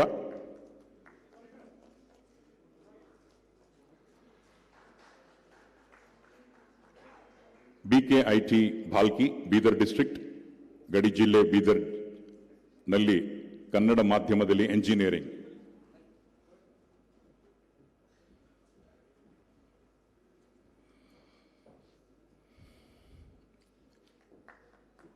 ಇದಾದ ಮೇಲೆ ಮಹಾರಾಜ institute of technology ಸಾಂಸ್ಕೃತಿಕ ರಾಜಧಾನಿ ಮೈಸೂರಿನಿಂದ,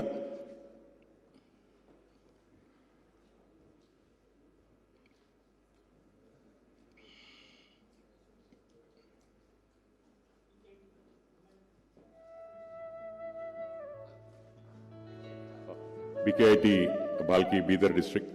ಸ್ವಲ್ಪ ದೂರ ಇರೋದ್ರಿಂದ ಬೀದರ್ ಅವರು ಸ್ವಲ್ಪ ನಿಧಾನಕ್ಕೆ ಬಂದರು, it's okay. Maharaja institute of technology Mysuru ನಂತರ SJCIT Chikkaballapur,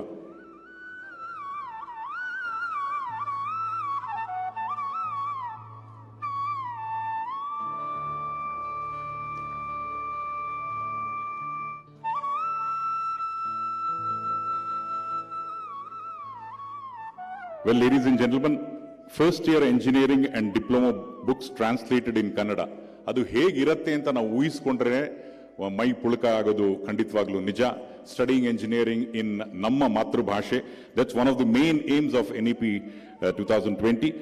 Now the first year engineering and diploma books translated in Kannada will be showcased to the honorable chief minister. ದಯವಿಟ್ಟು ಗಮನಿಸಿ, 8 ಭಾಷೆಗಳಲ್ಲಿ ಕರ್ನಾಟಕ ಮತ್ತೆ ಮುಂಚೂಣಿಯಲ್ಲಿದೆ. Karnataka is indeed been a pioneer in terms of translating it into regional languages.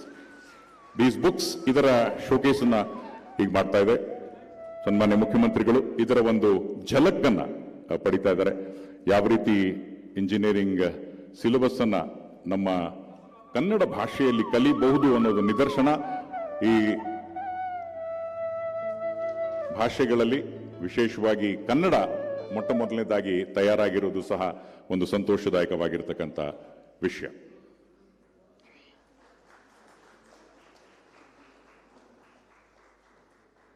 ಧನ್ಯವಾದಗಳು sir. ಇನ್ನು ಬಹಳ ಪ್ರಮುಖವಾಗಿರ್ತಕ್ಕಂಥ ಒಂದು ಅಂಶ,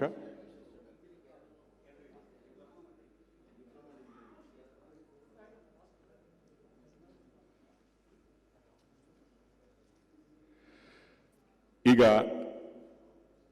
ದಯವಿಟ್ಟು ಗಮನಿಸಿ, ಒಂದು NEP ಒಂದು ಗೀತೆಯನ್ನು ಮಾಡಬೇಕು ಅನ್ನೋದು ಡಾಕ್ಟರ್ CN ಅಶ್ವತ್ಥನಾರಾಯಣ್ ಅವರ ಕನಸಾಗಿತ್ತು. ಇದನ್ನ ಅತ್ಯಂತ ತ್ವರಿತವಾಗಿ ಪ್ರೊಫೆಸರ್ SM ಶಿವಪ್ರಸಾದ್ ಇವರು ಹೈಯರ್ ಎಜುಕೇಶನ್ ಅಕಾಡೆಮಿ ಡೈರೆಕ್ಟರ್, ಧಾರವಾಡದಲ್ಲಿದ್ದಾರೆ. ಹೈಯರ್ ಎಜುಕೇಶನ್ ಅಕಾಡೆಮಿ ಡೈರೆಕ್ಟರ್ ಇವರು ಗೀತೆಯನ್ನು ಬರೆದು, ಈ ಗೀತೆ ನಿನ್ನೆ ರಾತ್ರಿ 10 ಗಂಟೆಗೆ ಬಂತು. ಆ ರಾತ್ರಿ 10 ಗಂಟೆನಲ್ಲಿ ಡಾಕ್ಟರ್ CN ಅಶ್ವತ್ಥನಾರಾಯಣ್ ಅದಕ್ಕೆ ಅನುಮೋದನೆಯನ್ನು ನೀಡಿದ್ರು. The recording started at 11 o'clock and it went on till morning, and today ಈ ದಿನ ಅದು ಬಿಡುಗಡೆ ಆಗ್ತಾ ಇರೋದು ಬಹಳ ಸಂತೋಷದಾಯಕವಾಗಿರ್ತಕ್ಕಂಥ ವಿಷಯ. Yes, it definitely deserves a round of applause. ಇದರ ಸಂಗೀತವನ್ನ ರವಿ ಬಸ್ರೂರು ಅವರು ನೀಡಿದ್ದಾರೆ. ಉಮೇಶ್ ಕಾರ್ನಾಡ್, ಕೃಷ್ಣ ಬಸ್ರೂರು, ನಾಗಪ್ರಕಾಶ್ ಕೋಟ, ಚೇತನ್ ಹಂದಟ್ಟು, ವಿಜಯ್ ಬಸ್ರೂರು, ನಂದು ಜೆ ಇದನ್ನು ಹಾಡಿದ್ದಾರೆ. ಪ್ರಮುಖವಾಗಿ ಇಡೀ ವಿಶ್ವದ ಗಮನವನ್ನು ಸೆಳೆದಿರುವಂತಹ ಹೊಂಬಾಳೆ ಫಿಲ್ಮ್ಸ್ ಅವರ ವಿಜಯ್ ಕಿರ್ಗಂದೂರು ಅವರ ನೇತೃತ್ವದಲ್ಲಿ ಈ ಎಲ್ಲ ಕೆಲಸಗಳು ನಡೀತು. ಈಗ ಸನ್ಮಾನ್ಯ ಮುಖ್ಯಮಂತ್ರಿಗಳು ಈ ಒಂದು ಗೀತೆಯನ್ನ ಬಿಡುಗಡೆಗೊಳಿಸಬೇಕಾಗಿ ವಿನಂತಿ.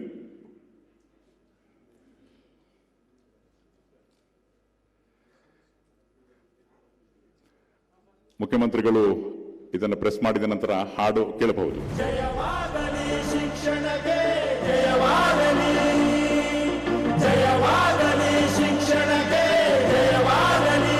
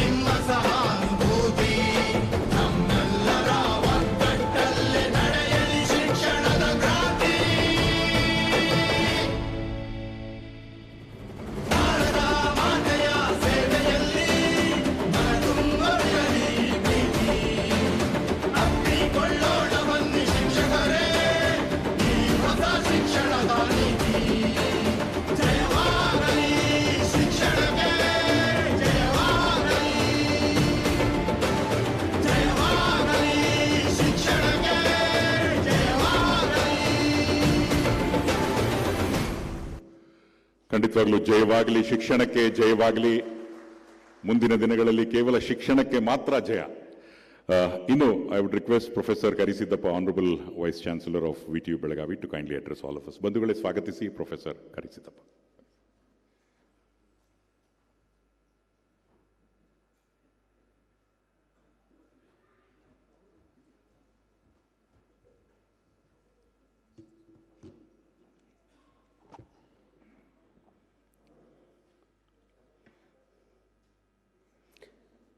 ಎಲ್ಲರಿಗೂ ನಮಸ್ಕಾರ.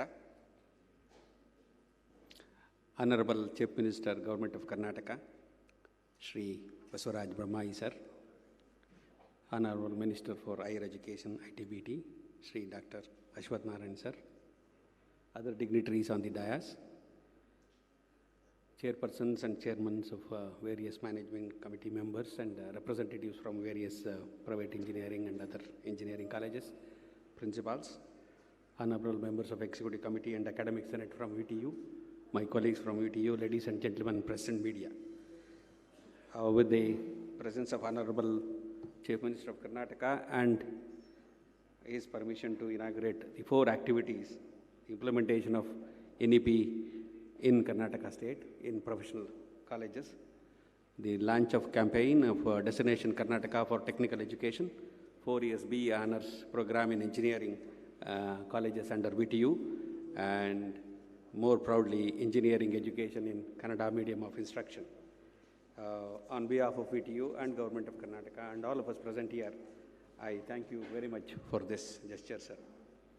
You all know NEP 2020 is an inclusive framework focusing on elementary education to higher education in this country.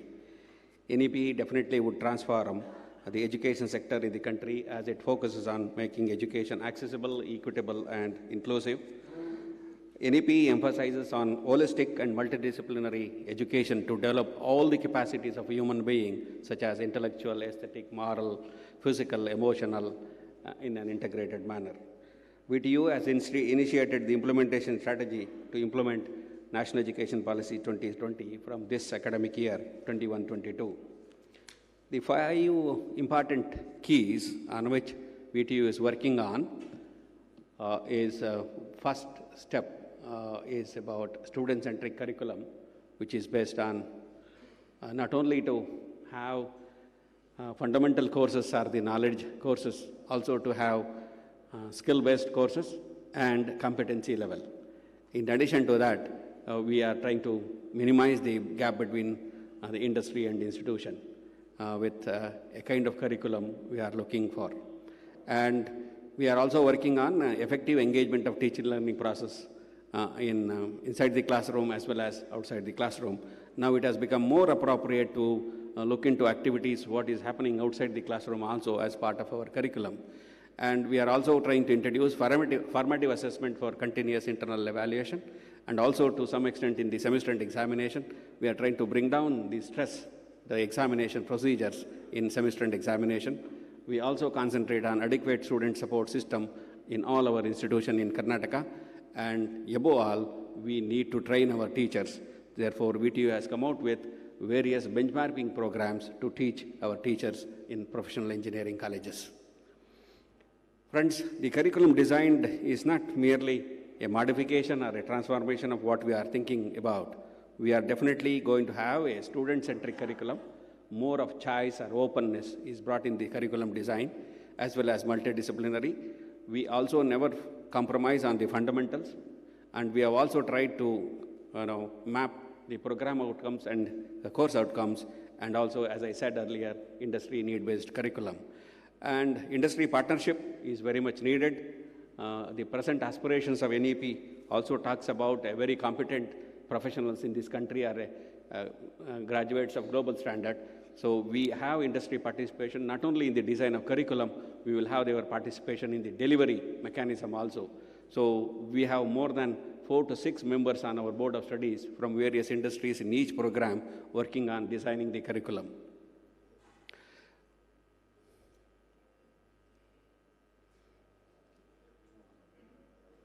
Okay, so we have brought certain changes in the curriculum. As I said, we have introduced ability enhancement courses. These courses not only they concentrate on the knowledge required, the skill set required, both life skill as well as the skill from engineering background. It also concentrates on enhancing the competency level of our students. So the kind of courses we are trying to introduce without compromising the quality of technical education or the fundamental education in the respective branch of engineering, we also concentrate on arts, language, humanities, laws, agri-tech, law, professions, political science, banking, finance, etc. These skills which are trying to advocate in our system, we have not only brought in the ability enhancement courses, we have brought the skill courses in the professional core also related. So when we talk about skill, it is both cognitive skill as well as the practical skills. That's why we have brought in many changes. And we need, this recent pandemic has taught how doctors and engineers should work together. That's why we are introducing a new course on biology for engineers, which is a compulsory course for all branches of engineering.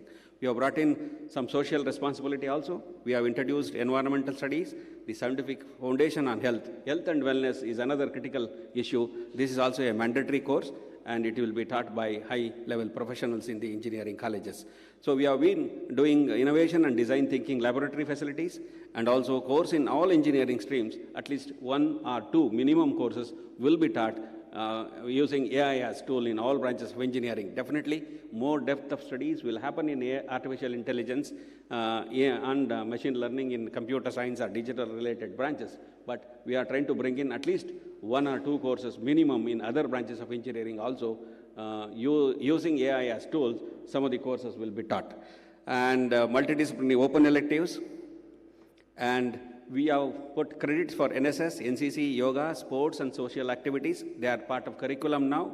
We have also brought on a compulsory course on research methodology and intellectual property rights. So that is one area wherein we need to work on, improve our research and IPR policy. VTU has come out with its own IPR policy recently. We have published, the whole details are available on our website. And credits for Kannada language courses and communication English and professional writing skills are part of both English medium course as well as Kannada medium course. To address the need of Kannada medium students, sir, we are taking care of English as one of the professional and communicative language in Kannada medium of engineering programs also. And we have brought in compulsory courses on Constitution of India and professional ethics, and also 2 courses on universal human values. That's what we are talking about. Being professional people, we need to address the global problems, and we need to work on the team building. That is another life skill set, we talk about. So that's why we have made 2 programs on universal human values. And one of the innovative ideas in engineering as well as in diploma education, Karnataka government has brought in about integration of theory and practicals wherever possible. So there were repetitions in some of the courses in engineering. We wish to repeat some contents in practicals as well as in theory. So we have tried to integrate them and go with a unique program and integrate both theory and practicals. Definitely the ability of the student to learn will be very much enhanced. The major change is going to be in terms of industry and institution connect. So we have brought in 2 short duration internship programs at the end of first year and second year compulsory, and 24 weeks research and industry internship in the curriculum. It is going to be 1 semester full. Our students will be either in the industry or they also work in research laboratories like IISc, IITs, or some of the center of excellences you have established in your own college, and NAL, ADA, these kind of industries.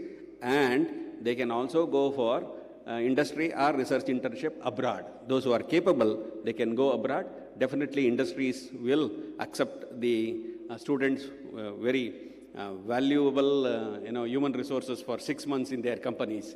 And Honorable Minister for Education has promised that we will have a portal on this, and is working with various industries. A lot of discussions have happened. Karnataka government will come out with a policy of providing stipend to some of the engineering students who go for 6 months internship. And we have introduced mini and major projects. They were there in the curriculum, but we have made meaningful because the various activities which are involved in mini and major projects will be mentioned in the curriculum itself, and accordingly the activities will be conducted and it is monitored. So definitely these kind of activities, as I said, outside the college campus should become more meaningful. So technical tours and field study and visits. So either some of the branches like civil engineering, architecture, they had this field study and field visits, but other branches of engineering also we are bringing them. It should be a part of your continuous internal evaluation. We are increasing the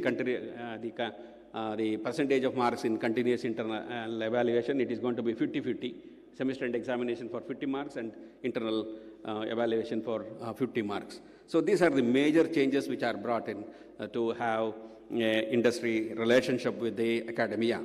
And I always keep telling, we need to find industries in the campus and campus in industries. So unless we make this kind of a beginning, we will keep blaming the gap between industry and the institutions.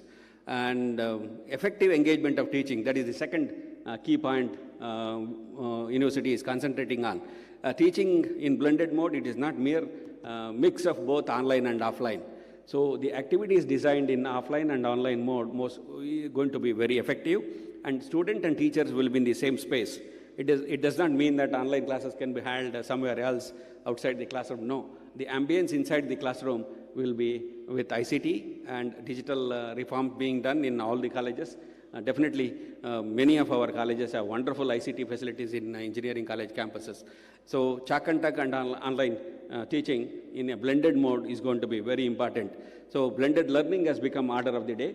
As we have committed ourselves by signing the Washington Accord, we need to educate our graduates and bring in outcome-based education, especially in professional engineering courses. So that's why these kind of activities will become very meaningful and learning will be enhanced. And assignment and group discussion. So whenever you give assignment, they may copy from somebody else and bring it back. When you ask them few questions and have a discussion with the students, definitely there will be learning happening.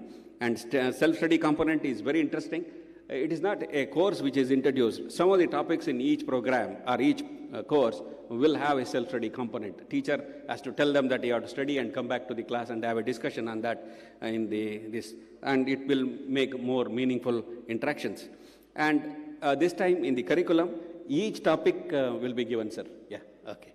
Yeah, effective engagement of tutorials and laboratory, discussion with project. Yes, sir. Yes, sir. Okay. So these are the changes, flipped classes, etc. we have brought in. Activity-based learning we have brought in, and experiential learning we have brought through community services. That is another important aspect. The assessment procedures, we have changed it, sir. We have gone for parameter assessment in CIE, and we have mapped program outcomes with assessment and attainments level in terms of Bloom's taxonomy, and we have made it more meaningful in terms of this. So this is another area wherein semester end examinations are going to be short and long duration examination. They were all long duration examination. Short duration examination could be with MCQ. Long duration examination will be to test the writing skill, etc., as you know, and open book examination. This is one change which you have brought in. Open book examination in few of the engineering courses will make students to have their creative knowledge in design and analysis. That is the fourth is about the adequate student support system. So we need to have learner centers in each of the colleges.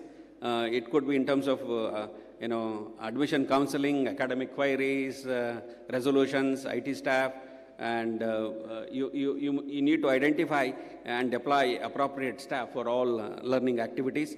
And we need to set up clubs and faculty assignments. They are there in the various colleges. We need to make them more meaningful by creating activities in terms of debate, music, dance, literature, etc. This is another social engagement, and it is credited.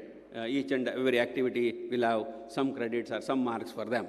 So examination center should have high-level network facility, etc. And each of the college will have IQAC cell, internal quality assessment cell, and this cell will guide them for going for NAC and NBA. This is another important activity in engineering colleges. All our colleges must be NAC accredited or NBA accredited by another 2 years. And we need to have a special setup of quality support system for socio-economically disadvantaged group in each of the college. and set up an assessment monitoring committee. Many a times we have complaints from the students that my internal marks are not properly given or etc. Therefore, we need to have an assessment committee. They must meet with the HOD and deliberate on where they are weak, what are the challenges, how they have scored less, what is the reason, etc. So that is another thing. So we are trying to infuse very important course in mental wellness, counseling and other activities. Yoga and physical education is part of the curriculum, and we need to establish IIPC cell. Of course, many colleges have this. And the Innovation, Enterprise and Venture Development Cell has been started in VTU according to AICTE startup policy, and we need to use that facility. We need to collaborate with the VTU Central Placement Cell and Placement and Training Cell in individual colleges, and we are establishing a supportive portal for networking international students and the students from other states. A research and industry internship portal, definitely it will map the industries available with the students, colleges, government assistants, and also with the various industries. So this kind of a portal, which is very similar to AICT portal, will go a long way. And ATL, AICT Training and Learning Center, which we have established, is going to train our teachers in 8 modules. That is one of the major yes. And with this, some of the small things what we have done is BE Honors and Minors, 21 days a mandatory program, interdisciplinary final year projects, vocational courses, integrated BTech with MBA program, and various other. One of the important thing is an incubation center and startup we have started, and we have established Idea Lab, and we are giving financial assistance to students of final year. And sir, 40 research students will work on full time from this year, sir. That is going to enhance our this. Thank you very much.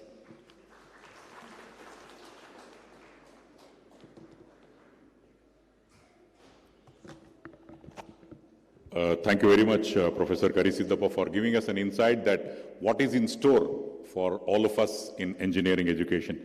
Dhanyavadagalu. It's indeed a matter of great pleasure that we have the President and MD of Robert Bosch, Shri Dattatri Salagame. I would request Shri Dattatri Salagame to address all of us.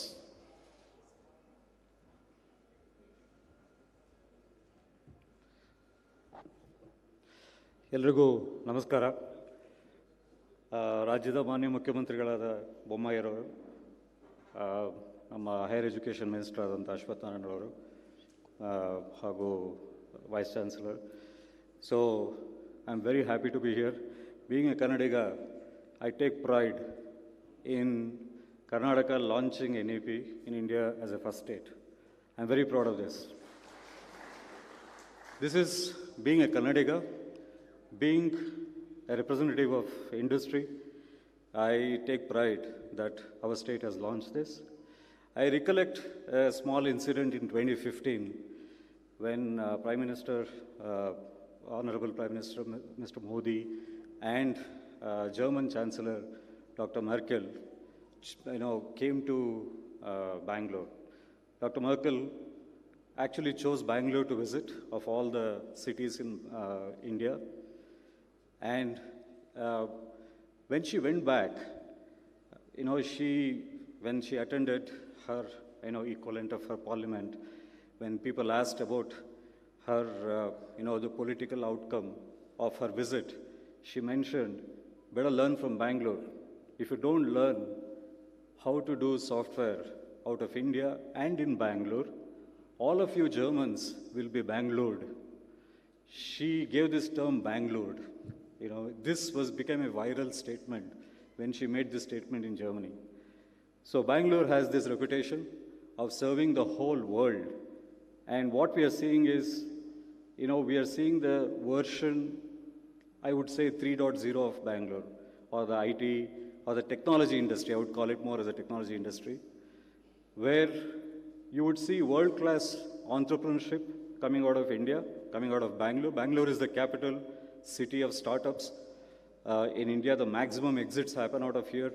Most successful startups come to Bangalore to incubate their ideas. And Bangalore would see cutting-edge product engineering happening out of Bangalore in future. Most advanced research institutes and companies would invest here in our state.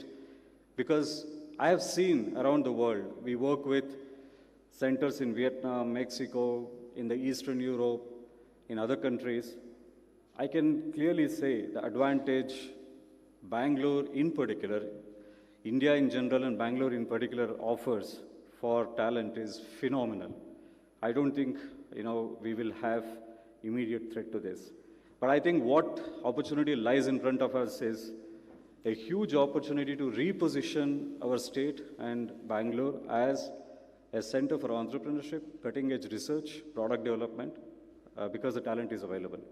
Now I just give, because I see the new education policy bringing multidisciplinary engineering, which is extremely relevant.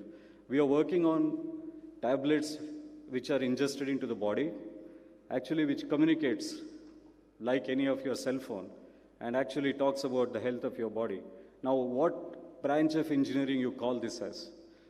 Must be, the combination of Mr. Ashwathnarayan, who is a medical doctor, and Mr. Bumai, who is an engineer, both sciences coming together. So, this is clearly biology and engineering. In engineering, it is electronics, computer science, all disciplines coming together.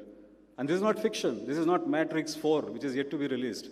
This is real, and we work on this topic. And this is the kind of knowledge we need as the next generation of engineers coming out. I think today we spend about 6 to 8 months in reskilling many of the associates who join from engineering colleges fresh into kind of groom them into industry. And 6 to 8 months when we hire, thousands of people is a considerable effort by corporates. For example, we hire about 5,000 associates every year. And when you spend 6 to 8 months into retraining them, orienting them into industry, it is a drag on the productivity. I think what I saw in the new education policy of bridging the gap between industry and the course is a wonderful idea. I think what I recognize from the presentation, it's not only about changing the methodology of study for students, but it is also about how to retrain faculty. I think this is extremely important because you would see a gap when you change the curriculum about what I saw. Maybe a massive retraining, reskilling of faculty is needed. Industry can play a huge role here. We would be happy to partner and bridge the gap of faculty into the new education policy, which is more practical, doing assignments, not only for students, even faculty taking up projects with the industry to re-hone their skills so that they're in a better position to teach students. So I congratulate Karnataka government for taking up this massive initiative, and I think it's going to augur extremely well for the industry. We from the industry look forward to partner with academia, with Karnataka government to ensure that this is successful. Thank you so much.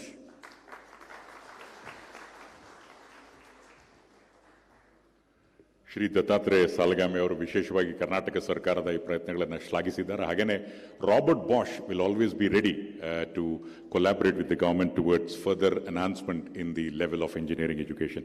Let's give a round of applause to Shri Dattatreya Salagami. ಧನ್ಯವಾದಗಳು sir. I would now request the Chairman Technical Committee, Shri Manjunath Bhandari, to kindly come over.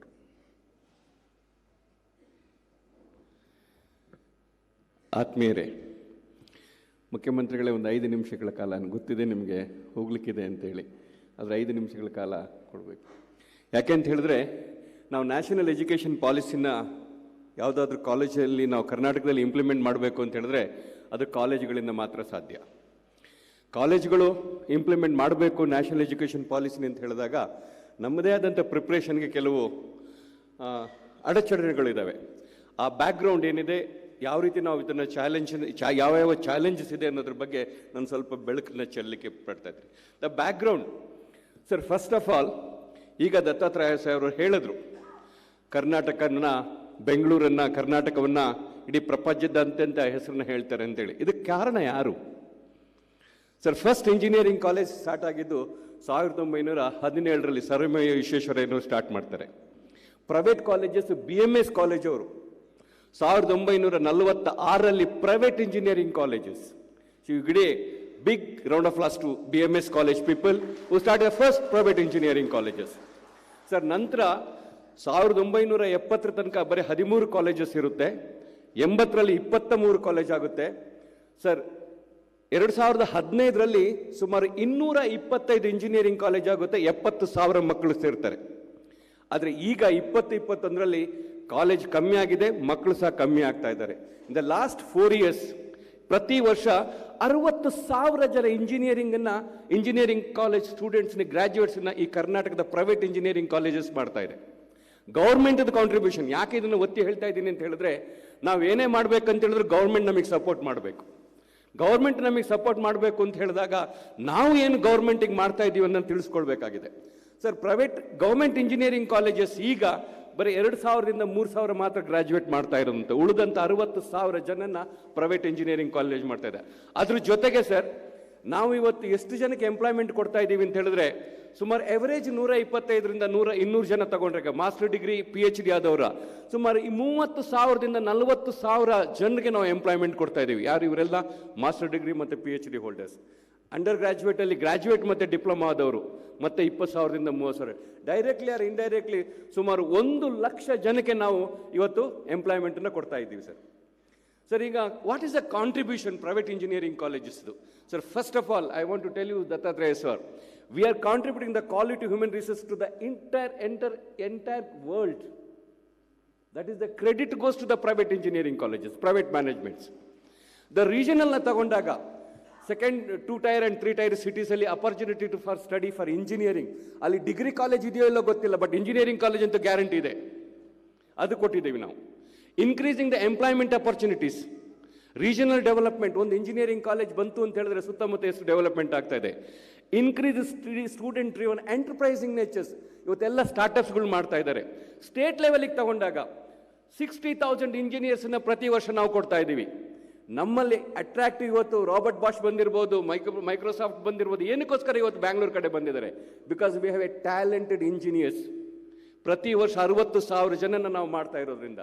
ಆಮೇಲೆ direct and indirect ಎಂಪ್ಲಾಯ್ಮೆಂಟನ್ನು ಕೊಡ್ತಾ ಇರೋದಂತೂ. Sir, ಇವತ್ತು ಮಾನ್ಯ ಮುಖ್ಯಮಂತ್ರಿಗಳೇ, ನಾವು economy ಆಕ್ಟಿವಿಟೀಸ್ಗೆ indirect ಆಗಿ contribution to the state ಎಕ್ಸ್ಚೆಕರ್ಗೆ ನಾವು ಇವತ್ತು ಕಾಂಟ್ರಿಬ್ಯೂಟ್ ಮಾಡ್ತಾ ಇದ್ದೀವಿ. Contributes to the state of the innovation ಇಂಡೆಕ್ಷನ್ಗೆ. ನ್ಯಾಷನಲ್ ಲೆವೆಲ್ಗೆ ತಗೊಂಡಾಗ ನಮ್ಮಲ್ಲಿ ಇವತ್ತು ಎಷ್ಟೋ ಲೀಡರ್ಸ್ಗಳು ಅಂತ ಹೇಳಿದ್ರೆ, ಲೀಡರ್ಸ್ ಅಂತ ಹೇಳಿದ್ರೆ I am not talking about the political leaders, civil administrations ಇರ್ಬೋದು, ಆಮೇಲೆ CEO ಇರ್ಬೋದು, ಎಲ್ಲರೂ ಇವತ್ತು ಬೆಂಗಳೂರಿನಿಂದ ಆಗಿದ್ದಾರೆ ಅಂತ ಹೇಳಿ ಸಂತೋಷ ಆಗ್ತಾ ಇದೆ ಸರ್. ಆಮೇಲೆ ಡೈರೆಕ್ಟ್ ಇನ್ವೆಸ್ಟ್ಮೆಂಟ್ಸ್ಗಳು, ಫಾರಿನ್ ಇನ್ವೆಸ್ಟ್ಮೆಂಟ್ ಇರ್ಬೋದು, ಆಮೇಲೆ ಡಿಜಿಟಲ್ ಇಂಡಿಯಾ ಮಿಷನ್ಸ್ ಇರ್ಬೋದು, leaders of the government or private engineers. International ತಗೊಂಡಾಗ ಇವತ್ತು ಪ್ರೈವೇಟ್ ಕಾಲೇಜಲ್ಲಿ ಓದಿದಂಥ ಸತ್ಯ ನಡೆಯಲ್ಲ ಇರ್ಬೋದು ಅಥವಾ ರಾಜೇಶ್ ಸೂರಿ ಇರ್ಬೋದು, they are all studied in the private college, they are in the world leaders today. The research contribution ಇರ್ಬೋದು, promotion of international trade and commerce of the manufacture of the qualities. Sir, ಇವತ್ತು status ಯಾವ ರೀತಿ ಇದ್ದೀವಿ ನಾವು ಅಂತ ಹೇಳಿದ್ರೆ sir, what is our status in the country? Sir, as far the supreme court judgment ಪ್ರಕಾರ single fees ಸಿಸ್ಟಮನ್ನು ತರಬೇಕು ಅಂತ ಹೇಳ್ತಾರೆ. ಮತ್ತು again they given the provision for the concession agreement. We opted in the second. So government of Karnataka act enact ಮಾಡ್ತದೆ, ಅದರಲ್ಲಿ admission ಪ್ರೋಸೆಸನ್ನು ತರುತ್ತೆ. ನಿಯರ್ಲಿ 50% ಆಫ್ ದ ಸ್ಟೂಡೆಂಟ್ ಇವತ್ತು ಸೀಟನ್ನು ನಾವು ಗೌರ್ಮೆಂಟ್ ಫೀಸಲ್ಲಿ ಕೊಟ್ಟಿದ್ದೀವಿ ಸರ್. ಆವತ್ತು ನಮಗೇನಾಗಿತ್ತು ಅಂತ ಹೇಳಿದ್ರೆ, ಹುಡುಗರು ಕಮ್ಮಿ ಇದ್ದರು, ಜಾಸ್ತಿ ಇದ್ದರು, ಕಾಲೇಜುಗಳು ಕಮ್ಮಿ ಇತ್ತು, ದ ಎವರೇಜ್ ಫೀಸ್ ಸಿಸ್ಟಮ್ ನಡೀತಾ ಇತ್ತು. ಬಟ್ ಇವತ್ತು ಸರ್, ಸೀಟುಗಳು ಜಾಸ್ತಿ ಇದೆ, ಹುಡುಗರು ಕಮ್ಮಿ ಇದ್ದಾರೆ. ಓನ್ಲಿ CET ಫೀಸಲ್ಲಿ ನಾವೇನು CET ಫೀಸನ್ನು ಕೊಟ್ಟು ಕಾಂಪನ್ಸೇಟ್ ಮಾಡ್ತಾ ಇದೀವೋ ಅದು ನಮ್ಮಿಂದ ಆಗ್ತಾ ಇಲ್ಲ. ಹಾಗಾಗಿ ದಯವಿಟ್ಟು CET ಫೀಸನ್ನು ಅಂತ ಹೇಳಿದ್ರೆ, ನಮಗೆ ಒಂದು ಕನ್ಸೆನ್ಷನ್ ಅಗ್ರಿಮೆಂಟಲ್ಲಿ ಇದ್ದಂಥ ಕೆಲವು ಪ್ರಾಬ್ಲಮ್ಗಳು ಏನಿತ್ತು ಅದನ್ನೆಲ್ಲ ಈ ಸಲ ನಮ್ಮ under the Abel leadership of honourable minister ಮುಖಾಂತರ ನಾವು ಅದನ್ನೆಲ್ಲ ಇಶ್ಯೂನ ಸಾಲ್ವ್ ಮಾಡಿದ್ದೀವಿ ಸರ್. ದ ನೆಕ್ಸ್ಟ್ ಪ್ರೆಸೆಂಟ್ ಸಿನಾರಿಯೋನ ನಾವು ತಗೊಂಡಾಗ, ನಾನು ನಿಮಗೆ ಆಗಲೇ ಹೇಳಿದಂತೆ ಪ್ರೆಸೆಂಟ್ ಸಿನಾರಿಯೋದಲ್ಲಿ ಇಷ್ಟೆಲ್ಲ ಇದೆ ಸರ್. ಒಂದು ಗೌರ್ಮೆಂಟ್ ಕಾಲೇಜಿನ ಇವತ್ತು ಗೌರ್ಮೆಂಟ್ ಕಾಲೇಜ್ ಸ್ಟಾರ್ಟ್ ಮಾಡಲಿಕ್ಕೆ ಸರ್ 60ರಿಂದ 180 ಕೋಟಿ ಖರ್ಚು ಮಾಡ್ತಾ ಇದ್ದೀರಾ ಸರ್. ಇವತ್ತು ಒಂದು ಗೌರ್ಮೆಂಟ್ ಇಂಜಿನಿಯರಿಂಗ್ ಕಾಲೇಜ್ ಆಗಲಿಕ್ಕೆ ಸರ್. ಅದೇ ರೀತಿ ಈಗ ಒಂದು ಬೋರ್ಡಲ್ಲಿ ನಾನು ನೋಡ್ತಾ ಇದ್ದೆ, ನಮ್ಮ ವೈಸ್ ಚಾನ್ಸಲರ್ ಸಾಹೇಬರು ಹೇಳಿದ್ದಾರೆ ಇಂಜಿನಿಯರಿಂಗ್ ಕಲಿಕ್ಯುಲಮನ್ನು ಅಟ್ ಪಾರ್ ಅಟ್ IIT ಮಾಡ್ತಾ ಇದ್ದೀವಿ ಅಂತೇಳಿ. ನಾನು ಅವ್ರ ಹತ್ರ ರಿಕ್ವೆಸ್ಟ್ ಮಾಡೋದಂತೆ, yes we are ready to implement the IIT curriculum. Sir same fees also IITಗೆ ಏನು ಫಿಕ್ಸ್ ಮಾಡಿದರೆ ಅದನ್ನು ನಮಗೂ ನೀವು ಕೊಡಿಸಿ ಸರ್. ಈಗ ಕರಿಕ್ಯುಲಮನ್ನು ನಾವು ಆ ಪಾರಿಗೆ ಮಾಡಬೇಕು ಅಂತ ಹೇಳಿದಾಗ ಆ ಫೀಸನ್ನು ಅದೇ ರೀತಿಯಲ್ಲಿ ಫಿಕ್ಸ್ ಮಾಡಬೇಕಾಗಿ ಅದನ್ನು ತಮ್ಮಲ್ಲಿ ಮನವಿ ಮಾಡ್ಕೊಳ್ತಾ ಇದ್ದೀವಿ ಸರ್. ಸರ್ ಇನ್ನೊಂದು, ಫೀಸ್ ಜಾಸ್ತಿ ಮಾಡಿ ಅಂತ ಕೇಳ್ಕೊಂಡು ಕೂಡಲೇ ಇಲ್ಲ ನಾವು ಮಾಡ್ಲಿಕ್ಕೆ ಆಗಲ್ಲ ಅಂತ ಹೇಳ್ತಾರೆ ಸರ್. ಸರ್ ಒಂದು, ನೀವು ಬೇಕಾದರೆ ಸ್ಟಡಿ ಮಾಡಿಸಿ ಸರ್, ಯಾವುದೇ PU ಸ್ಟೂಡೆಂಟು ಇಂಜಿನಿಯರಿಂಗ್ ಬರೋಕ್ಕಿಂತ ಮುಂಚೆ ಅವನು PUCಗೆ ಪ್ರತಿ ವರ್ಷ ಮಿನಿಮಮ್ 2 ಲಕ್ಷ ರೂಪಾಯಿ ಖರ್ಚು ಮಾಡ್ತಾನೆ ಸರ್. ಅವನು ಇಂಜಿನಿಯರಿಂಗ್ ಸೇರಬೇಕಾದ್ರೆ ಅವನಿಗೆ 50,000 ರೂಪಾಯಿ ಫೀಸ್ ಕೊಡಬೇಕು ಸರ್. ಅದಕ್ಕೋಸ್ಕರ ಅದನ್ನು ನೋಡಬೇಕು. ಇನ್ನೊಂದು, ನ್ಯಾಷನಲ್ ಫೀ ಕಮಿಟಿಯವರೇ ಈ ಸಲ ಒಂದು ಫೀಸನ್ನು ಫಿಕ್ಸ್ ಮಾಡಿದ್ದಾರೆ ಸರ್, 1,44,000ದಿಂದ 1,60,000 ತನಕ. Sir, some of the important points of the focus on the national education policy, focus on academic. I don't want to take more points idರಲ್ಲಿ. Sir, idರಲ್ಲಿ ಏನಂತ ಹೇಳಿದ್ರೆ, ಒಂದು self confident engineer and employable skill contribute towards the Atmanirbhar Bharat. ಇದು ಎಲ್ಲಿಂದ ಅಂತ ಹೇಳಿದ್ರೆ ನಾವು academic focus ಕೊಟ್ಟಾಗ ಒಂದು. ಇನ್ನೊಂದು ಸ್ಕಿಲ್ಗಳ ಬಗ್ಗೆ I think most of the points are covered by the vice chancellor. I don't want to repeat again and again. Sir, ನಮ್ಮದು ರಿಕ್ವೈರ್ಮೆಂಟ್ಸು, ಈಗ ವೈಸ್ ಚಾನ್ಸಲರ್ ಸಾಹೇಬರು ಸುಮಾರು ಪಾಯಿಂಟ್ಸ್ಗಳನ್ನ ಹೇಳಿದ್ರು. ಅದಕ್ಕೆ ರಿಕ್ವೈರ್ಮೆಂಟ್ಸ್ ಏನಿದೆ ಸರ್? ನಮಗೆ ಇವತ್ತು ಇಂಟರ್ನ್ಶಿಪ್ ಕೊಡಬೇಕು ಅಂತ ಹೇಳಿದ್ರೆ ಎಲ್ಲಿ ಕೊಡ್ಲಿಕ್ಕೆ ಸಾಧ್ಯ ನಾವು? Unless until government policy for internship ಅಕಾಡೆಮಿಯ ಕೊಲಬರೇಷನ್ ದ ಇಂಟರ್ನ್ಶಿಪ್ನ ಪಾಲಿಸಿ ಮಾಡಿದಾಗ ಮಾತ್ರ. ಮುಖ್ಯಮಂತ್ರಿಗಳು ಸರ್, ನಮ್ಮ ಒಂದೇ ಒಂದು ರಿಕ್ವೆಸ್ಟ್ ಅಂತ ಹೇಳಿದ್ರೆ ಸರ್, ಯಾಕೆ ಅಂತ ಹೇಳಿದ್ರೆ ನಾವು ಈಗ ವೈಸ್ ಚಾನ್ಸಲರ್ ಏನೆಲ್ಲ ಹೇಳಿದ್ರೆ ಅದನ್ನೆಲ್ಲ ನಾವು ಇಂಪ್ಲಿಮೆಂಟ್ ಮಾಡಬೇಕು ಅಂತ ಹೇಳಿದಾಗ ಅದು ನಿಮ್ಮ ಸಹಕಾರದಿಂದ ಮಾತ್ರ ಸಾಧ್ಯ ಸರ್. ಎಲ್ಲಿ ತನಕ ನೀವು ಇಂಟರ್ನ್ಶಿಪ್ ಅಕಾಡೆಮಿಯ ಕೊಲಬರೇಷನ್ ನಾವು ಪಾಲಿಸಿ ಮಾಡೋದಿಲ್ವ ಸರ್, ಅಲ್ಲಿ ತನಕ ನಾವು ಇಂಟರ್ನ್ಶಿಪ್ನ ಕೊಡೋಕ್ಕಾಗೋದಿಲ್ಲ. ಇನ್ನೊಂದು, teacher training, upskilling in the emerging technology, innovatives attracting. So ಮತ್ತೆ ಇನ್ಫ್ರಾಸ್ಟ್ರಕ್ಚರ್ಸ್ನ ನಾವು infrastructure for blended active and learning ಇದು, ಆಮೇಲೆ IT ಇನ್ಫ್ರಾಸ್ಟ್ರಕ್ಚರ್, ಡಿಜಿಟಲ್ ಲರ್ನಿಂಗನ್ನು, ಆಮೇಲೆ ಸರ್ ಮುಖ್ಯವಾಗಿ ನಮಗೆ ಫಂಡಿಂಗ್ ಸಪೋರ್ಟ್, ಒಂದು ಪಾಲಿಸಿ ಫಾರ್ CSR ಫಂಡ್ಸನ್ನು ಪ್ರೈವೇಟ್ ಇಂಜಿನಿಯರಿಂಗ್ ಕಾಲೇಜಸ್ಗೂ ಕೊಡ್ಬೋದು ಅನ್ನೋದನ್ನ ಒಂದು ಪಾಲಿಸಿನ ಮಾಡಬೇಕಾಗಿ ತಮ್ಮಲ್ಲಿ ಕೇಳ್ಕೊಳ್ತಾ ಇದ್ವಿ ಸರ್. ಆಮೇಲೆ promotion to establishment the centres of excellence in the private sectors ಅಂತ ಹೇಳಿದ್ರೆ ಕ್ಲಸ್ಟರ್ಸ್ಗಳನ್ನ ಯಾರಾದರೂ ಜಾಗ ಕೊಡ್ತಾರೆ ಅಂತ ಹೇಳಿದ್ರೆ ಇಂಡಸ್ಟ್ರಿಗಳನ್ನ ಬೇರೆ ಜಾಗದಲ್ಲಿ ಮಾಡೋ ಬದಲು ಇಂಜಿನಿಯರಿಂಗ್ ಕಾಲೇಜ್ ಕ್ಯಾಂಪಸ್ಗಳಲ್ಲಿ ಅದನ್ನು ಮಾಡಿದಾಗ, ಕ್ಲಸ್ಟರ್ ಮಾಡಿದಾಗ, ಅವ್ರಿಗೆ ನೀವು ಸಪೋರ್ಟ್ ಮಾಡಿದಾಗ ಆವಾಗ ನಮಗೆ ಇಂಟರ್ನ್ಶಿಪ್ನಲ್ಲಿ ಕೊಡ್ಬೋದು ಅಂತ ಹೇಳ್ಬಿಟ್ಟು ಸರ್. ಸರ್, ಚಾಲೆಂಜಸ್ ನಾವು ಇದನ್ನೆಲ್ಲ ಮಾಡಬೇಕು ಅಂತ ಹೇಳಿದ್ರೆ ನಮಗೆ ಆದಂಥ ಚಾಲೆಂಜಸ್. ಒಂದು ಸ್ಟೂಡೆಂಟ್ಸ್ ಚಾಲೆಂಜಸ್ ಸರ್. ಇವತ್ತು ಸುಮಾರು 1,56,000 ಜನ ಎಲಿಜಿಬಲ್ ಇದ್ದಾರೆ, ಬಟ್ ಇಂಜಿನಿಯರಿಂಗಿಗೆ ಬರೀ 71,000 ಜನ ಮಾತ್ರ ಸೇರ್ತಾ ಇದ್ದಾರೆ. ಯಾಕೆ ಮೋರ್ ಆಕ್ಟಿವ್ ಅವ್ರನ್ನ ಮಾಡುವಂಥದ್ದು, ಇನ್ಕ್ರೀಸಿಂಗ್ ದ ಎಂಪ್ಲಾಯ್ಮಿಟಿ ನಾವು ಯಾವ ರೀತಿ ಕೊಡುವಂಥದ್ದು, ಅವರಿಗೆ ಪ್ರೊವೈಡಿಂಗ್ ದ ಮ್ಯಾಂಡೇಟರಿ ಇಂಟರ್ನ್ಶಿಪ್ ಯಾವ ರೀತಿ ಕೊಡುವಂಥದ್ದು. ಮತ್ತು ಇನ್ನೊಂದು ದೊಡ್ಡ ಚಾಲೆಂಜಸ್ ಇವತ್ತು hiring and retaining the quality faculties. Sir, this is the biggest challenge for us. Declining admission in the core branches, imbalance in the faculty count and workload. IT ಸೆಕ್ಟರಲ್ಲಿ sir ನಮಗೆ ಲೆಕ್ಚರ್ಸ್ಗಳು ಸಿಗ್ತಾನೆ ಇಲ್ಲ ಇವತ್ತು. ಯಾಕೆಂತ ಹೇಳಿದ್ರೆ ಮಿನಿಮಮ್ 40,000ದಿಂದ 4 ಲಕ್ಷ ರೂಪಾಯಿ ಸಂಬಳ ಅವ್ರಿಗೆ ಸಿಗ್ತಾ ಇದೆ. So the teaching attractive career in the especially in that area is very less. ಇದನ್ನ ಯಾವ ರೀತಿ ನಾವು ಉಳಿಸ್ಕೊಳ್ಳೋದಂತೆ ಮೇಂಟೈನಿಂಗ್ ದ ಕೇಡರ್ ರೇಷಿಯೋ ಮತ್ತು student faculty ratio, these all challenges for us. Sir, ನಿಮ್ಮಲ್ಲಿ ಒಂದು ರಿಕ್ವೆಸ್ಟ್ ಏನಂತ ಹೇಳಿದ್ರೆ ಸರ್, ದ ಪ್ರೈವೇಟ್ ಇನ್ಸ್ಟಿಟ್ಯೂಷನ್ಸನ್ನ ಏನೋ ಒಂದು ಸ್ಟೆಪ್ ಮದರ್ ಟ್ರೀಟ್ಮೆಂಟ್ ಮಾಡ್ತಾ ಇದ್ದಾರೆ ಸರ್. ದಯವಿಟ್ಟು ಅದನ್ನು ಮಾಡಬಾರ್ದು ಸರ್. ತಮ್ಮಲ್ಲಿ ಮನವಿ ಮಾಡ್ಕೊಳ್ಳೋದು ಇಷ್ಟೇ. ಯಾಕೆಂತ ಹೇಳಿದ್ರೆ ಒಂದು ಕಂಪ್ಲೇಂಟ್ ಹೋಯ್ತು ಅಂತ ಹೇಳಿದ್ರೆ ನಾವೇನೋ ಕಳ್ತನ ಮಾಡಿದ್ದೀವಿ, ನಾವೇನೋ ದರೋಡೆ ಮಾಡಿದ್ದೀವಿ ಅನ್ನೋ ಥರ ನಮ್ಮನ್ನು ಟ್ರೀಟ್ ಮಾಡ್ತಾರೆ ಸರ್. ಸರ್, ನಾನು ಹೇಳ್ತಾ ಇರೋದು ಇವತ್ತು 220 ಕಾಲೇಜಸ್ ಇದೆ, ಸುಮಾರು 2.5 ಲಕ್ಷದಿಂದ 3 ಲಕ್ಷ ಜನ ನಮಗೆ ಮಾಡ್ತಾ ಇದ್ದಾರೆ ಸರ್ ಮಾಡ್ತಾ ಇದ್ದಾರೆ 2 ಲಕ್ಷದಿಂದ. ಅದರಲ್ಲಿ 1-2 ಕಂಪ್ಲೇಂಟ್ಸ್ ಬಂತು ಅಂತ ಹೇಳಿದಾಗಲೂ ಅದು ಯಾವ ರೀತಿಯ ಕಂಪ್ಲೇಂಟ್ ಅನ್ನೋದನ್ನ ಅದು ನೋಡಬೇಕು ಅನ್ನೋದು. ಆಮೇಲೆ ಸರ್, ಆ್ಯನ್ಯುವಲ್ ರಿವಿಷನ್ ಮಾಡಬೇಕು ಫೀಸನ್ನು. ಆಮೇಲೆ ದೀಸ್ ಆರ್ ದ ಪಾಯಿಂಟ್ಸ್ ತಮಗೆ ಮನವಿನ ಮಾಡ್ಕೊಳ್ತಾ ಇರುವಂಥದ್ದು sir. Sir, finally I want to give a special thanks. ಯಾಕೆ ನಿಮ್ಮ ಮುಂದೆ ಹೇಳ್ತಾ ಇದ್ದೀವಿ ಅಂತ ಹೇಳಿದ್ರೆ ಸರ್, ನೀವೊಂದು ಮೆಕ್ಯಾನಿಕಲ್ ಇಂಜಿನಿಯರು, ಹುಬ್ಳಿಯ ಪ್ರೈವೇಟ್ ಕಾಲೇಜಲ್ಲಿ ಓದಿರೋಂಥವ್ರು, ಟಾಟಾ ಮೋಟರ್ಸಲ್ಲಿ ಕೆಲಸ ಮಾಡಿದ್ದೀರಾ, ತಮ್ಮದೇ ಆದಂಥ ಇಂಡಸ್ಟ್ರಿನ ನೀವು ಮಾಡಿದ್ದೀರಾ, ಇದರೆಲ್ಲ ಅನುಭವವನ್ನು ನೀವು ಹೊಂದಿರೋವಂಥವ್ರು. ಎರಡನೇವರು ಅಶ್ವಥ್ ನಾರಾಯಣ್ ಅವರು ಒಬ್ಬ ಸ್ಟೂಡೆಂಟ್ ಲೀಡ್ರಾಗಿ ಬಂದಿದ್ದು, ಸ್ಟೂಡೆಂಟ್ ಲೀಡ್ರಾಗಿ KMCಲಿ ಸ್ಟೂಡೆಂಟ್ ಲೀಡ್ರ್ ಆದಂಥವ್ರು, ಸೆನೇಟು, ಸಿಂಡಿಕೇಟು, ಆಮೇಲೆ ಅವ್ರದ್ದೇ ಆದಂಥ ಎಜುಕೇಷನ್ ಇನ್ಸ್ಟಿಟ್ಯೂಷನ್ ಮಾಡಿದ್ದಾರೆ. ಅವ್ರದ್ದು ಮಾಡಿದರೆ ಏನು ಬೇಜಾರಿಲ್ಲ ಸರ್, ನನ್ನನ್ನು ಸೇರಿಸ್ಕೊಂಡ್ಬಿಟ್ರು ಅವರು. ನಾನು ನನ್ನಷ್ಟಕ್ಕಿದ್ದೆ, ನನ್ನನ್ನು ಎಜುಕೇಷನ್ ಇನ್ಸ್ಟಿಟ್ಯೂಷನ್ಗೆ ತಂದದೇ ಅವರು. ಇವ್ರ ಮುಂದೆ ನಾನು ಹೇಳ್ತಾ ಇರೋದು ಯಾಕಂತಂದರೆ, ನಿಮ್ಮ ಮುಂದೆ ನೀವೆಲ್ಲ ಸೇರಿ ನೀವುಗಳು ಮನಸ್ಸು ಮಾಡಿದ್ರೆ ನಾವೇನು ಪ್ರೈವೇಟ್ ಕಾಲೇಜರು ಡೆಫಿನೆಟ್ಲಿ ನಾವು ನ್ಯಾಷನಲ್ ಎಜುಕೇಷನ್ ಪಾಲಿಸಿನ ತರ್ಬೋದು. ಅದೇ ರೀತಿ ಇದಕ್ಕೆ ನಮಗೆ ಸಹಕಾರ ಕೊಟ್ಟಂಥವ್ರು ಕುಮಾರ್ ನಾಯ್ಕರು ಇರ್ಬೋದು, ವೈಸ್ ಚಾನ್ಸಲರ್ ಕರಿಸಿದ್ದಪ್ಪನವ್ರು ಇರ್ಬೋದು, ಡಿಪಾರ್ಟ್ಮೆಂಟಿನ ಅಂಡರ್ ಸೆಕ್ರೆಟರಿ, ಇವರೆಲ್ಲರಿಗೂ ಥ್ಯಾಂಕ್ಸ್ ಹೇಳಿ ಕೊನೆಯದಾಗಿ ಸರ್, ನಮಗೆ ಸುಮಾರು 10 ವರ್ಷಗಳ ಕಾಲ 2012ನಿಂದ 13ನಲ್ಲಿ ಯಾವುದೋ ಒಂದು ಕನ್ಸೆನ್ಷಿಯಲ್ ಅಗ್ರಿಮೆಂಟಲ್ಲಿ ತಪ್ಪಾಗಿತ್ತು. ಅದಕ್ಕೋಸ್ಕರ ನಾವು ಭಾಳ ನೊಂದು ನಾವು ಕಾಲೇಜುಗಳನ್ನ ನಡೆಸಬೇಕಾಗಿತ್ತು ಸರ್. ಆ್ಯಕ್ಚುಲಿ ಎಷ್ಟೋ ಬೇಜಾರಾಗ್ತಾ ಇತ್ತು.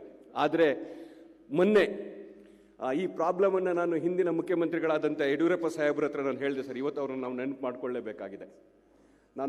ನಾ ಪ್ರಾಬ್ಲಮನ್ನು ಪ್ರಥಮವಾಗಿ ನಾನು ಮಂತ್ರಿಯವ್ರ ಹತ್ರ ತಂದಾಗ ಹೇಳಿದ್ರು, ನಾವು ಈಗ ತಾನೇ ಸರ್ಕಾರ ಬಂದಿದೆ, ಇನ್ನು ದಯವಿಟ್ಟು ಇದನ್ನು ಮುಖ್ಯಮಂತ್ರಿ ಹತ್ರ ಮಾತಾಡಿ ಅಂಥೇಳಿ.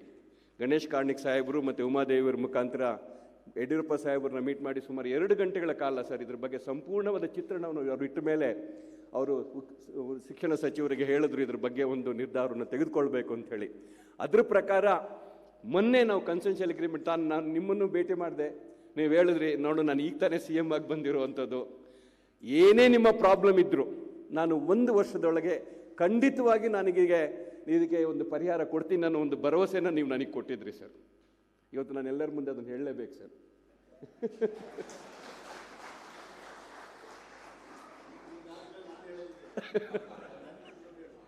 ಹಾಗೆ ಅದಕ್ಕೋಸ್ಕರ ನಾವು ಕುಪೇಕದ ವತಿಯಿಂದ ನಮ್ಮ ಒಂದು ನೆನಪಿನ ಕಾಣಿಕೆಯನ್ನು ಮುಖ್ಯಮಂತ್ರಿಗಳಿಗೆ ಮತ್ತು ಉನ್ನತ ಶಿಕ್ಷಣ ಸಚಿವರಿಗೆ ಕೊಡಬೇಕು ಅಂತೇಳಿ ನಮ್ಮ ಉಪಾಧ್ಯಕ್ಷರಂತ ಚಂದ್ರಶೇಖರ್ ಅವ್ರನ್ನ ಮತ್ತು ಪಾಂಡುರಂಗ ಶೆಟ್ಟರನ್ನ ಕೇಳ್ಕೊಳ್ತಾ ಇದ್ದೀನಿ ಸರ್. ಕಾಣಿಕೆ ಏನಂತ ಹೇಳಿದ್ರೆ, ನಮ್ಮಲ್ಲೊಂದು ಗಾದೆ ಇದೆ ಸರ್, ನವರಾತ್ರಿ ಟೈಮಲ್ಲಿ ನಾವೇನು ಕೇಳ್ಕೊಂಡ್ರು ದೇವಿ ನಮಗೆ ಇಲ್ಲ ಅಂತ ಹೇಳಲ್ಲಂತೆ. ಹಾಗಾಗಿ ನಾವು ನಿಮ್ಮಲ್ಲಿ ಕೇಳ್ಕೊಳ್ತಾ ಇದ್ದೀವಿ ಸರ್.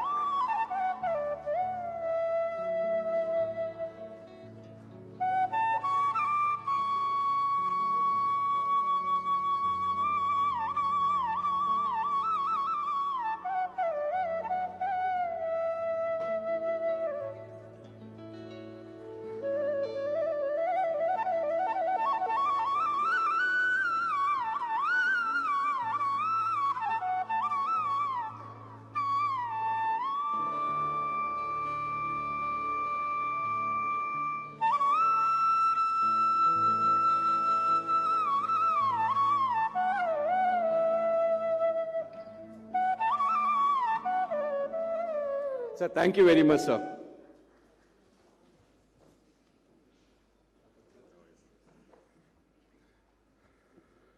ಮಂಜುನಾಥ್ ಭಂಡಾರಿ ಅವರು ಇಲ್ಲಿ ನೆರೆದಿರ್ತಕ್ಕಂಥ ಸಭಿಕರ ಮನದಾಳದ ಮಾತುಗಳನ್ನು ಹೇಳಿದ್ದಾರೆ. Let's give A round of applause and the CM also has told that all the demands will be considered, and now I would request Dr. C.N. Ashwathnarayan, Honorable Minister, to kindly address all of us. ಬಂಧುಗಳೇ, ಸ್ವಾಗತಿಸಿ Dr. C.N. Ashwathnarayan.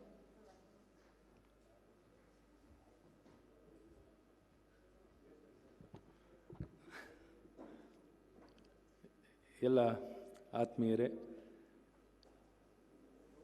ಈ ಒಂದು ಕಾರ್ಯಕ್ರಮದಲ್ಲಿ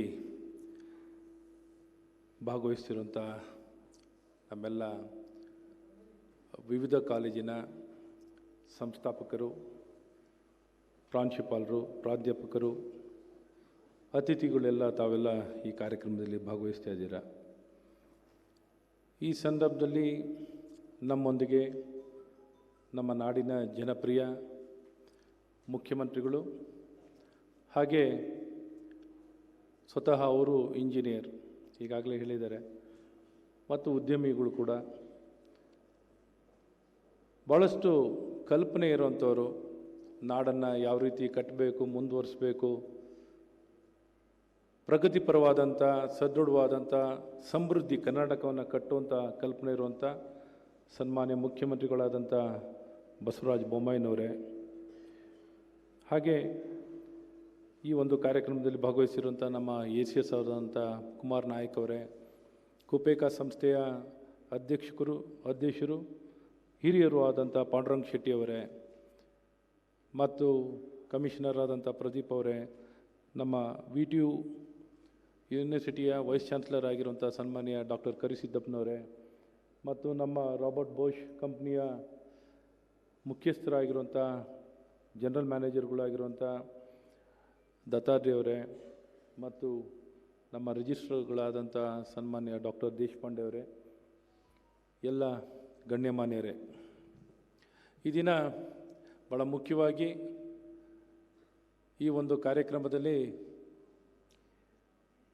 ನಮ್ಮೆಲ್ಲರ ಬಹು ನಿರೀಕ್ಷಿತ ಸುಧಾರಣೆ ಮತ್ತು ಇವತ್ತೇನು ರಾಷ್ಟ್ರೀಯ ಶಿಕ್ಷಣ ನೀತಿಯನ್ನು ಈ ವರ್ಷದಿಂದ ಅನುಷ್ಠಾನವನ್ನು ನಮ್ಮ ಇಂಜಿನಿಯರಿಂಗ್ ಕಾಲೇಜಸ್ನಲ್ಲಿ ಇಂಜಿನಿಯರಿಂಗ್ ಪ್ರೋಗ್ರಾಮ್ನಲ್ಲಿ ಅನುಷ್ಠಾನವನ್ನು ಮಾಡ್ತಿರೋವಂಥದ್ದಿದೆ. ಈ ಅನುಷ್ಠಾನವನ್ನು ಮಾಡಲಿಕ್ಕೆ ತಾವೆಲ್ಲರೂ ಸಹಕಾರವನ್ನು ಕೊಟ್ಟು ಭಾಳಷ್ಟು ಆಸಕ್ತಿಯನ್ನು ವಹಿಸಿ ತಾವು ಮುಂದೆ ಬಂದು ತಮ್ಮ ತಮ್ಮ ಸಂಸ್ಥೆಗಳಲ್ಲಿ ಇದನ್ನು ಅನುಷ್ಠಾನವನ್ನು ಮಾಡಲಿಕ್ಕೆ ತಾವು ಸಂಪೂರ್ಣರಾಗಿ ಸಜ್ಜಾಗಿ ತಯಾರಾಗಿ ಇದನ್ನು ಅನುಷ್ಠಾನವನ್ನು ಮಾಡ್ತಾಯಿದ್ದೀರ. ಅದಕ್ಕಾಗಿ ಮೊದಲನೇದಾಗಿ ತಮಗೆಲ್ಲ ನಾನು ಶುಭಾಶಯವನ್ನು ಕೋರಲಿಕ್ಕೆ ಇಷ್ಟಪಡ್ತೀನಿ. ಹಾಗೆ ಇವತ್ತು ವಿಶೇಷವಾಗಿ ಬ್ಯಾಚುಲರ್ ಆಫ್ ಸೈನ್ಸ್ ಹೀಗೆ ನಿಶ್ಚಯ ಮಾಡಿದ ಬ್ಯಾಚುಲರ್ ಆಫ್ ಸೈನ್ಸ್ನ ಪ್ರಾರಂಭವನ್ನು ಮಾಡೋಣ ಎಲ್ಲ ಇಂಜಿನಿಯರಿಂಗ್ ಕಾಲೇಜಿನಲ್ಲಿ ಅಂತ ನಿಶ್ಚಯ ಮಾಡಿದ ತಕ್ಷಣ ಭಾಳಷ್ಟು ಅರ್ಜಿಗಳು ಬಂದಿದೆ. ಈಗಾಗಲೇ 66 ಸಂಸ್ಥೆಗಳಿಗೆ ಇವತ್ತು NAC ಅಕ್ರಿಡೇಷನ್ ಮತ್ತು NBA ಅಕ್ರಿಡೇಷನ್ ಇರುವಂಥ ಸಂಸ್ಥೆಗಳಿಗೆ ಮಾತ್ರ ಇದನ್ನು ಕೊಟ್ಟಿರುವಂಥದ್ದಿದೆ. ಇವತ್ತು 66 ಸಂಸ್ಥೆ ಕೊಟ್ಟಿದ್ದೀವಿ. ಇನ್ನೂ ಭಾಳಷ್ಟು ಅರ್ಜಿಗಳು ಇದೆ, ಭಾಳಷ್ಟು ಬೇಡಿಕೆ ಇದೆ ಅಂತ ನಮ್ಮ ವೈಸ್ ಚಾನ್ಸಲರ್ ಅವರು ಹೇಳ್ತಾಯಿದ್ರು. ಹಾಗಾಗಿ ಸನ್ಮಾನ್ಯ ಮುಖ್ಯಮಂತ್ರಿಗಳ ಜೊತೆಯಲ್ಲಿ ಮಾತಾಡ್ತಿದೆ. ಅಮೃತ ಮಹೋತ್ಸವನ ಆಚರಣೆ ಮಾಡ್ತಿರುವಂಥ ಈ ಸಂದರ್ಭದಲ್ಲಿ ನೀವು 75 ಕಾಲೇಜನ್ನು 66 ಕೊಟ್ಟಿರುವಂಥದ್ದನ್ನ 75 ಕಾಲೇಜ್ ಮಾಡಬೇಕು ಅಂತ ನಮ್ಮ ಸನ್ಮಾನ್ಯ ಡಾಕ್ಟರ್ ಕರಿಸಿದ್ದಪ್ಪನವರಿಗೆ ತಿಳಿಸಿದ್ದೀನಿ.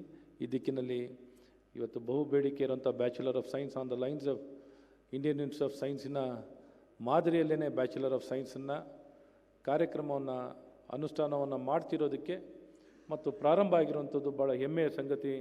ನಾನು ವೈಸ್ ಚಾನ್ಸಲರ್ ಅವರಿಗೆ, ಇಡೀ ಟೀಮ್ಗೆ ಮತ್ತು ನಮ್ಮ ಗೌರ್ಮೆಂಟ್ನ ನಮ್ಮ ಸನ್ಮಾನ್ಯ ಮುಖ್ಯಮಂತ್ರಿಗಳ ಒಂದು ನಾಯಕತ್ವದಲ್ಲಿ ಕೇವಲ ಕೆಲವೇ ದಿನಗಳಲ್ಲೇ ಇದನ್ನು ಕಾರ್ಯಕ್ರಮನ ಅನುಷ್ಠಾನವನ್ನು ಮಾಡಿ ನಿಮಗೆಲ್ಲ ರೀತಿಯಾದಂಥ ಸಹಕಾರವನ್ನು ಸರ್ಕಾರದ ಮಾನ್ಯತೆಯನ್ನು ಮತ್ತು ಯೂನಿವರ್ಸಿಟಿ ಅಫಿಲಿಯೇಷನ್ ಕೊಡುವಂಥದ್ದನ್ನ ನಾವು ಮಾಡಿದ್ದೀವಿ. ಇದೇ ನಿಮಗೆ ಭಾಳ ಸ್ಪಷ್ಟವಾಗಿ ನಾವು ಒಂದು ಸಂದೇಶವನ್ನು ಕೊಡಲಿಕ್ಕೆ ಇಷ್ಟಪಡ್ತೀನಿ. ಭಾಳ ಸ್ಪಷ್ಟವಾಗಿ ನಾವು ನಿಮ್ಮ ಜೊತೆಯಲ್ಲಿ ಎಲ್ಲ ರೀತಿ ಸಹಕಾರವನ್ನು ಕೊಟ್ಟು ಸಂಸ್ಥೆಗಳು ಉತ್ತಮವಾಗಿ ಬೆಳಿಬೇಕು ಅನ್ನೋಂಥ ಸ್ಪಷ್ಟ ಧೋರಣೆ ಇರುವಂಥದ್ದು ಸರ್ಕಾರದ್ದು ಇಲ್ಲೇ ನಿಮ್ಗೆ ಅರ್ಥ ಆಗುತ್ತೆ.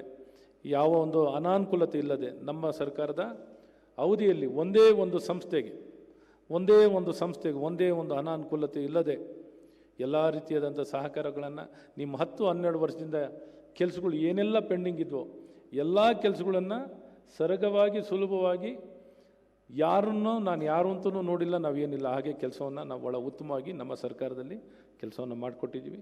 ಹಾಗೆ ಮುಂದಿನ ದಿನದಲ್ಲೂ ನೀವು ಮಾಡೋಂಥ ಎಲ್ಲ ಪ್ರಯತ್ನಕ್ಕೂ ನಿಮ್ಮೆಲ್ಲರ ಪ್ರಯತ್ನಕ್ಕೆ ನಮ್ಮ ಸಹಕಾರ ಇರ್ತದೆ, ಯಾವ ಅನುಮಾನವೂ ಬೇಡ ಅಂತ ಭಾಳ ಸ್ಪಷ್ಟವಾಗಿ ಹೇಳೋಕ್ಕೆ ಇಷ್ಟಪಡ್ತೀನಿ. ಹಾಗೆ ಕನ್ನಡ ಮಾಧ್ಯಮದಲ್ಲೇ ಇವತ್ತು ಇಂಜಿನಿಯರಿಂಗ್ನ ಪ್ರಾರಂಭ ಮಾಡ್ತಿರುವಂಥ ಸಂಸ್ಥೆಗಳು ಅವರಿಗೆ ನಾನು ಸರ್ಕಾರದ ಪರವಾಗಿ ನಾಡಿನ ಕನ್ನಡಿಗರ ಪರವಾಗಿ ನಾನು ಅಭಿನಂದನೆಗಳನ್ನು ಸಲ್ಲಿಸೋಕ್ಕೆ ಇಷ್ಟಪಡ್ತೀನಿ. ಯಾರು ಮುಂದೆ ಬಂದು ಕನ್ನಡ ಮಾಧ್ಯಮದಲ್ಲಿ ಇಂಜಿನಿಯರಿಂಗ್ನ ಕೋರ್ಸಸ್ನ ನಡೆಸ್ತಿರೋಂಥವ್ರಿಗೆ.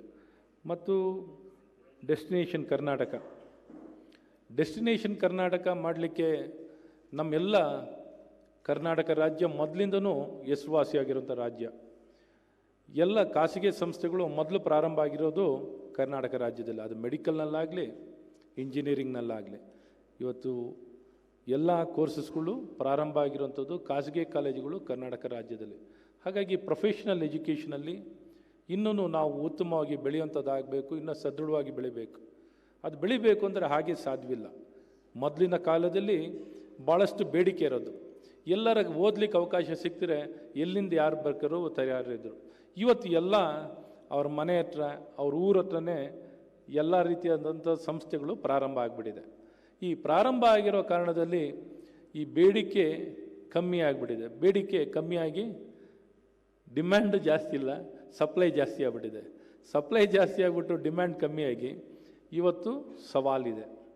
ಇವತ್ತು ಈ ಸವಾಲಿನ ಮಧ್ಯದಲ್ಲಿ ಒಂದು ಇನ್ಫ್ಲೋನು ಕೂಡ ನಮ್ಮ ಗ್ರಾಸ್ ಎನ್ರೋಲ್ಮೆಂಟ್ ರೇಷಿಯೋ ನೋಡಿದಾಗ ಇಡೀ ಭಾರತದಲ್ಲಿ ನಮ್ಮ ಗ್ರಾಸ್ ಎನ್ರೋಲ್ಮೆಂಟ್ ರೇಷಿಯೋ ಕೇವಲ 25ರಿಂದ 26% ಇದೆ. ಇದನ್ನು ನಮ್ಮ ರಾಷ್ಟ್ರೀಯ ಶಿಕ್ಷಣ ನೀತಿಯಲ್ಲಿ 50%ಗೆ ಏರಿಸಲಿಕ್ಕೆ ಗುರಿಯನ್ನು ಇಟ್ಕೊಂಡಿದ್ದೀವಿ.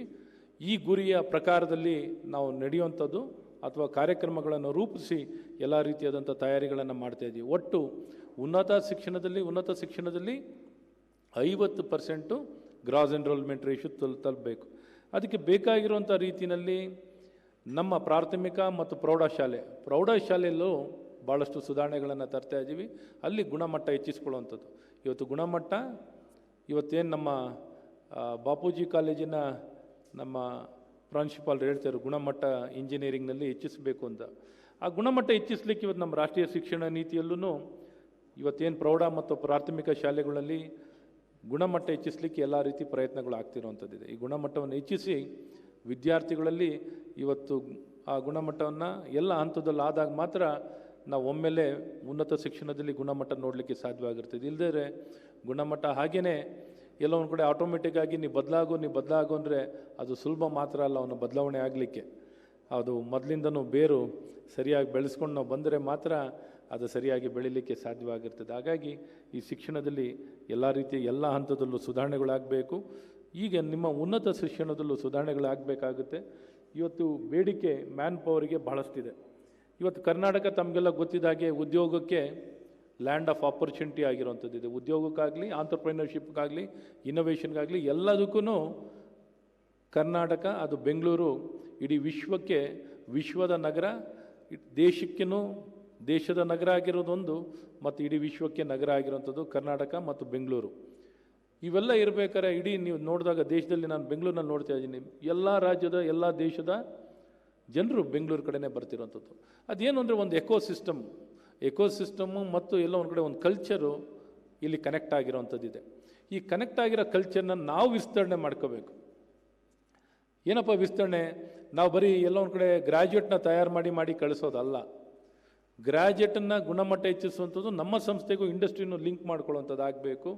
ಇಂಡಸ್ಟ್ರಿಗಳೆಲ್ಲ ಇವತ್ತು ನಮ್ಮ ಸುಬ್ಬಯ್ಯನವ್ರು ಹೇಳ್ತಾಯಿದ್ರು ಮಡಿಕೇರಿ ಅಂತ ಜಾಗ, ಖಂಡಿತ ಒಪ್ಕೊಳ್ತೀನಿ. ಮಡಿಕೇರಿ ಅಂತ ಜಾಗದಲ್ಲಿ ಸಂಸ್ಥೆಗಳು ಕಟ್ಟಬೇಕು, ಅಥವಾ ಗ್ರಾಮೀಣ ಭಾಗದಲ್ಲಿ ಅಥವಾ ನಮ್ಮ ನಿಪ್ಪಾಣಿಯಲ್ಲಿ ಸಂಸ್ಥೆಗಳು ಕಟ್ಟೋದೇ ಆಗಲಿ ಅಥವಾ ಬಾಲ್ಕಿನಲ್ಲಿ ಕಟ್ಟೋದೇ ಆಗಲಿ ಸುಲಭ ಮಾತ್ರ ಅಲ್ಲ. It needs lot of commitment, lot of dedication.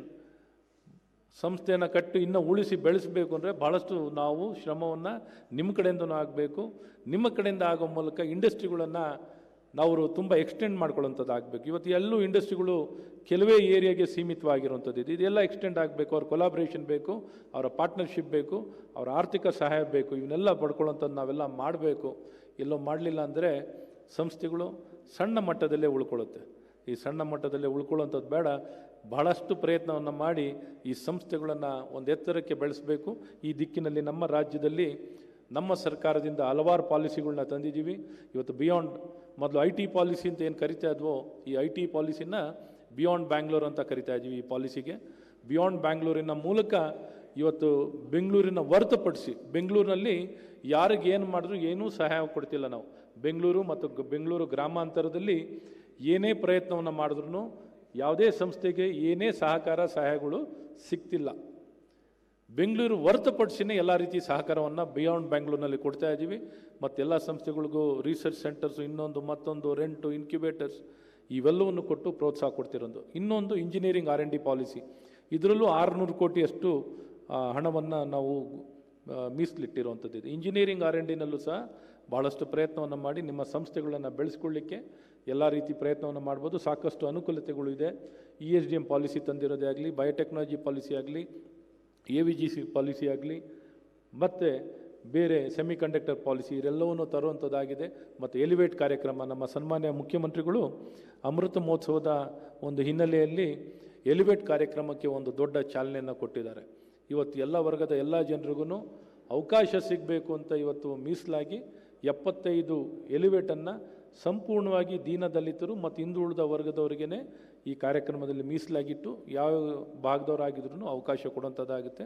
ಮತ್ತು ಮಹಿಳೆಯರಿಗೆ ಆಂಟ್ರಪ್ರೈನರ್ಸ್ ಆಗಲಿಕ್ಕೆ ಮತ್ತು ಎಲಿವೇಟ್ ಸ್ಟಾರ್ಟಪ್ನ ಪ್ರಾರಂಭ ಮಾಡಲಿಕ್ಕೆ ಮಹಿಳೆಯರಿಗೂ ವಿಶೇಷವಾಗಿ ಆದ್ಯತೆಯನ್ನು ಕೊಟ್ಟಿರುವಂಥದ್ದಿದೆ.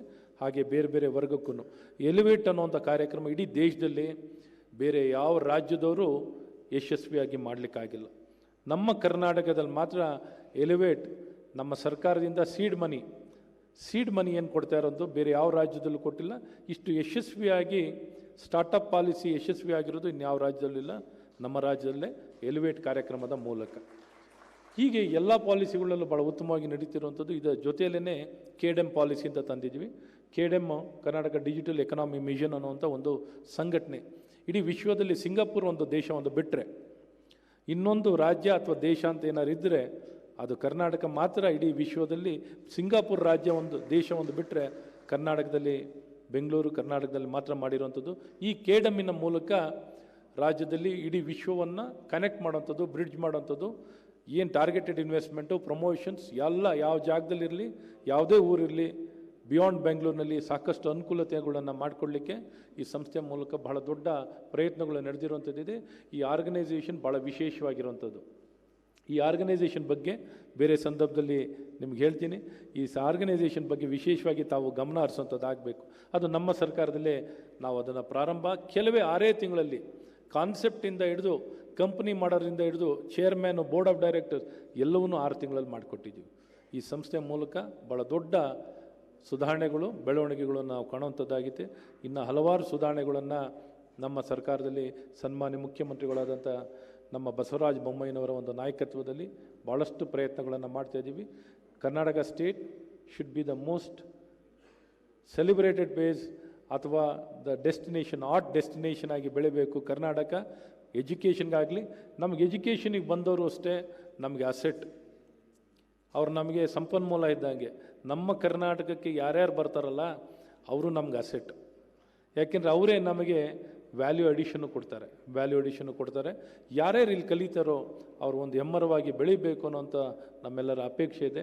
ಈ ದಿಕ್ಕಿನಲ್ಲಿ ಬೆಳಿಲಿಕ್ಕೆ ಬೇರೆ ಹಲವಾರು ಕಾರ್ಯಕ್ರಮ ಇದೆ. ಇವತ್ತು ಸಮಯದ ಕೊರತೆಯಿಂದಾಗಿ ನಾನು ಇನ್ನೇನು ಹೆಚ್ಚು ಮಾತಾಡೋಕ್ಕೋಗಲ್ಲ. ಇಷ್ಟನ್ನು ಹೇಳಿ ನಿಮ್ಮ ಜೊತೆಯಲ್ಲಿ ಎಲ್ಲ ನಿಮ್ಮ ಪ್ರಯತ್ನದಲ್ಲೂ ನಿಮ್ಮ ಜೊತೆಯಲ್ಲಿರ್ತೀವಿ. ರಾಷ್ಟ್ರೀಯ ಶಿಕ್ಷಣ ನೀತಿ ಅಡಿಯಲ್ಲಿ ಇವತ್ತು ಇಂಜಿನಿಯರಿಂಗ್ನಲ್ಲಿ ಏನು ಇವತ್ತು ಅಳವಡಿಸ್ಕೊಂಡಿದ್ದೀರಾ, NEPಯನ್ನು ಇಂಜಿನಿಯರಿಂಗ್ನಲ್ಲಿ ಏನು ಅಳವಡಿಸ್ಕೊಂಡಿದ್ದೀರಾ, ಸಂಪೂರ್ಣವಾಗಿ ಅಳವಡಿಸ್ಕೊಳ್ಳಿ, ಸಂಪೂರ್ಣವಾಗಿ ಸುಧಾರಣೆನ ಕೊಡಿ. ಭಾಳಷ್ಟು ಉತ್ತಮವಾಗಿ ಇದಕ್ಕೆ ನಡೆಸುವಂಥ ಪ್ರಯತ್ನವನ್ನು ಮಾಡಿ, ಭಾಳಷ್ಟು ಆಸಕ್ತಿ, ಕಾಳಜಿ, ಶಕ್ತಿ, ಸಂಪನ್ಮೂಲ ಎಲ್ಲವನ್ನು ಕೊಟ್ಟು ಭಾಳ ಉತ್ತಮವಾಗಿ ಈ ಸಂಸ್ಥೆಗಳನ್ನು ಬೆಳೀಲಿಕ್ಕೆ ತಾವು ಮಾಡೋಂಥ ಪ್ರಯತ್ನಕ್ಕೆ ನಮ್ಮ ಸರ್ಕಾರದಿಂದ ನಿಮಗೆಲ್ಲ ಸಹಕಾರವನ್ನು ಕೊಡ್ತೀವಿ ಅಂತ ವಿಶ್ವಾಸವನ್ನು ಕೊಟ್ಟು ನನ್ನ ಮಾತನ್ನು ಇಲ್ಲಿಗೆ ನಿಲ್ಲಿಸ್ತೀನಿ. ಜೈ ಹಿಂದ್, ಜೈ ಕರ್ನಾಟಕ.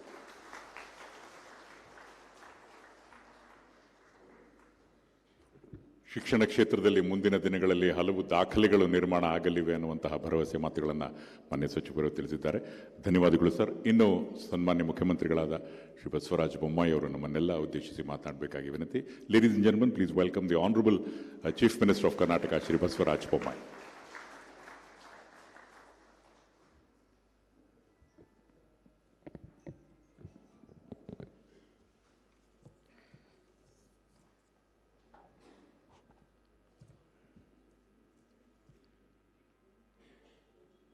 ಹೊಸ ಶಿಕ್ಷಣ ನೀತಿಯನ್ನು ಇಂಜಿನಿಯರಿಂಗ್ ಶಿಕ್ಷಣದಲ್ಲಿ ಅಳವಡಿಸುವಂಥದ್ದು, curriculum at par with IT, destination Karnataka, 4 years BSc honours and engineering education Kannada medium. ಇಷ್ಟು ದೊಡ್ಡ ಪ್ರಮಾಣದ ಒಂದು ಬದಲಾವಣೆ ಕರ್ನಾಟಕದ ಟೆಕ್ನಿಕಲ್ ಎಜುಕೇಷನ್ದಲ್ಲಿ ಎಂದೂ ಕೂಡ ಆಗಿರಲಿಲ್ಲ. Therefore, this is a very remarkable and historical day ಅಂತ ನಾನು ಹೇಳಕ್ಕೆ ಇಚ್ಛೆಪಡ್ತೇನೆ. ಆ್ಯಂಡ್ ದಿಸ್ ಈಸ್ ಪಾಸಿಬಲ್, 2 ಕಡೆಯಿಂದ ಸಹಕಾರ ಇದ್ದಾಗ ಮಾತ್ರ ಸಾಧ್ಯ. ಒಂದು ಕೈಯಿಂದ ಚಪ್ಪಾಳೆ ಆಗಲ್ಲ. ತೆಳಗೆ ಕೂತವರು ಸಹಕಾರ ಮಾಡಬೇಕು, ಮೇಲೆ ಕೂತವರು ಸಹಕಾರ ಮಾಡಬೇಕು. That is a way forward. ಈ ಒಂದು ನ್ಯೂ ಎಜುಕೇಷನ್ ಪಾಲಿಸಿಯನ್ನು ಹೈಯರ್ ಎಜುಕೇಷನ್ದಲ್ಲಿ ಭಾಳ ದೊಡ್ಡ ಪ್ರಮಾಣದಲ್ಲಿ ತಯಾರಿಯನ್ನು ಮಾಡಿ ಸುಮಾರು 1 ವರ್ಷ ವಿವಿಧ ಆಯಾಮಗಳ ಬಗ್ಗೆ ಎಕ್ಸ್ಪರ್ಟ್ಸ್ ಜೊತೆಗೆ, ಪ್ರೊಫೆಸರ್ಸ್ ಜೊತೆಗೆ, ಸ್ಟೂಡೆಂಟ್ಸ್ ಜೊತೆಗೆ, ಯೂನಿವರ್ಸಿಟಿ ಜೊತೆಗೆ ಚರ್ಚೆ ಮಾಡಿ ರಾಷ್ಟ್ರದಲ್ಲೇ ಪ್ರಥಮ ಬಾರಿ ನ್ಯೂ ಎಜುಕೇಷನ್ ಪಾಲಿಸಿಯನ್ನು ಅಳವಡಿಸಿ ತಂದಿರುವಂಥ ನಮ್ಮ ಅಶ್ವತ್ಥನಾರಾಯಣ್ ಅವರು ಅತ್ಯಂತ ಪ್ರಗತಿಪರವಾಗಿರುವಂಥ ಹೈಯರ್ ಎಜುಕೇಷನ್ ಮಂತ್ರಿ ಅಂತ ನಾನು ಹೇಳೋಕ್ಕೆ ಇಚ್ಛೆಪಡ್ತೀನಿ. ಡಾಕ್ಟರ್ ಪಾಂಡುರಂಗಶೆಟ್ಟಿಯವರು ನಾನು ಕಳೆದ 35-40 ವರ್ಷದಿಂದ ಅವ್ರನ್ನ ಬಲ್ಲೆ. ನಮ್ಮ ತಂದೆಯವರ ಜೊತೆಗೆ ಭಾಳ ಆತ್ಮೀಯವಾದಂಥ ಒಡನಾಟ ಇತ್ತು. ಅದೇ ರೀತಿ ಇವತ್ತು ನಮ್ಮ Dattatreya, what's your name, complete name? Salagami. ನಾನು ಅವ್ರನ್ನ ಅಲ್ಲಿ ನೋಡಿದಾಗ ಯಾರೋ ಯುರೋಪಿಯನ್ ಇದ್ದಾರೆ, ರಾಬರ್ಟ್ ಬಾಷ್ MD ಅಂದರು. ಯುರೋಪಿಯನ್, ನಾರ್ಮಲಿ ಯುರೋಪಿಯನ್ಸ್ ಇದ್ದಾರೆ ಅಂತ ಅಂದ್ಕೊಂಡೆ. But we have got one Indian who can bit any European ಅಂತ ಈಗ ಗೊತ್ತಾಯ್ತು ನನಗೆ. ಅದೇ ರೀತಿ ನಮ್ಮ VC ಅವರಾದ ಕರಿಸಿದ್ದಪ್ಪ ಅವರಿದ್ದಾರೆ, ಸುಶೀಲ್ ನಮೋಶಿ ಇದ್ದಾರೆ, ನಮ್ಮ ACS ಉನ್ನತ ಶಿಕ್ಷಣ ಕುಮಾರ್ ನಾಯಕ್ ಅವರಿದ್ದಾರೆ, ಮತ್ತು ಕಾಲೇಜ್ ಎಜುಕೇಷನ್ ಕಮಿಷನರ್ ಪ್ರದೀಪ್ ಅವರಿದ್ದಾರೆ. ಇಲ್ಲಿ ಭಾಳ ಡಿಸ್ಟಿಂಗ್ವಿಶ್ಡ್ ಗ್ಯಾದ್ರಿಂಗ್ ಇವತ್ತು ನಮ್ಮ ಬ್ಯಾಂಕೆಟ್ ಹಾಲಲ್ಲಿದೆ. ಅವರೆಲ್ಲರಿಗೂ ಕೂಡ ನನ್ನ ಗೌರವಪೂರ್ವಕವಾದಂಥ ನಮಸ್ಕಾರಗಳು, ವಂದನೆಗಳು, ಹಾಗೂ ನನ್ನ ಆತ್ಮೀಯ ಮಾಧ್ಯಮದ ಸ್ನೇಹಿತರೆ, ನನಗೆ ಭಾಳ ಸಂತೋಷ ಆಗಿದೆ. ನನ್ನ ಸಬ್ಜೆಕ್ಟ್ ಬಗ್ಗೆ ಒಂದು ಹೊಸತನ, ಹೊಸ ರೂಪ, ಹೊಸ ದಿಕ್ಕು ಕೊಡುವಂಥ ಪ್ರಯತ್ನ ಆಗುತ್ತಿರುವಂಥ ಸಂದರ್ಭದಲ್ಲಿ ನನ್ನನ್ನು ಆಹ್ವಾನ ಮಾಡಿದ್ದಾರೆ ಅಂತಂದಾಗ ನನಗೆ ಭಾಳ ಸಂತೋಷ ಆಗಿದೆ. ನನ್ನ ಪ್ರಕಾರ ನನ್ನನ್ನು ಆಹ್ವಾನ ಮಾಡೋ ಅವಶ್ಯಕತೆ ಇರಲಿಲ್ಲ ಇಲ್ಲಿ. ಯಾಕಂದರೆ ನಾನು ನ್ಯೂ ಎಜುಕೇಷನ್ ಪಾಲಿಸಿ ಇದೇ ಸ್ಟೇಜ್ ಮೇಲೆ ನಾನು ಲಾಂಚ್ ಮಾಡಿದ್ದೆ. ಈ ನ್ಯೂ ಎಜುಕೇಷನ್ ಪಾಲಿಸಿ ಯಶಸ್ವಿ ಆಗಬೇಕಾದ್ರೆ ತಳ ಹಂತದಿಂದ ಮೇಲ್ ಹಂತದವರೆಗೂ ಕೂಡ ಬದಲಾವಣೆ ಆಗಬೇಕು. ಯಾಕಂದರೆ ಮಕ್ಕಳು ಮೇಲ್ ಮಾತ್ರ ಬದಲಾವಣೆ ಆತಂದರೆ ಅದನ್ನು ಕಾಂಪ್ರಿಹೆಂಡ್ ಮಾಡೋಕ್ಕಾಗಲ್ಲ. ಆದ್ದರಿಂದ ತಳ ಹಂತದಿಂದ ಮೇಲ್ ಹಂತದವರೆಗೂ ನ್ಯೂ ಎಜುಕೇಷನ್ ಪಾಲಿಸಿ ಬದಲಾವಣೆ ಆದಾಗ ಕಂಪ್ಲೀಟ್ ಆಗುತ್ತೆ, ಕಾಂಪ್ರಿಹೆನ್ಸಿವ್ ಆಗುತ್ತೆ ಮತ್ತು ಸಕ್ಸಸ್ ಆಗುತ್ತೆ. ಆದ್ದರಿಂದ ಇವತ್ತು ನಾವಿಲ್ಲೆಲ್ಲ ಏನು ಸೇರಿದ್ದೇವೆ ಇದ್ರ ಬಗ್ಗೆ ನಮ್ಮ ಲಕ್ಷ್ಯ ಇರಬೇಕು ಅಂತ. Preparation of a student for a change, it's a very very important. ಮೈಂಡ್ಸೆಟ್ನಿಂದ ಹಿಡಿದು ಫಸ್ಟು ಟೀಚರ್ ಮೈಂಡ್ಸೆಟ್ ಚೇಂಜ್ ಆಗಬೇಕು. If teacher mindset changes, a student mindset will change. ನಾವು ಟೀಚರ್ನ ಬದಲಾವಣೆ ಮಾಡದೇ ಇದ್ದರೆ ಯಾವ ಸ್ಟೂಡೆಂಟು ಕೂಡ ಬದಲಾವಣೆ ಆಗಕ್ಕೆ ಸಾಧ್ಯ ಇಲ್ಲ. ಫಾರ್ ಒನ್ ಸಿಂಪಲ್ ರೀಸನ್, ನಾವೆಲ್ಲ ಸಣ್ಣವರಿದ್ದಾಗ ಟೀಚರ್ ಏನು ಹೇಳ್ತಾರೆ ಅದನ್ನು ನಂಬ್ತಿದ್ವಿ ನಾವು ಪೂರ್ಣವಾಗಿ. 2 into 2 4, yes 4, and it is there permanently. PhD ಆಗಿರ್ಬೋದು, ನೀವು ಎಜುಕೇಷನ್ ಇನ್ಸ್ಟಿಟ್ಯೂಷನ್ ನಡೆಸ್ತಿರ್ಬೋದು, but still 2 into 2 is 4. Why? Because my teacher has told, your teacher has told. So that is the belief, that is the faith, and a person who can instill faith can bring a change.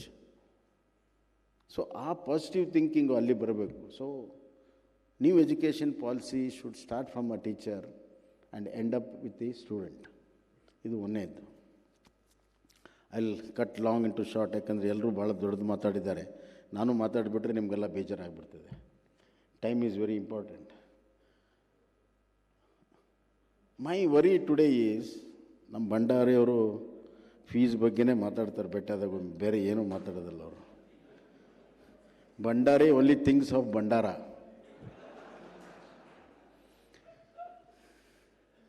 But the real Bandara is in knowledge, not in money. But he is true to certain extent, I agree. But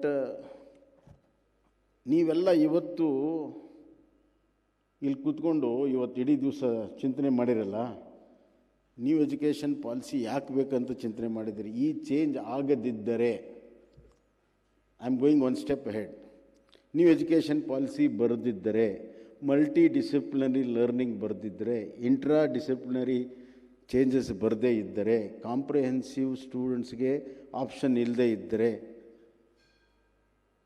percentile of marks system ಬರದೇ ಇದ್ದರೆ, ನಾವೆಲ್ಲ percentage ಇದೆ, ಈಗ ನಮ್ಮಲ್ಲಿ percentage ಇದೆ, percentile ಬರಬೇಕು. So that within that institution, what is the average of that institution, and to that average, how much the student has gone up the average or gone down that average. Percentile is very important. That is the in thing in the international arena. But unfortunately, nobody is talking about it. Especially institutions should have thought about it, talked about it. Okay, that apart. But I was just thinking, ನೀವು ಇದನ್ನು ಬದಲಾವಣೆ ಮಾಡದೇ ಇದ್ದರೆ ಅಂತ ಒಂದು ಪ್ರಶ್ನೆ ಹಾಕ್ಕೋಬೇಕು. ಮಾಡದೇ ಇದ್ದರೆ ಏನಾಗ್ತದೆ? ಈಗಾಗಲೇ ನಿಮಗೆ ಗೊತ್ತಿಲ್ಲದಂಗೆ ಭಾಳಷ್ಟು ಬದಲಾವಣೆ ಆಗಿಬಿಟ್ಟಿದೆ. ನೀವು ಬದಲಾವಣೆ ಆಗಲಿಲ್ಲ ಅಂದರೂ ಬದಲಾವಣೆ ನಿಲ್ಲೋದಿಲ್ಲ ಅಂತಲ್ಲ, ಜಗತ್ತಿನಲ್ಲಿ ಯಾವುದೋ ಬದಲಾವಣೆ ನಿಲ್ಲೋದಿಲ್ಲ. Change is permanent, and if you don't change with the change, then you will be permanently lost. You will be permanently lost. You just think of your evolution of engineering colleges. ಮೊದಲು government college ಇತ್ತು, ಆಮೇಲೆ early ಫಿಲಾಂಥ್ರಫಿಸ್ಟು start ಮಾಡಿರುವಂಥ college ಇತ್ತು. ಭಂಡಾರಿ ಬರೀ ಇಲ್ಲಿದ್ದು ಒಂದೇ ಹೇಳ್ದ, ನಮ್ಮದು ಕೂಡ 46ರಲ್ಲಿ ಡಿಪ್ಲೊಮಾ ಶುರುವಾಗಿ 47ರಲ್ಲಿ ಇಂಜಿನಿಯರಿಂಗ್ BE ಕಾಲೇಜ್ ನಮ್ಮದು ಸ್ಟಾರ್ಟ್ ಆಗಿದೆ, ಉತ್ತರ ಕರ್ನಾಟಕದ್ದು. ಬರೀ ಬೆಂಗಳೂರು ಅಷ್ಟೇ ನೋಡಬೇಡ ನೀನು. is one of the pre-independence college. Between Bangalore and Pune, that is the only college. ಯಾವುದು ಇರಲಿಲ್ಲ. ಸೊ ಅಷ್ಟು ಅರ್ಲಿಯಾಗಿ ಫಿಲಾಂಥ್ರಫಿ ಸ್ಟಾರ್ಟ್ ಮಾಡಿದರು. But it was supported and aided by government then. All government aided colleges ಅವೆಲ್ಲ ಸ್ಟಾರ್ಟಿಂಗ್ನಲ್ಲಿ ಪ್ರಾರಂಭ ಆಗಿರುವಂಥದ್ದು. ಅವಾಗ ಏನಿತ್ತು? Civil, electrical and mechanical, because that was the need of the society. we are just building India, so we needed civil engineers, we need electrical engineers, and we have just moved into manufacturing, so we needed mechanical engineers. Then things changed. Electronic ಬಂತು, computer science ಬಂತು. ಯಾರು ಆ ಚೇಂಜನ್ನು adapt ಮಾಡಿದ್ರು ಅವರು survive ಆದರು. ಯಾರು ಈ change adapt ಮಾಡಲಿಲ್ಲ, ಇಂಜಿನಿಯರಿಂಗ್ ಕಾಲೇಜ್ ಭಾಳಷ್ಟು ಮುಚ್ಚಿ ಕೂಡ ಹೋಗಿದ್ದಾವೆ, ನಾಟ್ ಫಿಸಿಬಲ್ ಕೂಡ ಆಗಿದ್ದಾವೆ. Am I right? So this is another big change. ಇವತ್ತು ಈ ಚೇಂಜನ್ನು ನಾವು ನಮಗೋಸ್ಕರ ಅಥವಾ ನಾವು ನಮ್ಮ ಸರ್ವೈವಲ್ಗೋಸ್ಕರ ಅಲ್ಲ, ಇಡೀ ದೇಶದ ಸರ್ವೈವಲ್ಗೋಸ್ಕರ ಇವತ್ತು ಈ ಚೇಂಜ್ ಅವಶ್ಯಕತೆ ಇದೆ. ನಮ್ಮ ಗ್ರಾಮೀಣ ಪ್ರದೇಶದ ಒಬ್ಬ ಅತ್ಯಂತ ಉತ್ಸಾಹಿ ಮಕ್ಕಳು, ಕಲಿಬೇಕನ್ನುವಂಥ ಹಂಬಲ್ ಇರುವಂಥ ಮಕ್ಕಳು ಇಂಟರ್ನ್ಯಾಷನಲ್ ಸ್ಟೂಡೆಂಟ್ಸ್ ಜೊತೆಗೆ ಇವತ್ತು ಕಾಂಪೀಟ್ ಮಾಡಬೇಕಾದ್ರೆ ಆ ಲೆವೆಲಲ್ಲಿ ನಾವು ಅವ್ರನ್ನ ತಯಾರು ಮಾಡೋದಕ್ಕೆ ಎಜುಕೇಷನ್ನು ಮತ್ತು ಎಜುಕೇಷನ್ ಇನ್ಸ್ಟಿಟ್ಯೂಷನ್ ಇರಲಿಲ್ಲ ಅಂದರೆ we are doing a great sin on the next generation. It is not a very very simple job to change the education system over night. We need lot of thinking, lot of research, lot of adaptability to our nation. ಬೇರೆ ದೇಶದಲ್ಲಿ ಇದು ನಾವು adapt ಮಾಡೋಕ್ಕಾಗುತ್ತಿಲ್ಲ ಅನ್ನೋಂಥದ್ದು studies ಮಾಡಿ, practical ಆಗಿ ನೋಡಿ, vast study ಆದಮೇಲೆ ಈ ಚೇಂಜ್ ತಂದಿದೆ. ಈ ಚೇಂಜ್ ಮಾಡೋದಕ್ಕೆ ಪೊಲಿಟಿಕಲಿ ಭಾಳ ಸ್ಟ್ರೆಂಗ್ತ್ ಇರಬೇಕು, ಭಾಳ ಗಟ್ಸ್ ಇರಬೇಕು. ಅದನ್ನು ನಮ್ಮ ಪ್ರಧಾನಮಂತ್ರಿ ನರೇಂದ್ರ ಮೋದಿಯವರು ತೋರಿಸಿದ್ದಾರೆ. In spite of so many other voices, in spite of lot of roadblocks. It was a very bold decision by our leader Narendra Modi ji. Now, Government of Karnataka, despite of all opposition to these policies, we are going to implement this. In spite of other voices it was brought in, now despite of opposition, we are going to bring this. That is the firm decision of this government. Why? For the betterment of our students, our education values, education systems, and the flexibility what it has. ಈಗ ನಾನು ಆಗಲೇ ಹೇಳಿದೆ, ನಿಮ್ಗೆ ಗೊತ್ತಿಲ್ಲದಂಗೆ ಕೆಲವು ಬದಲಾವಣೆ ಆಗ್ತಾ ಇದೆ ಅಂತ. ಏನು ನೀವು ಇದನ್ನು ಅಡಾಪ್ಟ್ ಮಾಡ್ತಿರೋ ಬಿಡ್ತಿರೋ, ಈಗಾಗಲೇ ನಿಮಗೆ ಇನ್ಎವಿಟಬಿಲಿಟಿ ಇದೆ, ಅದು ನೀವು ಚರ್ಚೆ ಮಾಡಬೇಕಾಗಿತ್ತು ಇವತ್ತು. ನಾವು there is a direct competition between a classroom and an app, because technology has overtaken us. What you want to teach in classroom, it is on the mobile of a student. There is a direct competition, and if you don't change, if you don't give multidisciplinary education, what will happen? Why there are a lot of seats vacant now? It's a supply and demand. ಅವತ್ತು college ಕಡಿಮೆ ಇತ್ತು. College ಕಡಿಮೆ ಇದ್ದಾಗ demand ಜಾಸ್ತಿ ಇತ್ತು. ಅವಾಗ ಭಂಡಾರಿಯವರು ಅಸೋಸಿಯೇಷನ್ದಲ್ಲಿ ಇದ್ರಲ್ಲ ಗೊತ್ತಿಲ್ಲ, ಅವಾಗ ಯಾರು ಕೂಡ ಕಾಲೇಜ್ ಫೀಸ್ ಹೆಚ್ಚಿಗೆ ಮಾಡಿ ಅಂತ ಯಾರು ಬರ್ತಿರ್ಲಿಲ್ಲ. ಯಾಕೆ? ಅವತ್ತು ಡಿಮಾಂಡ್ ಇತ್ತು, ಸೋರ್ಸ್ ಆಫ್ ಇನ್ಕಮ್ ಇತ್ತು. ಇಷ್ಟೇ ಹೇಳ್ತೇನೆ ನಾನು, ಅದಕ್ಕಿಂತ ಜಾಸ್ತಿ ಹೇಳೋದಿಲ್ಲ. ಈಗ ಸಪ್ಲೈ ಜಾಸ್ತಿ ಆಗಿದೆ, ಆ ಇನ್ನೊಂದು ಸೋರ್ಸ್ ಆಫ್ ಇನ್ಕಮ್ ಕಡಿಮೆ ಆಗಿದೆ, ಅದಕ್ಕೆ ಫೀಸ್ ಹೆಚ್ಚಿಗೆ ಕೇಳ್ತಾ ಇದ್ದೀರಿ. ವೆರಿ ಸಿಂಪಲ್ ಭಂಡಾರವರೇ, ಅದಕ್ಕೆ ನಾನು ಹೇಳಿದೆ, ನಾನು ಉತ್ತರ ಕೊಡ್ತೀನಪ್ಪ ಅದಕ್ಕೆ ಅಂತ. But that is not important. What is important is you have to fight the app technology. How you are going to do it? Classrooms are becoming less relevant. Your courses have become less relevant. The technology, the internet technology has broken the shackles not only in education, it has broken the shackles of polity, administration, geographical barrier of this world.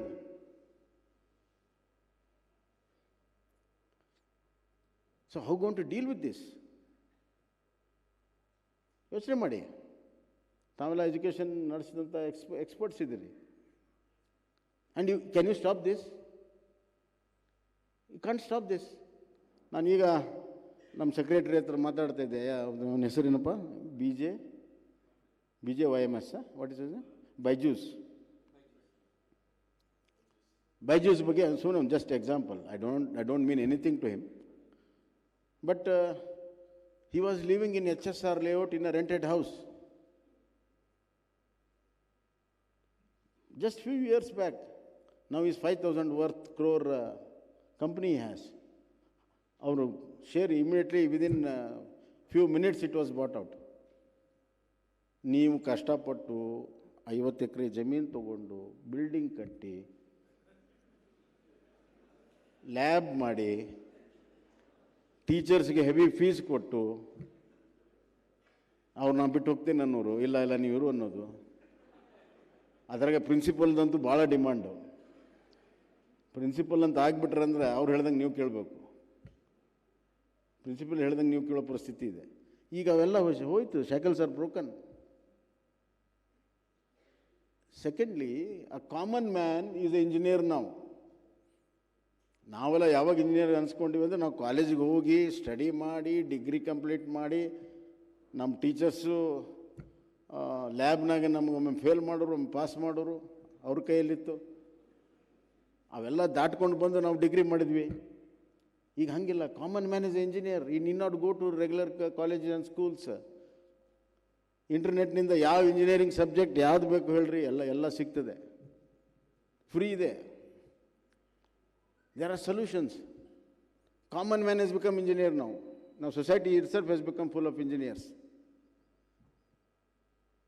So technology ಇದೆಯಲ್ಲ, it is breaking all the norms. ಇದ್ರ ಬಗ್ಗೆ ನೀವು ಚಿಂತನೆ ಮಾಡಿ, ನೀವು ಒಂದು step ಮುಂದಿರಬೇಕು, ಅಂದಾಗ ಮಾತ್ರ ನೀವು ಸರ್ವೈವ್ ಆಗ್ತೀವಿ. ಆ ಒಂದು ಸ್ಟೆಪ್ ಮುಂದೆ ಹೋಗೋದಕ್ಕೆ ನ್ಯೂ ಎಜುಕೇಷನ್ ಪಾಲಿಸಿ ಹೆಲ್ಪ್ ಆಗ್ತದೆ. ಅದು ಕರ್ನಾಟಕ ಸರ್ಕಾರ ಮಾಡ್ತಾಯಿದೆ. ನಿಮಗೆಲ್ಲ ರೀತಿಯ ಸಪೋರ್ಟನ್ನು ನಾವು ಕೊಡ್ತೀವಿ. We are with you, because you are taking a very tough decision to change. Hand holding is necessary. Right from your structure, fee ಸ್ಟ್ರಕ್ಚರಿಂದ ಹಿಡಿದು, ಟೆಕ್ನಾಲಜಿಯಿಂದ ಹಿಡಿದು, ಕ್ಲಿಯರೆನ್ಸಸ್ಸಿಂದ ಹಿಡಿದು, ಅಡ್ಯಾಪ್ಟಬಿಲಿಟಿಯಿಂದ ಹಿಡಿದು ಏನು ಸಪೋರ್ಟ್ ಬೇಕೋ ಸಂಪೂರ್ಣವಾಗಿ ನಮ್ಮ ಸರ್ಕಾರ ನ್ಯೂ ಎಜುಕೇಷನ್ ಪಾಲಿಸಿ ಇಂಪ್ಲಿಮೆಂಟ್ ಮಾಡೋದಕ್ಕೆ ನಿಮ್ಮ ಜೊತೆಗೆ ಹೆಜ್ಜೆಯಲ್ಲಿ ಹೆಜ್ಜೆ ಇಡ್ತೇವೆ, ಹೆಗಲಿಗೆ ಹೆಗಲು ಕೊಟ್ಟು ಕೈ ಹಿಡಿದು ನಾವು ನಡೀತೇವೆ. ಬಿಕಾಸ್ ಸಕ್ಸಸ್ ಎರಡು ಕಡೆಯಿಂದ ಆಗಬೇಕು, ಒಂದು ಕಡೆ ಆಗಲ್ಲ. And you are really taken a very bold decision, and we have to stand by you. That is ನಮ್ಮ ಡ್ಯೂಟಿ ಅದು, and will stand by you.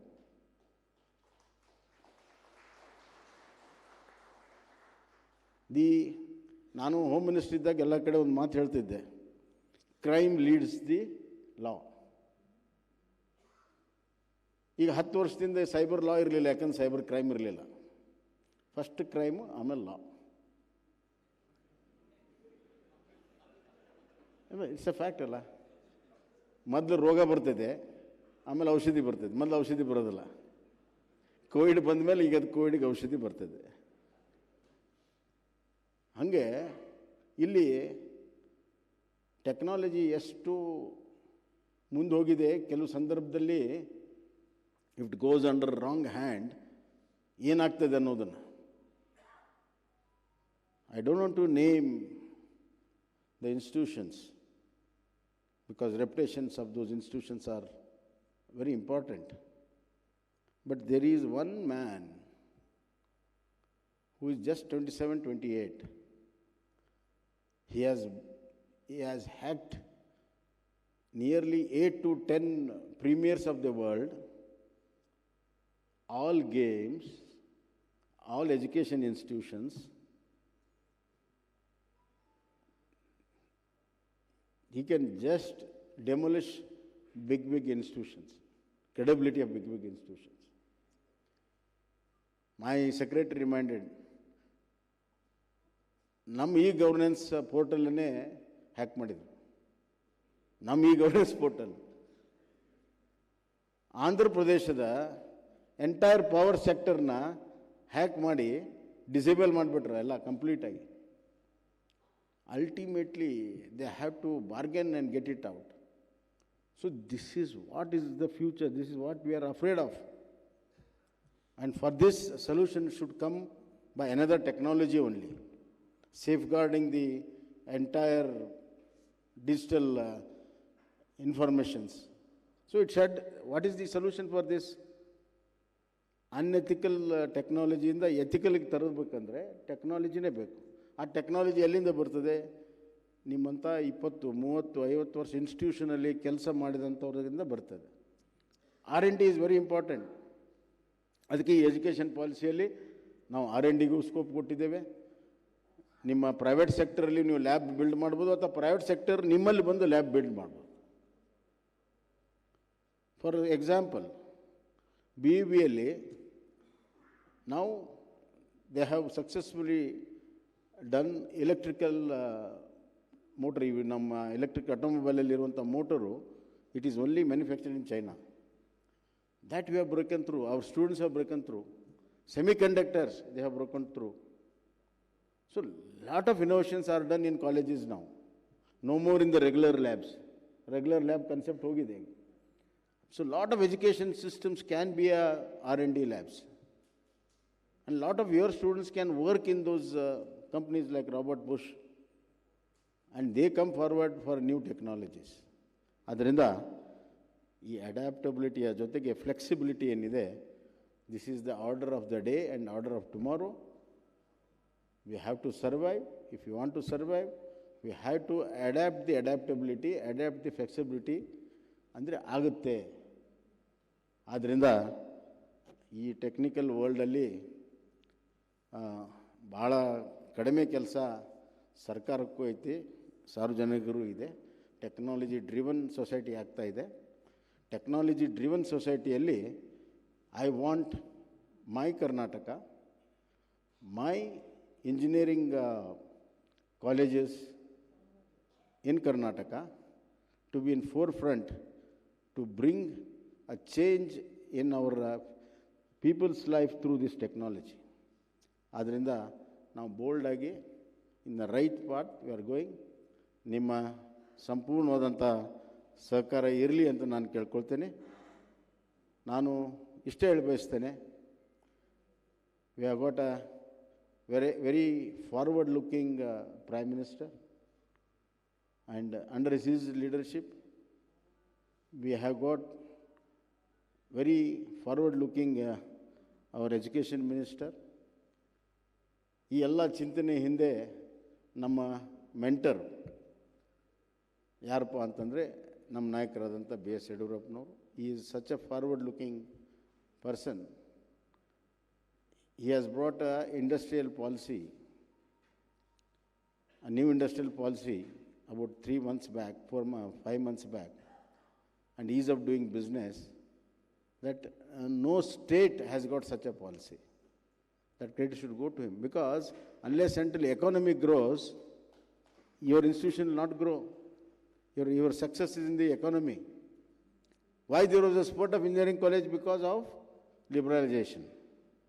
Liberalization ಆದಮೇಲೆ ಚೇಂಜ್ ಆಯಿತು. ಈಗ ಈ ಡಿಜಿಟಲೈಸೇಷನ್ ಆದಮೇಲೆ ಆ ಥರದ ಇಂಡಸ್ಟ್ರಿ ಬರಬೇಕನ್ನುವ ಒಂದು ಪಾಲಿಸಿಯನ್ನು ನಮ್ಮ ನಾಯಕರಂತ ಯಡಿಯೂರಪ್ಪನವ್ರು ತಂದಿದ್ದಾರೆ. ಅದರ ಒಂದು ಫಲವನ್ನು ನಾವು ತಯಾರಾಗಬೇಕಾದ್ರೆ ಹ್ಯೂಮನ್ ರಿಸೋರ್ಸನ್ನು ನಾವು ಇವತ್ತು ಡೆಮೋಗ್ರಫಿಕ್ ಡಿವಿಡೆಂಡ್ಸನ್ನು ಪಡ್ಕೋಬೇಕಾಗಿದೆ. So let us work together for the betterment of future of our children and betterment future of our institution and the society. Thank you.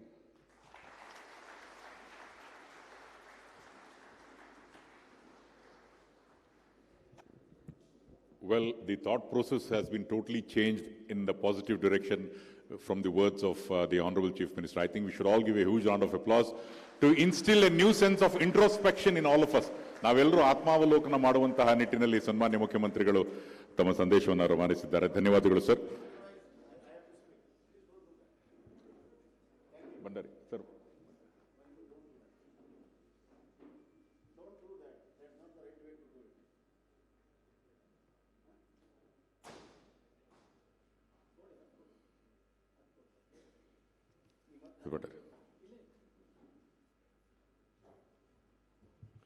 Sir, ನಮ್ಮ ಕುಪೇಕಕ್ಕೆ, ನಮ್ಮ ಕನ್ಸೆಷನಲ್ ಅಗ್ರಿಮೆಂಟ್ಗೆ ನಮ್ಮ ಕುಪೇಕದಿಂದ ಒಂದು 4-5 ಜನ ನಮಗೆ ಭಾಳಷ್ಟು ಸಪೋರ್ಟ್ ಮಾಡಿದ್ದಾರೆ ಸರ್. ಅವರಿಗೆ ತಾವು ಒಂದು ನೆನಪಿನ ಕಾಣಿಕೆ ಕೊಡಬೇಕಾಗಿ ಕೇಳ್ಕೊಳ್ತಾ ಇದ್ವಿ. ಒಂದು ಕ್ಯಾಪ್ಟನ್ ಗಣೇಶ್ ಕಾರ್ಣಿಕ್ ಸಾಹೇಬರು, ಮತ್ತೊಂದು ಉಮಾದೇವಿ ಅವರು, ಮತ್ತು ಪಾಂಡ್ರಂಗ್ ಶೆಟ್ಟರು, ಮತ್ತು ಋಷಭೇಂದ್ರಪ್ಪನವರು ವೇದಿಕೆ ಮೇಲೆ ಬಂದು, ಯಾಕೆಂತ ಹೇಳಿದ್ರೆ ಕುಪೇಕ ಮತ್ತು ಸರ್ಕಾರಕ್ಕೆ ಇವರು ಸಂಪೂರ್ಣ ಸಹಕಾರವನ್ನು ಕೊಟ್ಟಿದ್ದು ಸರ್.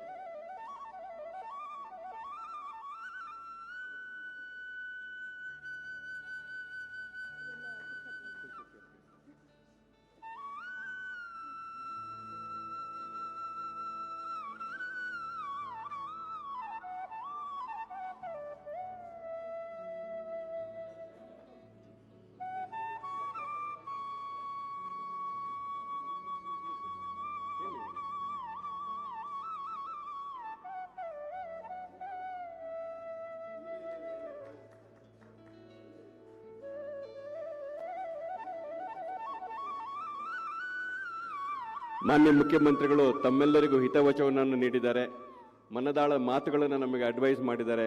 ಹಾಗಾಗಿ ಅವರಿಗೆ ಕುಪೇಕದಿಂದ ಮತ್ತೊಮ್ಮೆ ಸರ್, ಅದೇ ರೀತಿ ರಾಬರ್ಟ್ ಬಾಷಿನ ರಾಘವೇಂದ್ರ ಅವರಿಗೆ, ನಿಮಗೆ ದತ್ತಾತ್ರೇಯ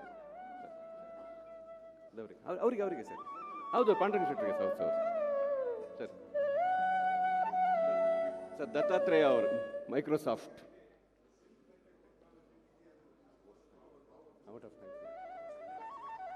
ಈ ನೆನಪಿನ ಕಾಣಿಕೆಯನ್ನು ನೀಡುವ ಸಂದರ್ಭದಲ್ಲಿ I would request professor S Deshpande, registrar VTU, to propose vote of thanks, and also request Shri Kumar Naik to kindly accept a memento.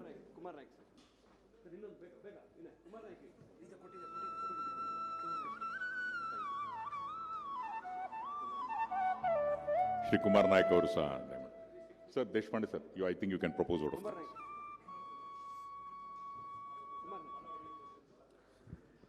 ಎಲ್ಲರಿಗೂ ನಮಸ್ಕಾರ.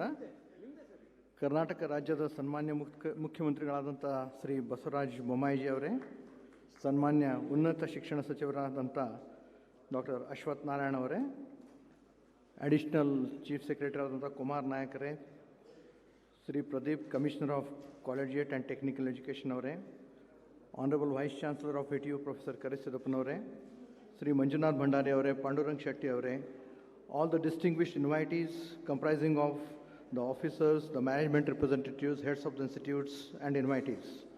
It is a matter of great privilege for me to propose Dhanyavad for this beautiful and meaningful event. Honorable Chief Minister Sri Basavaraj Bommai-ji, an absolutely down-to-earth person but an assertive leader with a clear roadmap and positive actions. Thank you so much, sir, for accepting our invitation and being with us in spite of his busy schedule.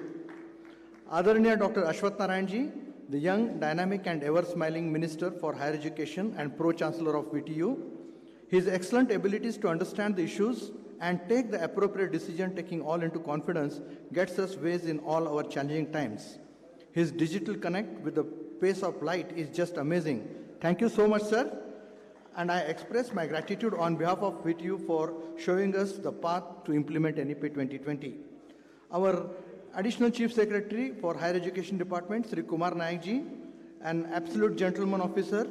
We have seen him in Belgavi too. Simple, never loses his cool, smart and efficient administrator. It's our pleasure working with you, sir. Thank you so much, sir, for being with us. Commissioner of Collegiate Education, Collegiate and Technical, Sri Pradeep ji, always with VTU in all the times, with perfect inputs and advices. Thank you so much, sir, for being with us. Sri Dattatri Saligama, the Managing Director of Robert Bosch, who gave the wonderful industry perspective about NEP 2020. Thank you very much, sir. Professor Karisiddappa, Honorable Vice Chancellor of Vishweshwaraya Technology University, a person with amazing grasping power, undoubtedly a great leader with humble and simple background. Though a man of few words, but the actions speak. Under his leadership, VTU could find 55th place in 2020 and 57th place in 2021 in NIRF ranking. VTU has taken all his journey for implementing NEP 2020 under his leadership. Thank you so much, sir, for being a great team leader for us. All our academic senate and executive council members, without their support, we just cannot move on. These bodies stood up with us like rock in all times. Thank you so much, sirs. Lastly, all our friends from the institutes, the QPECA, the chairpersons, the secretaries, the heads of the institutions, the faculty members, VTU is VTU only and only because of you.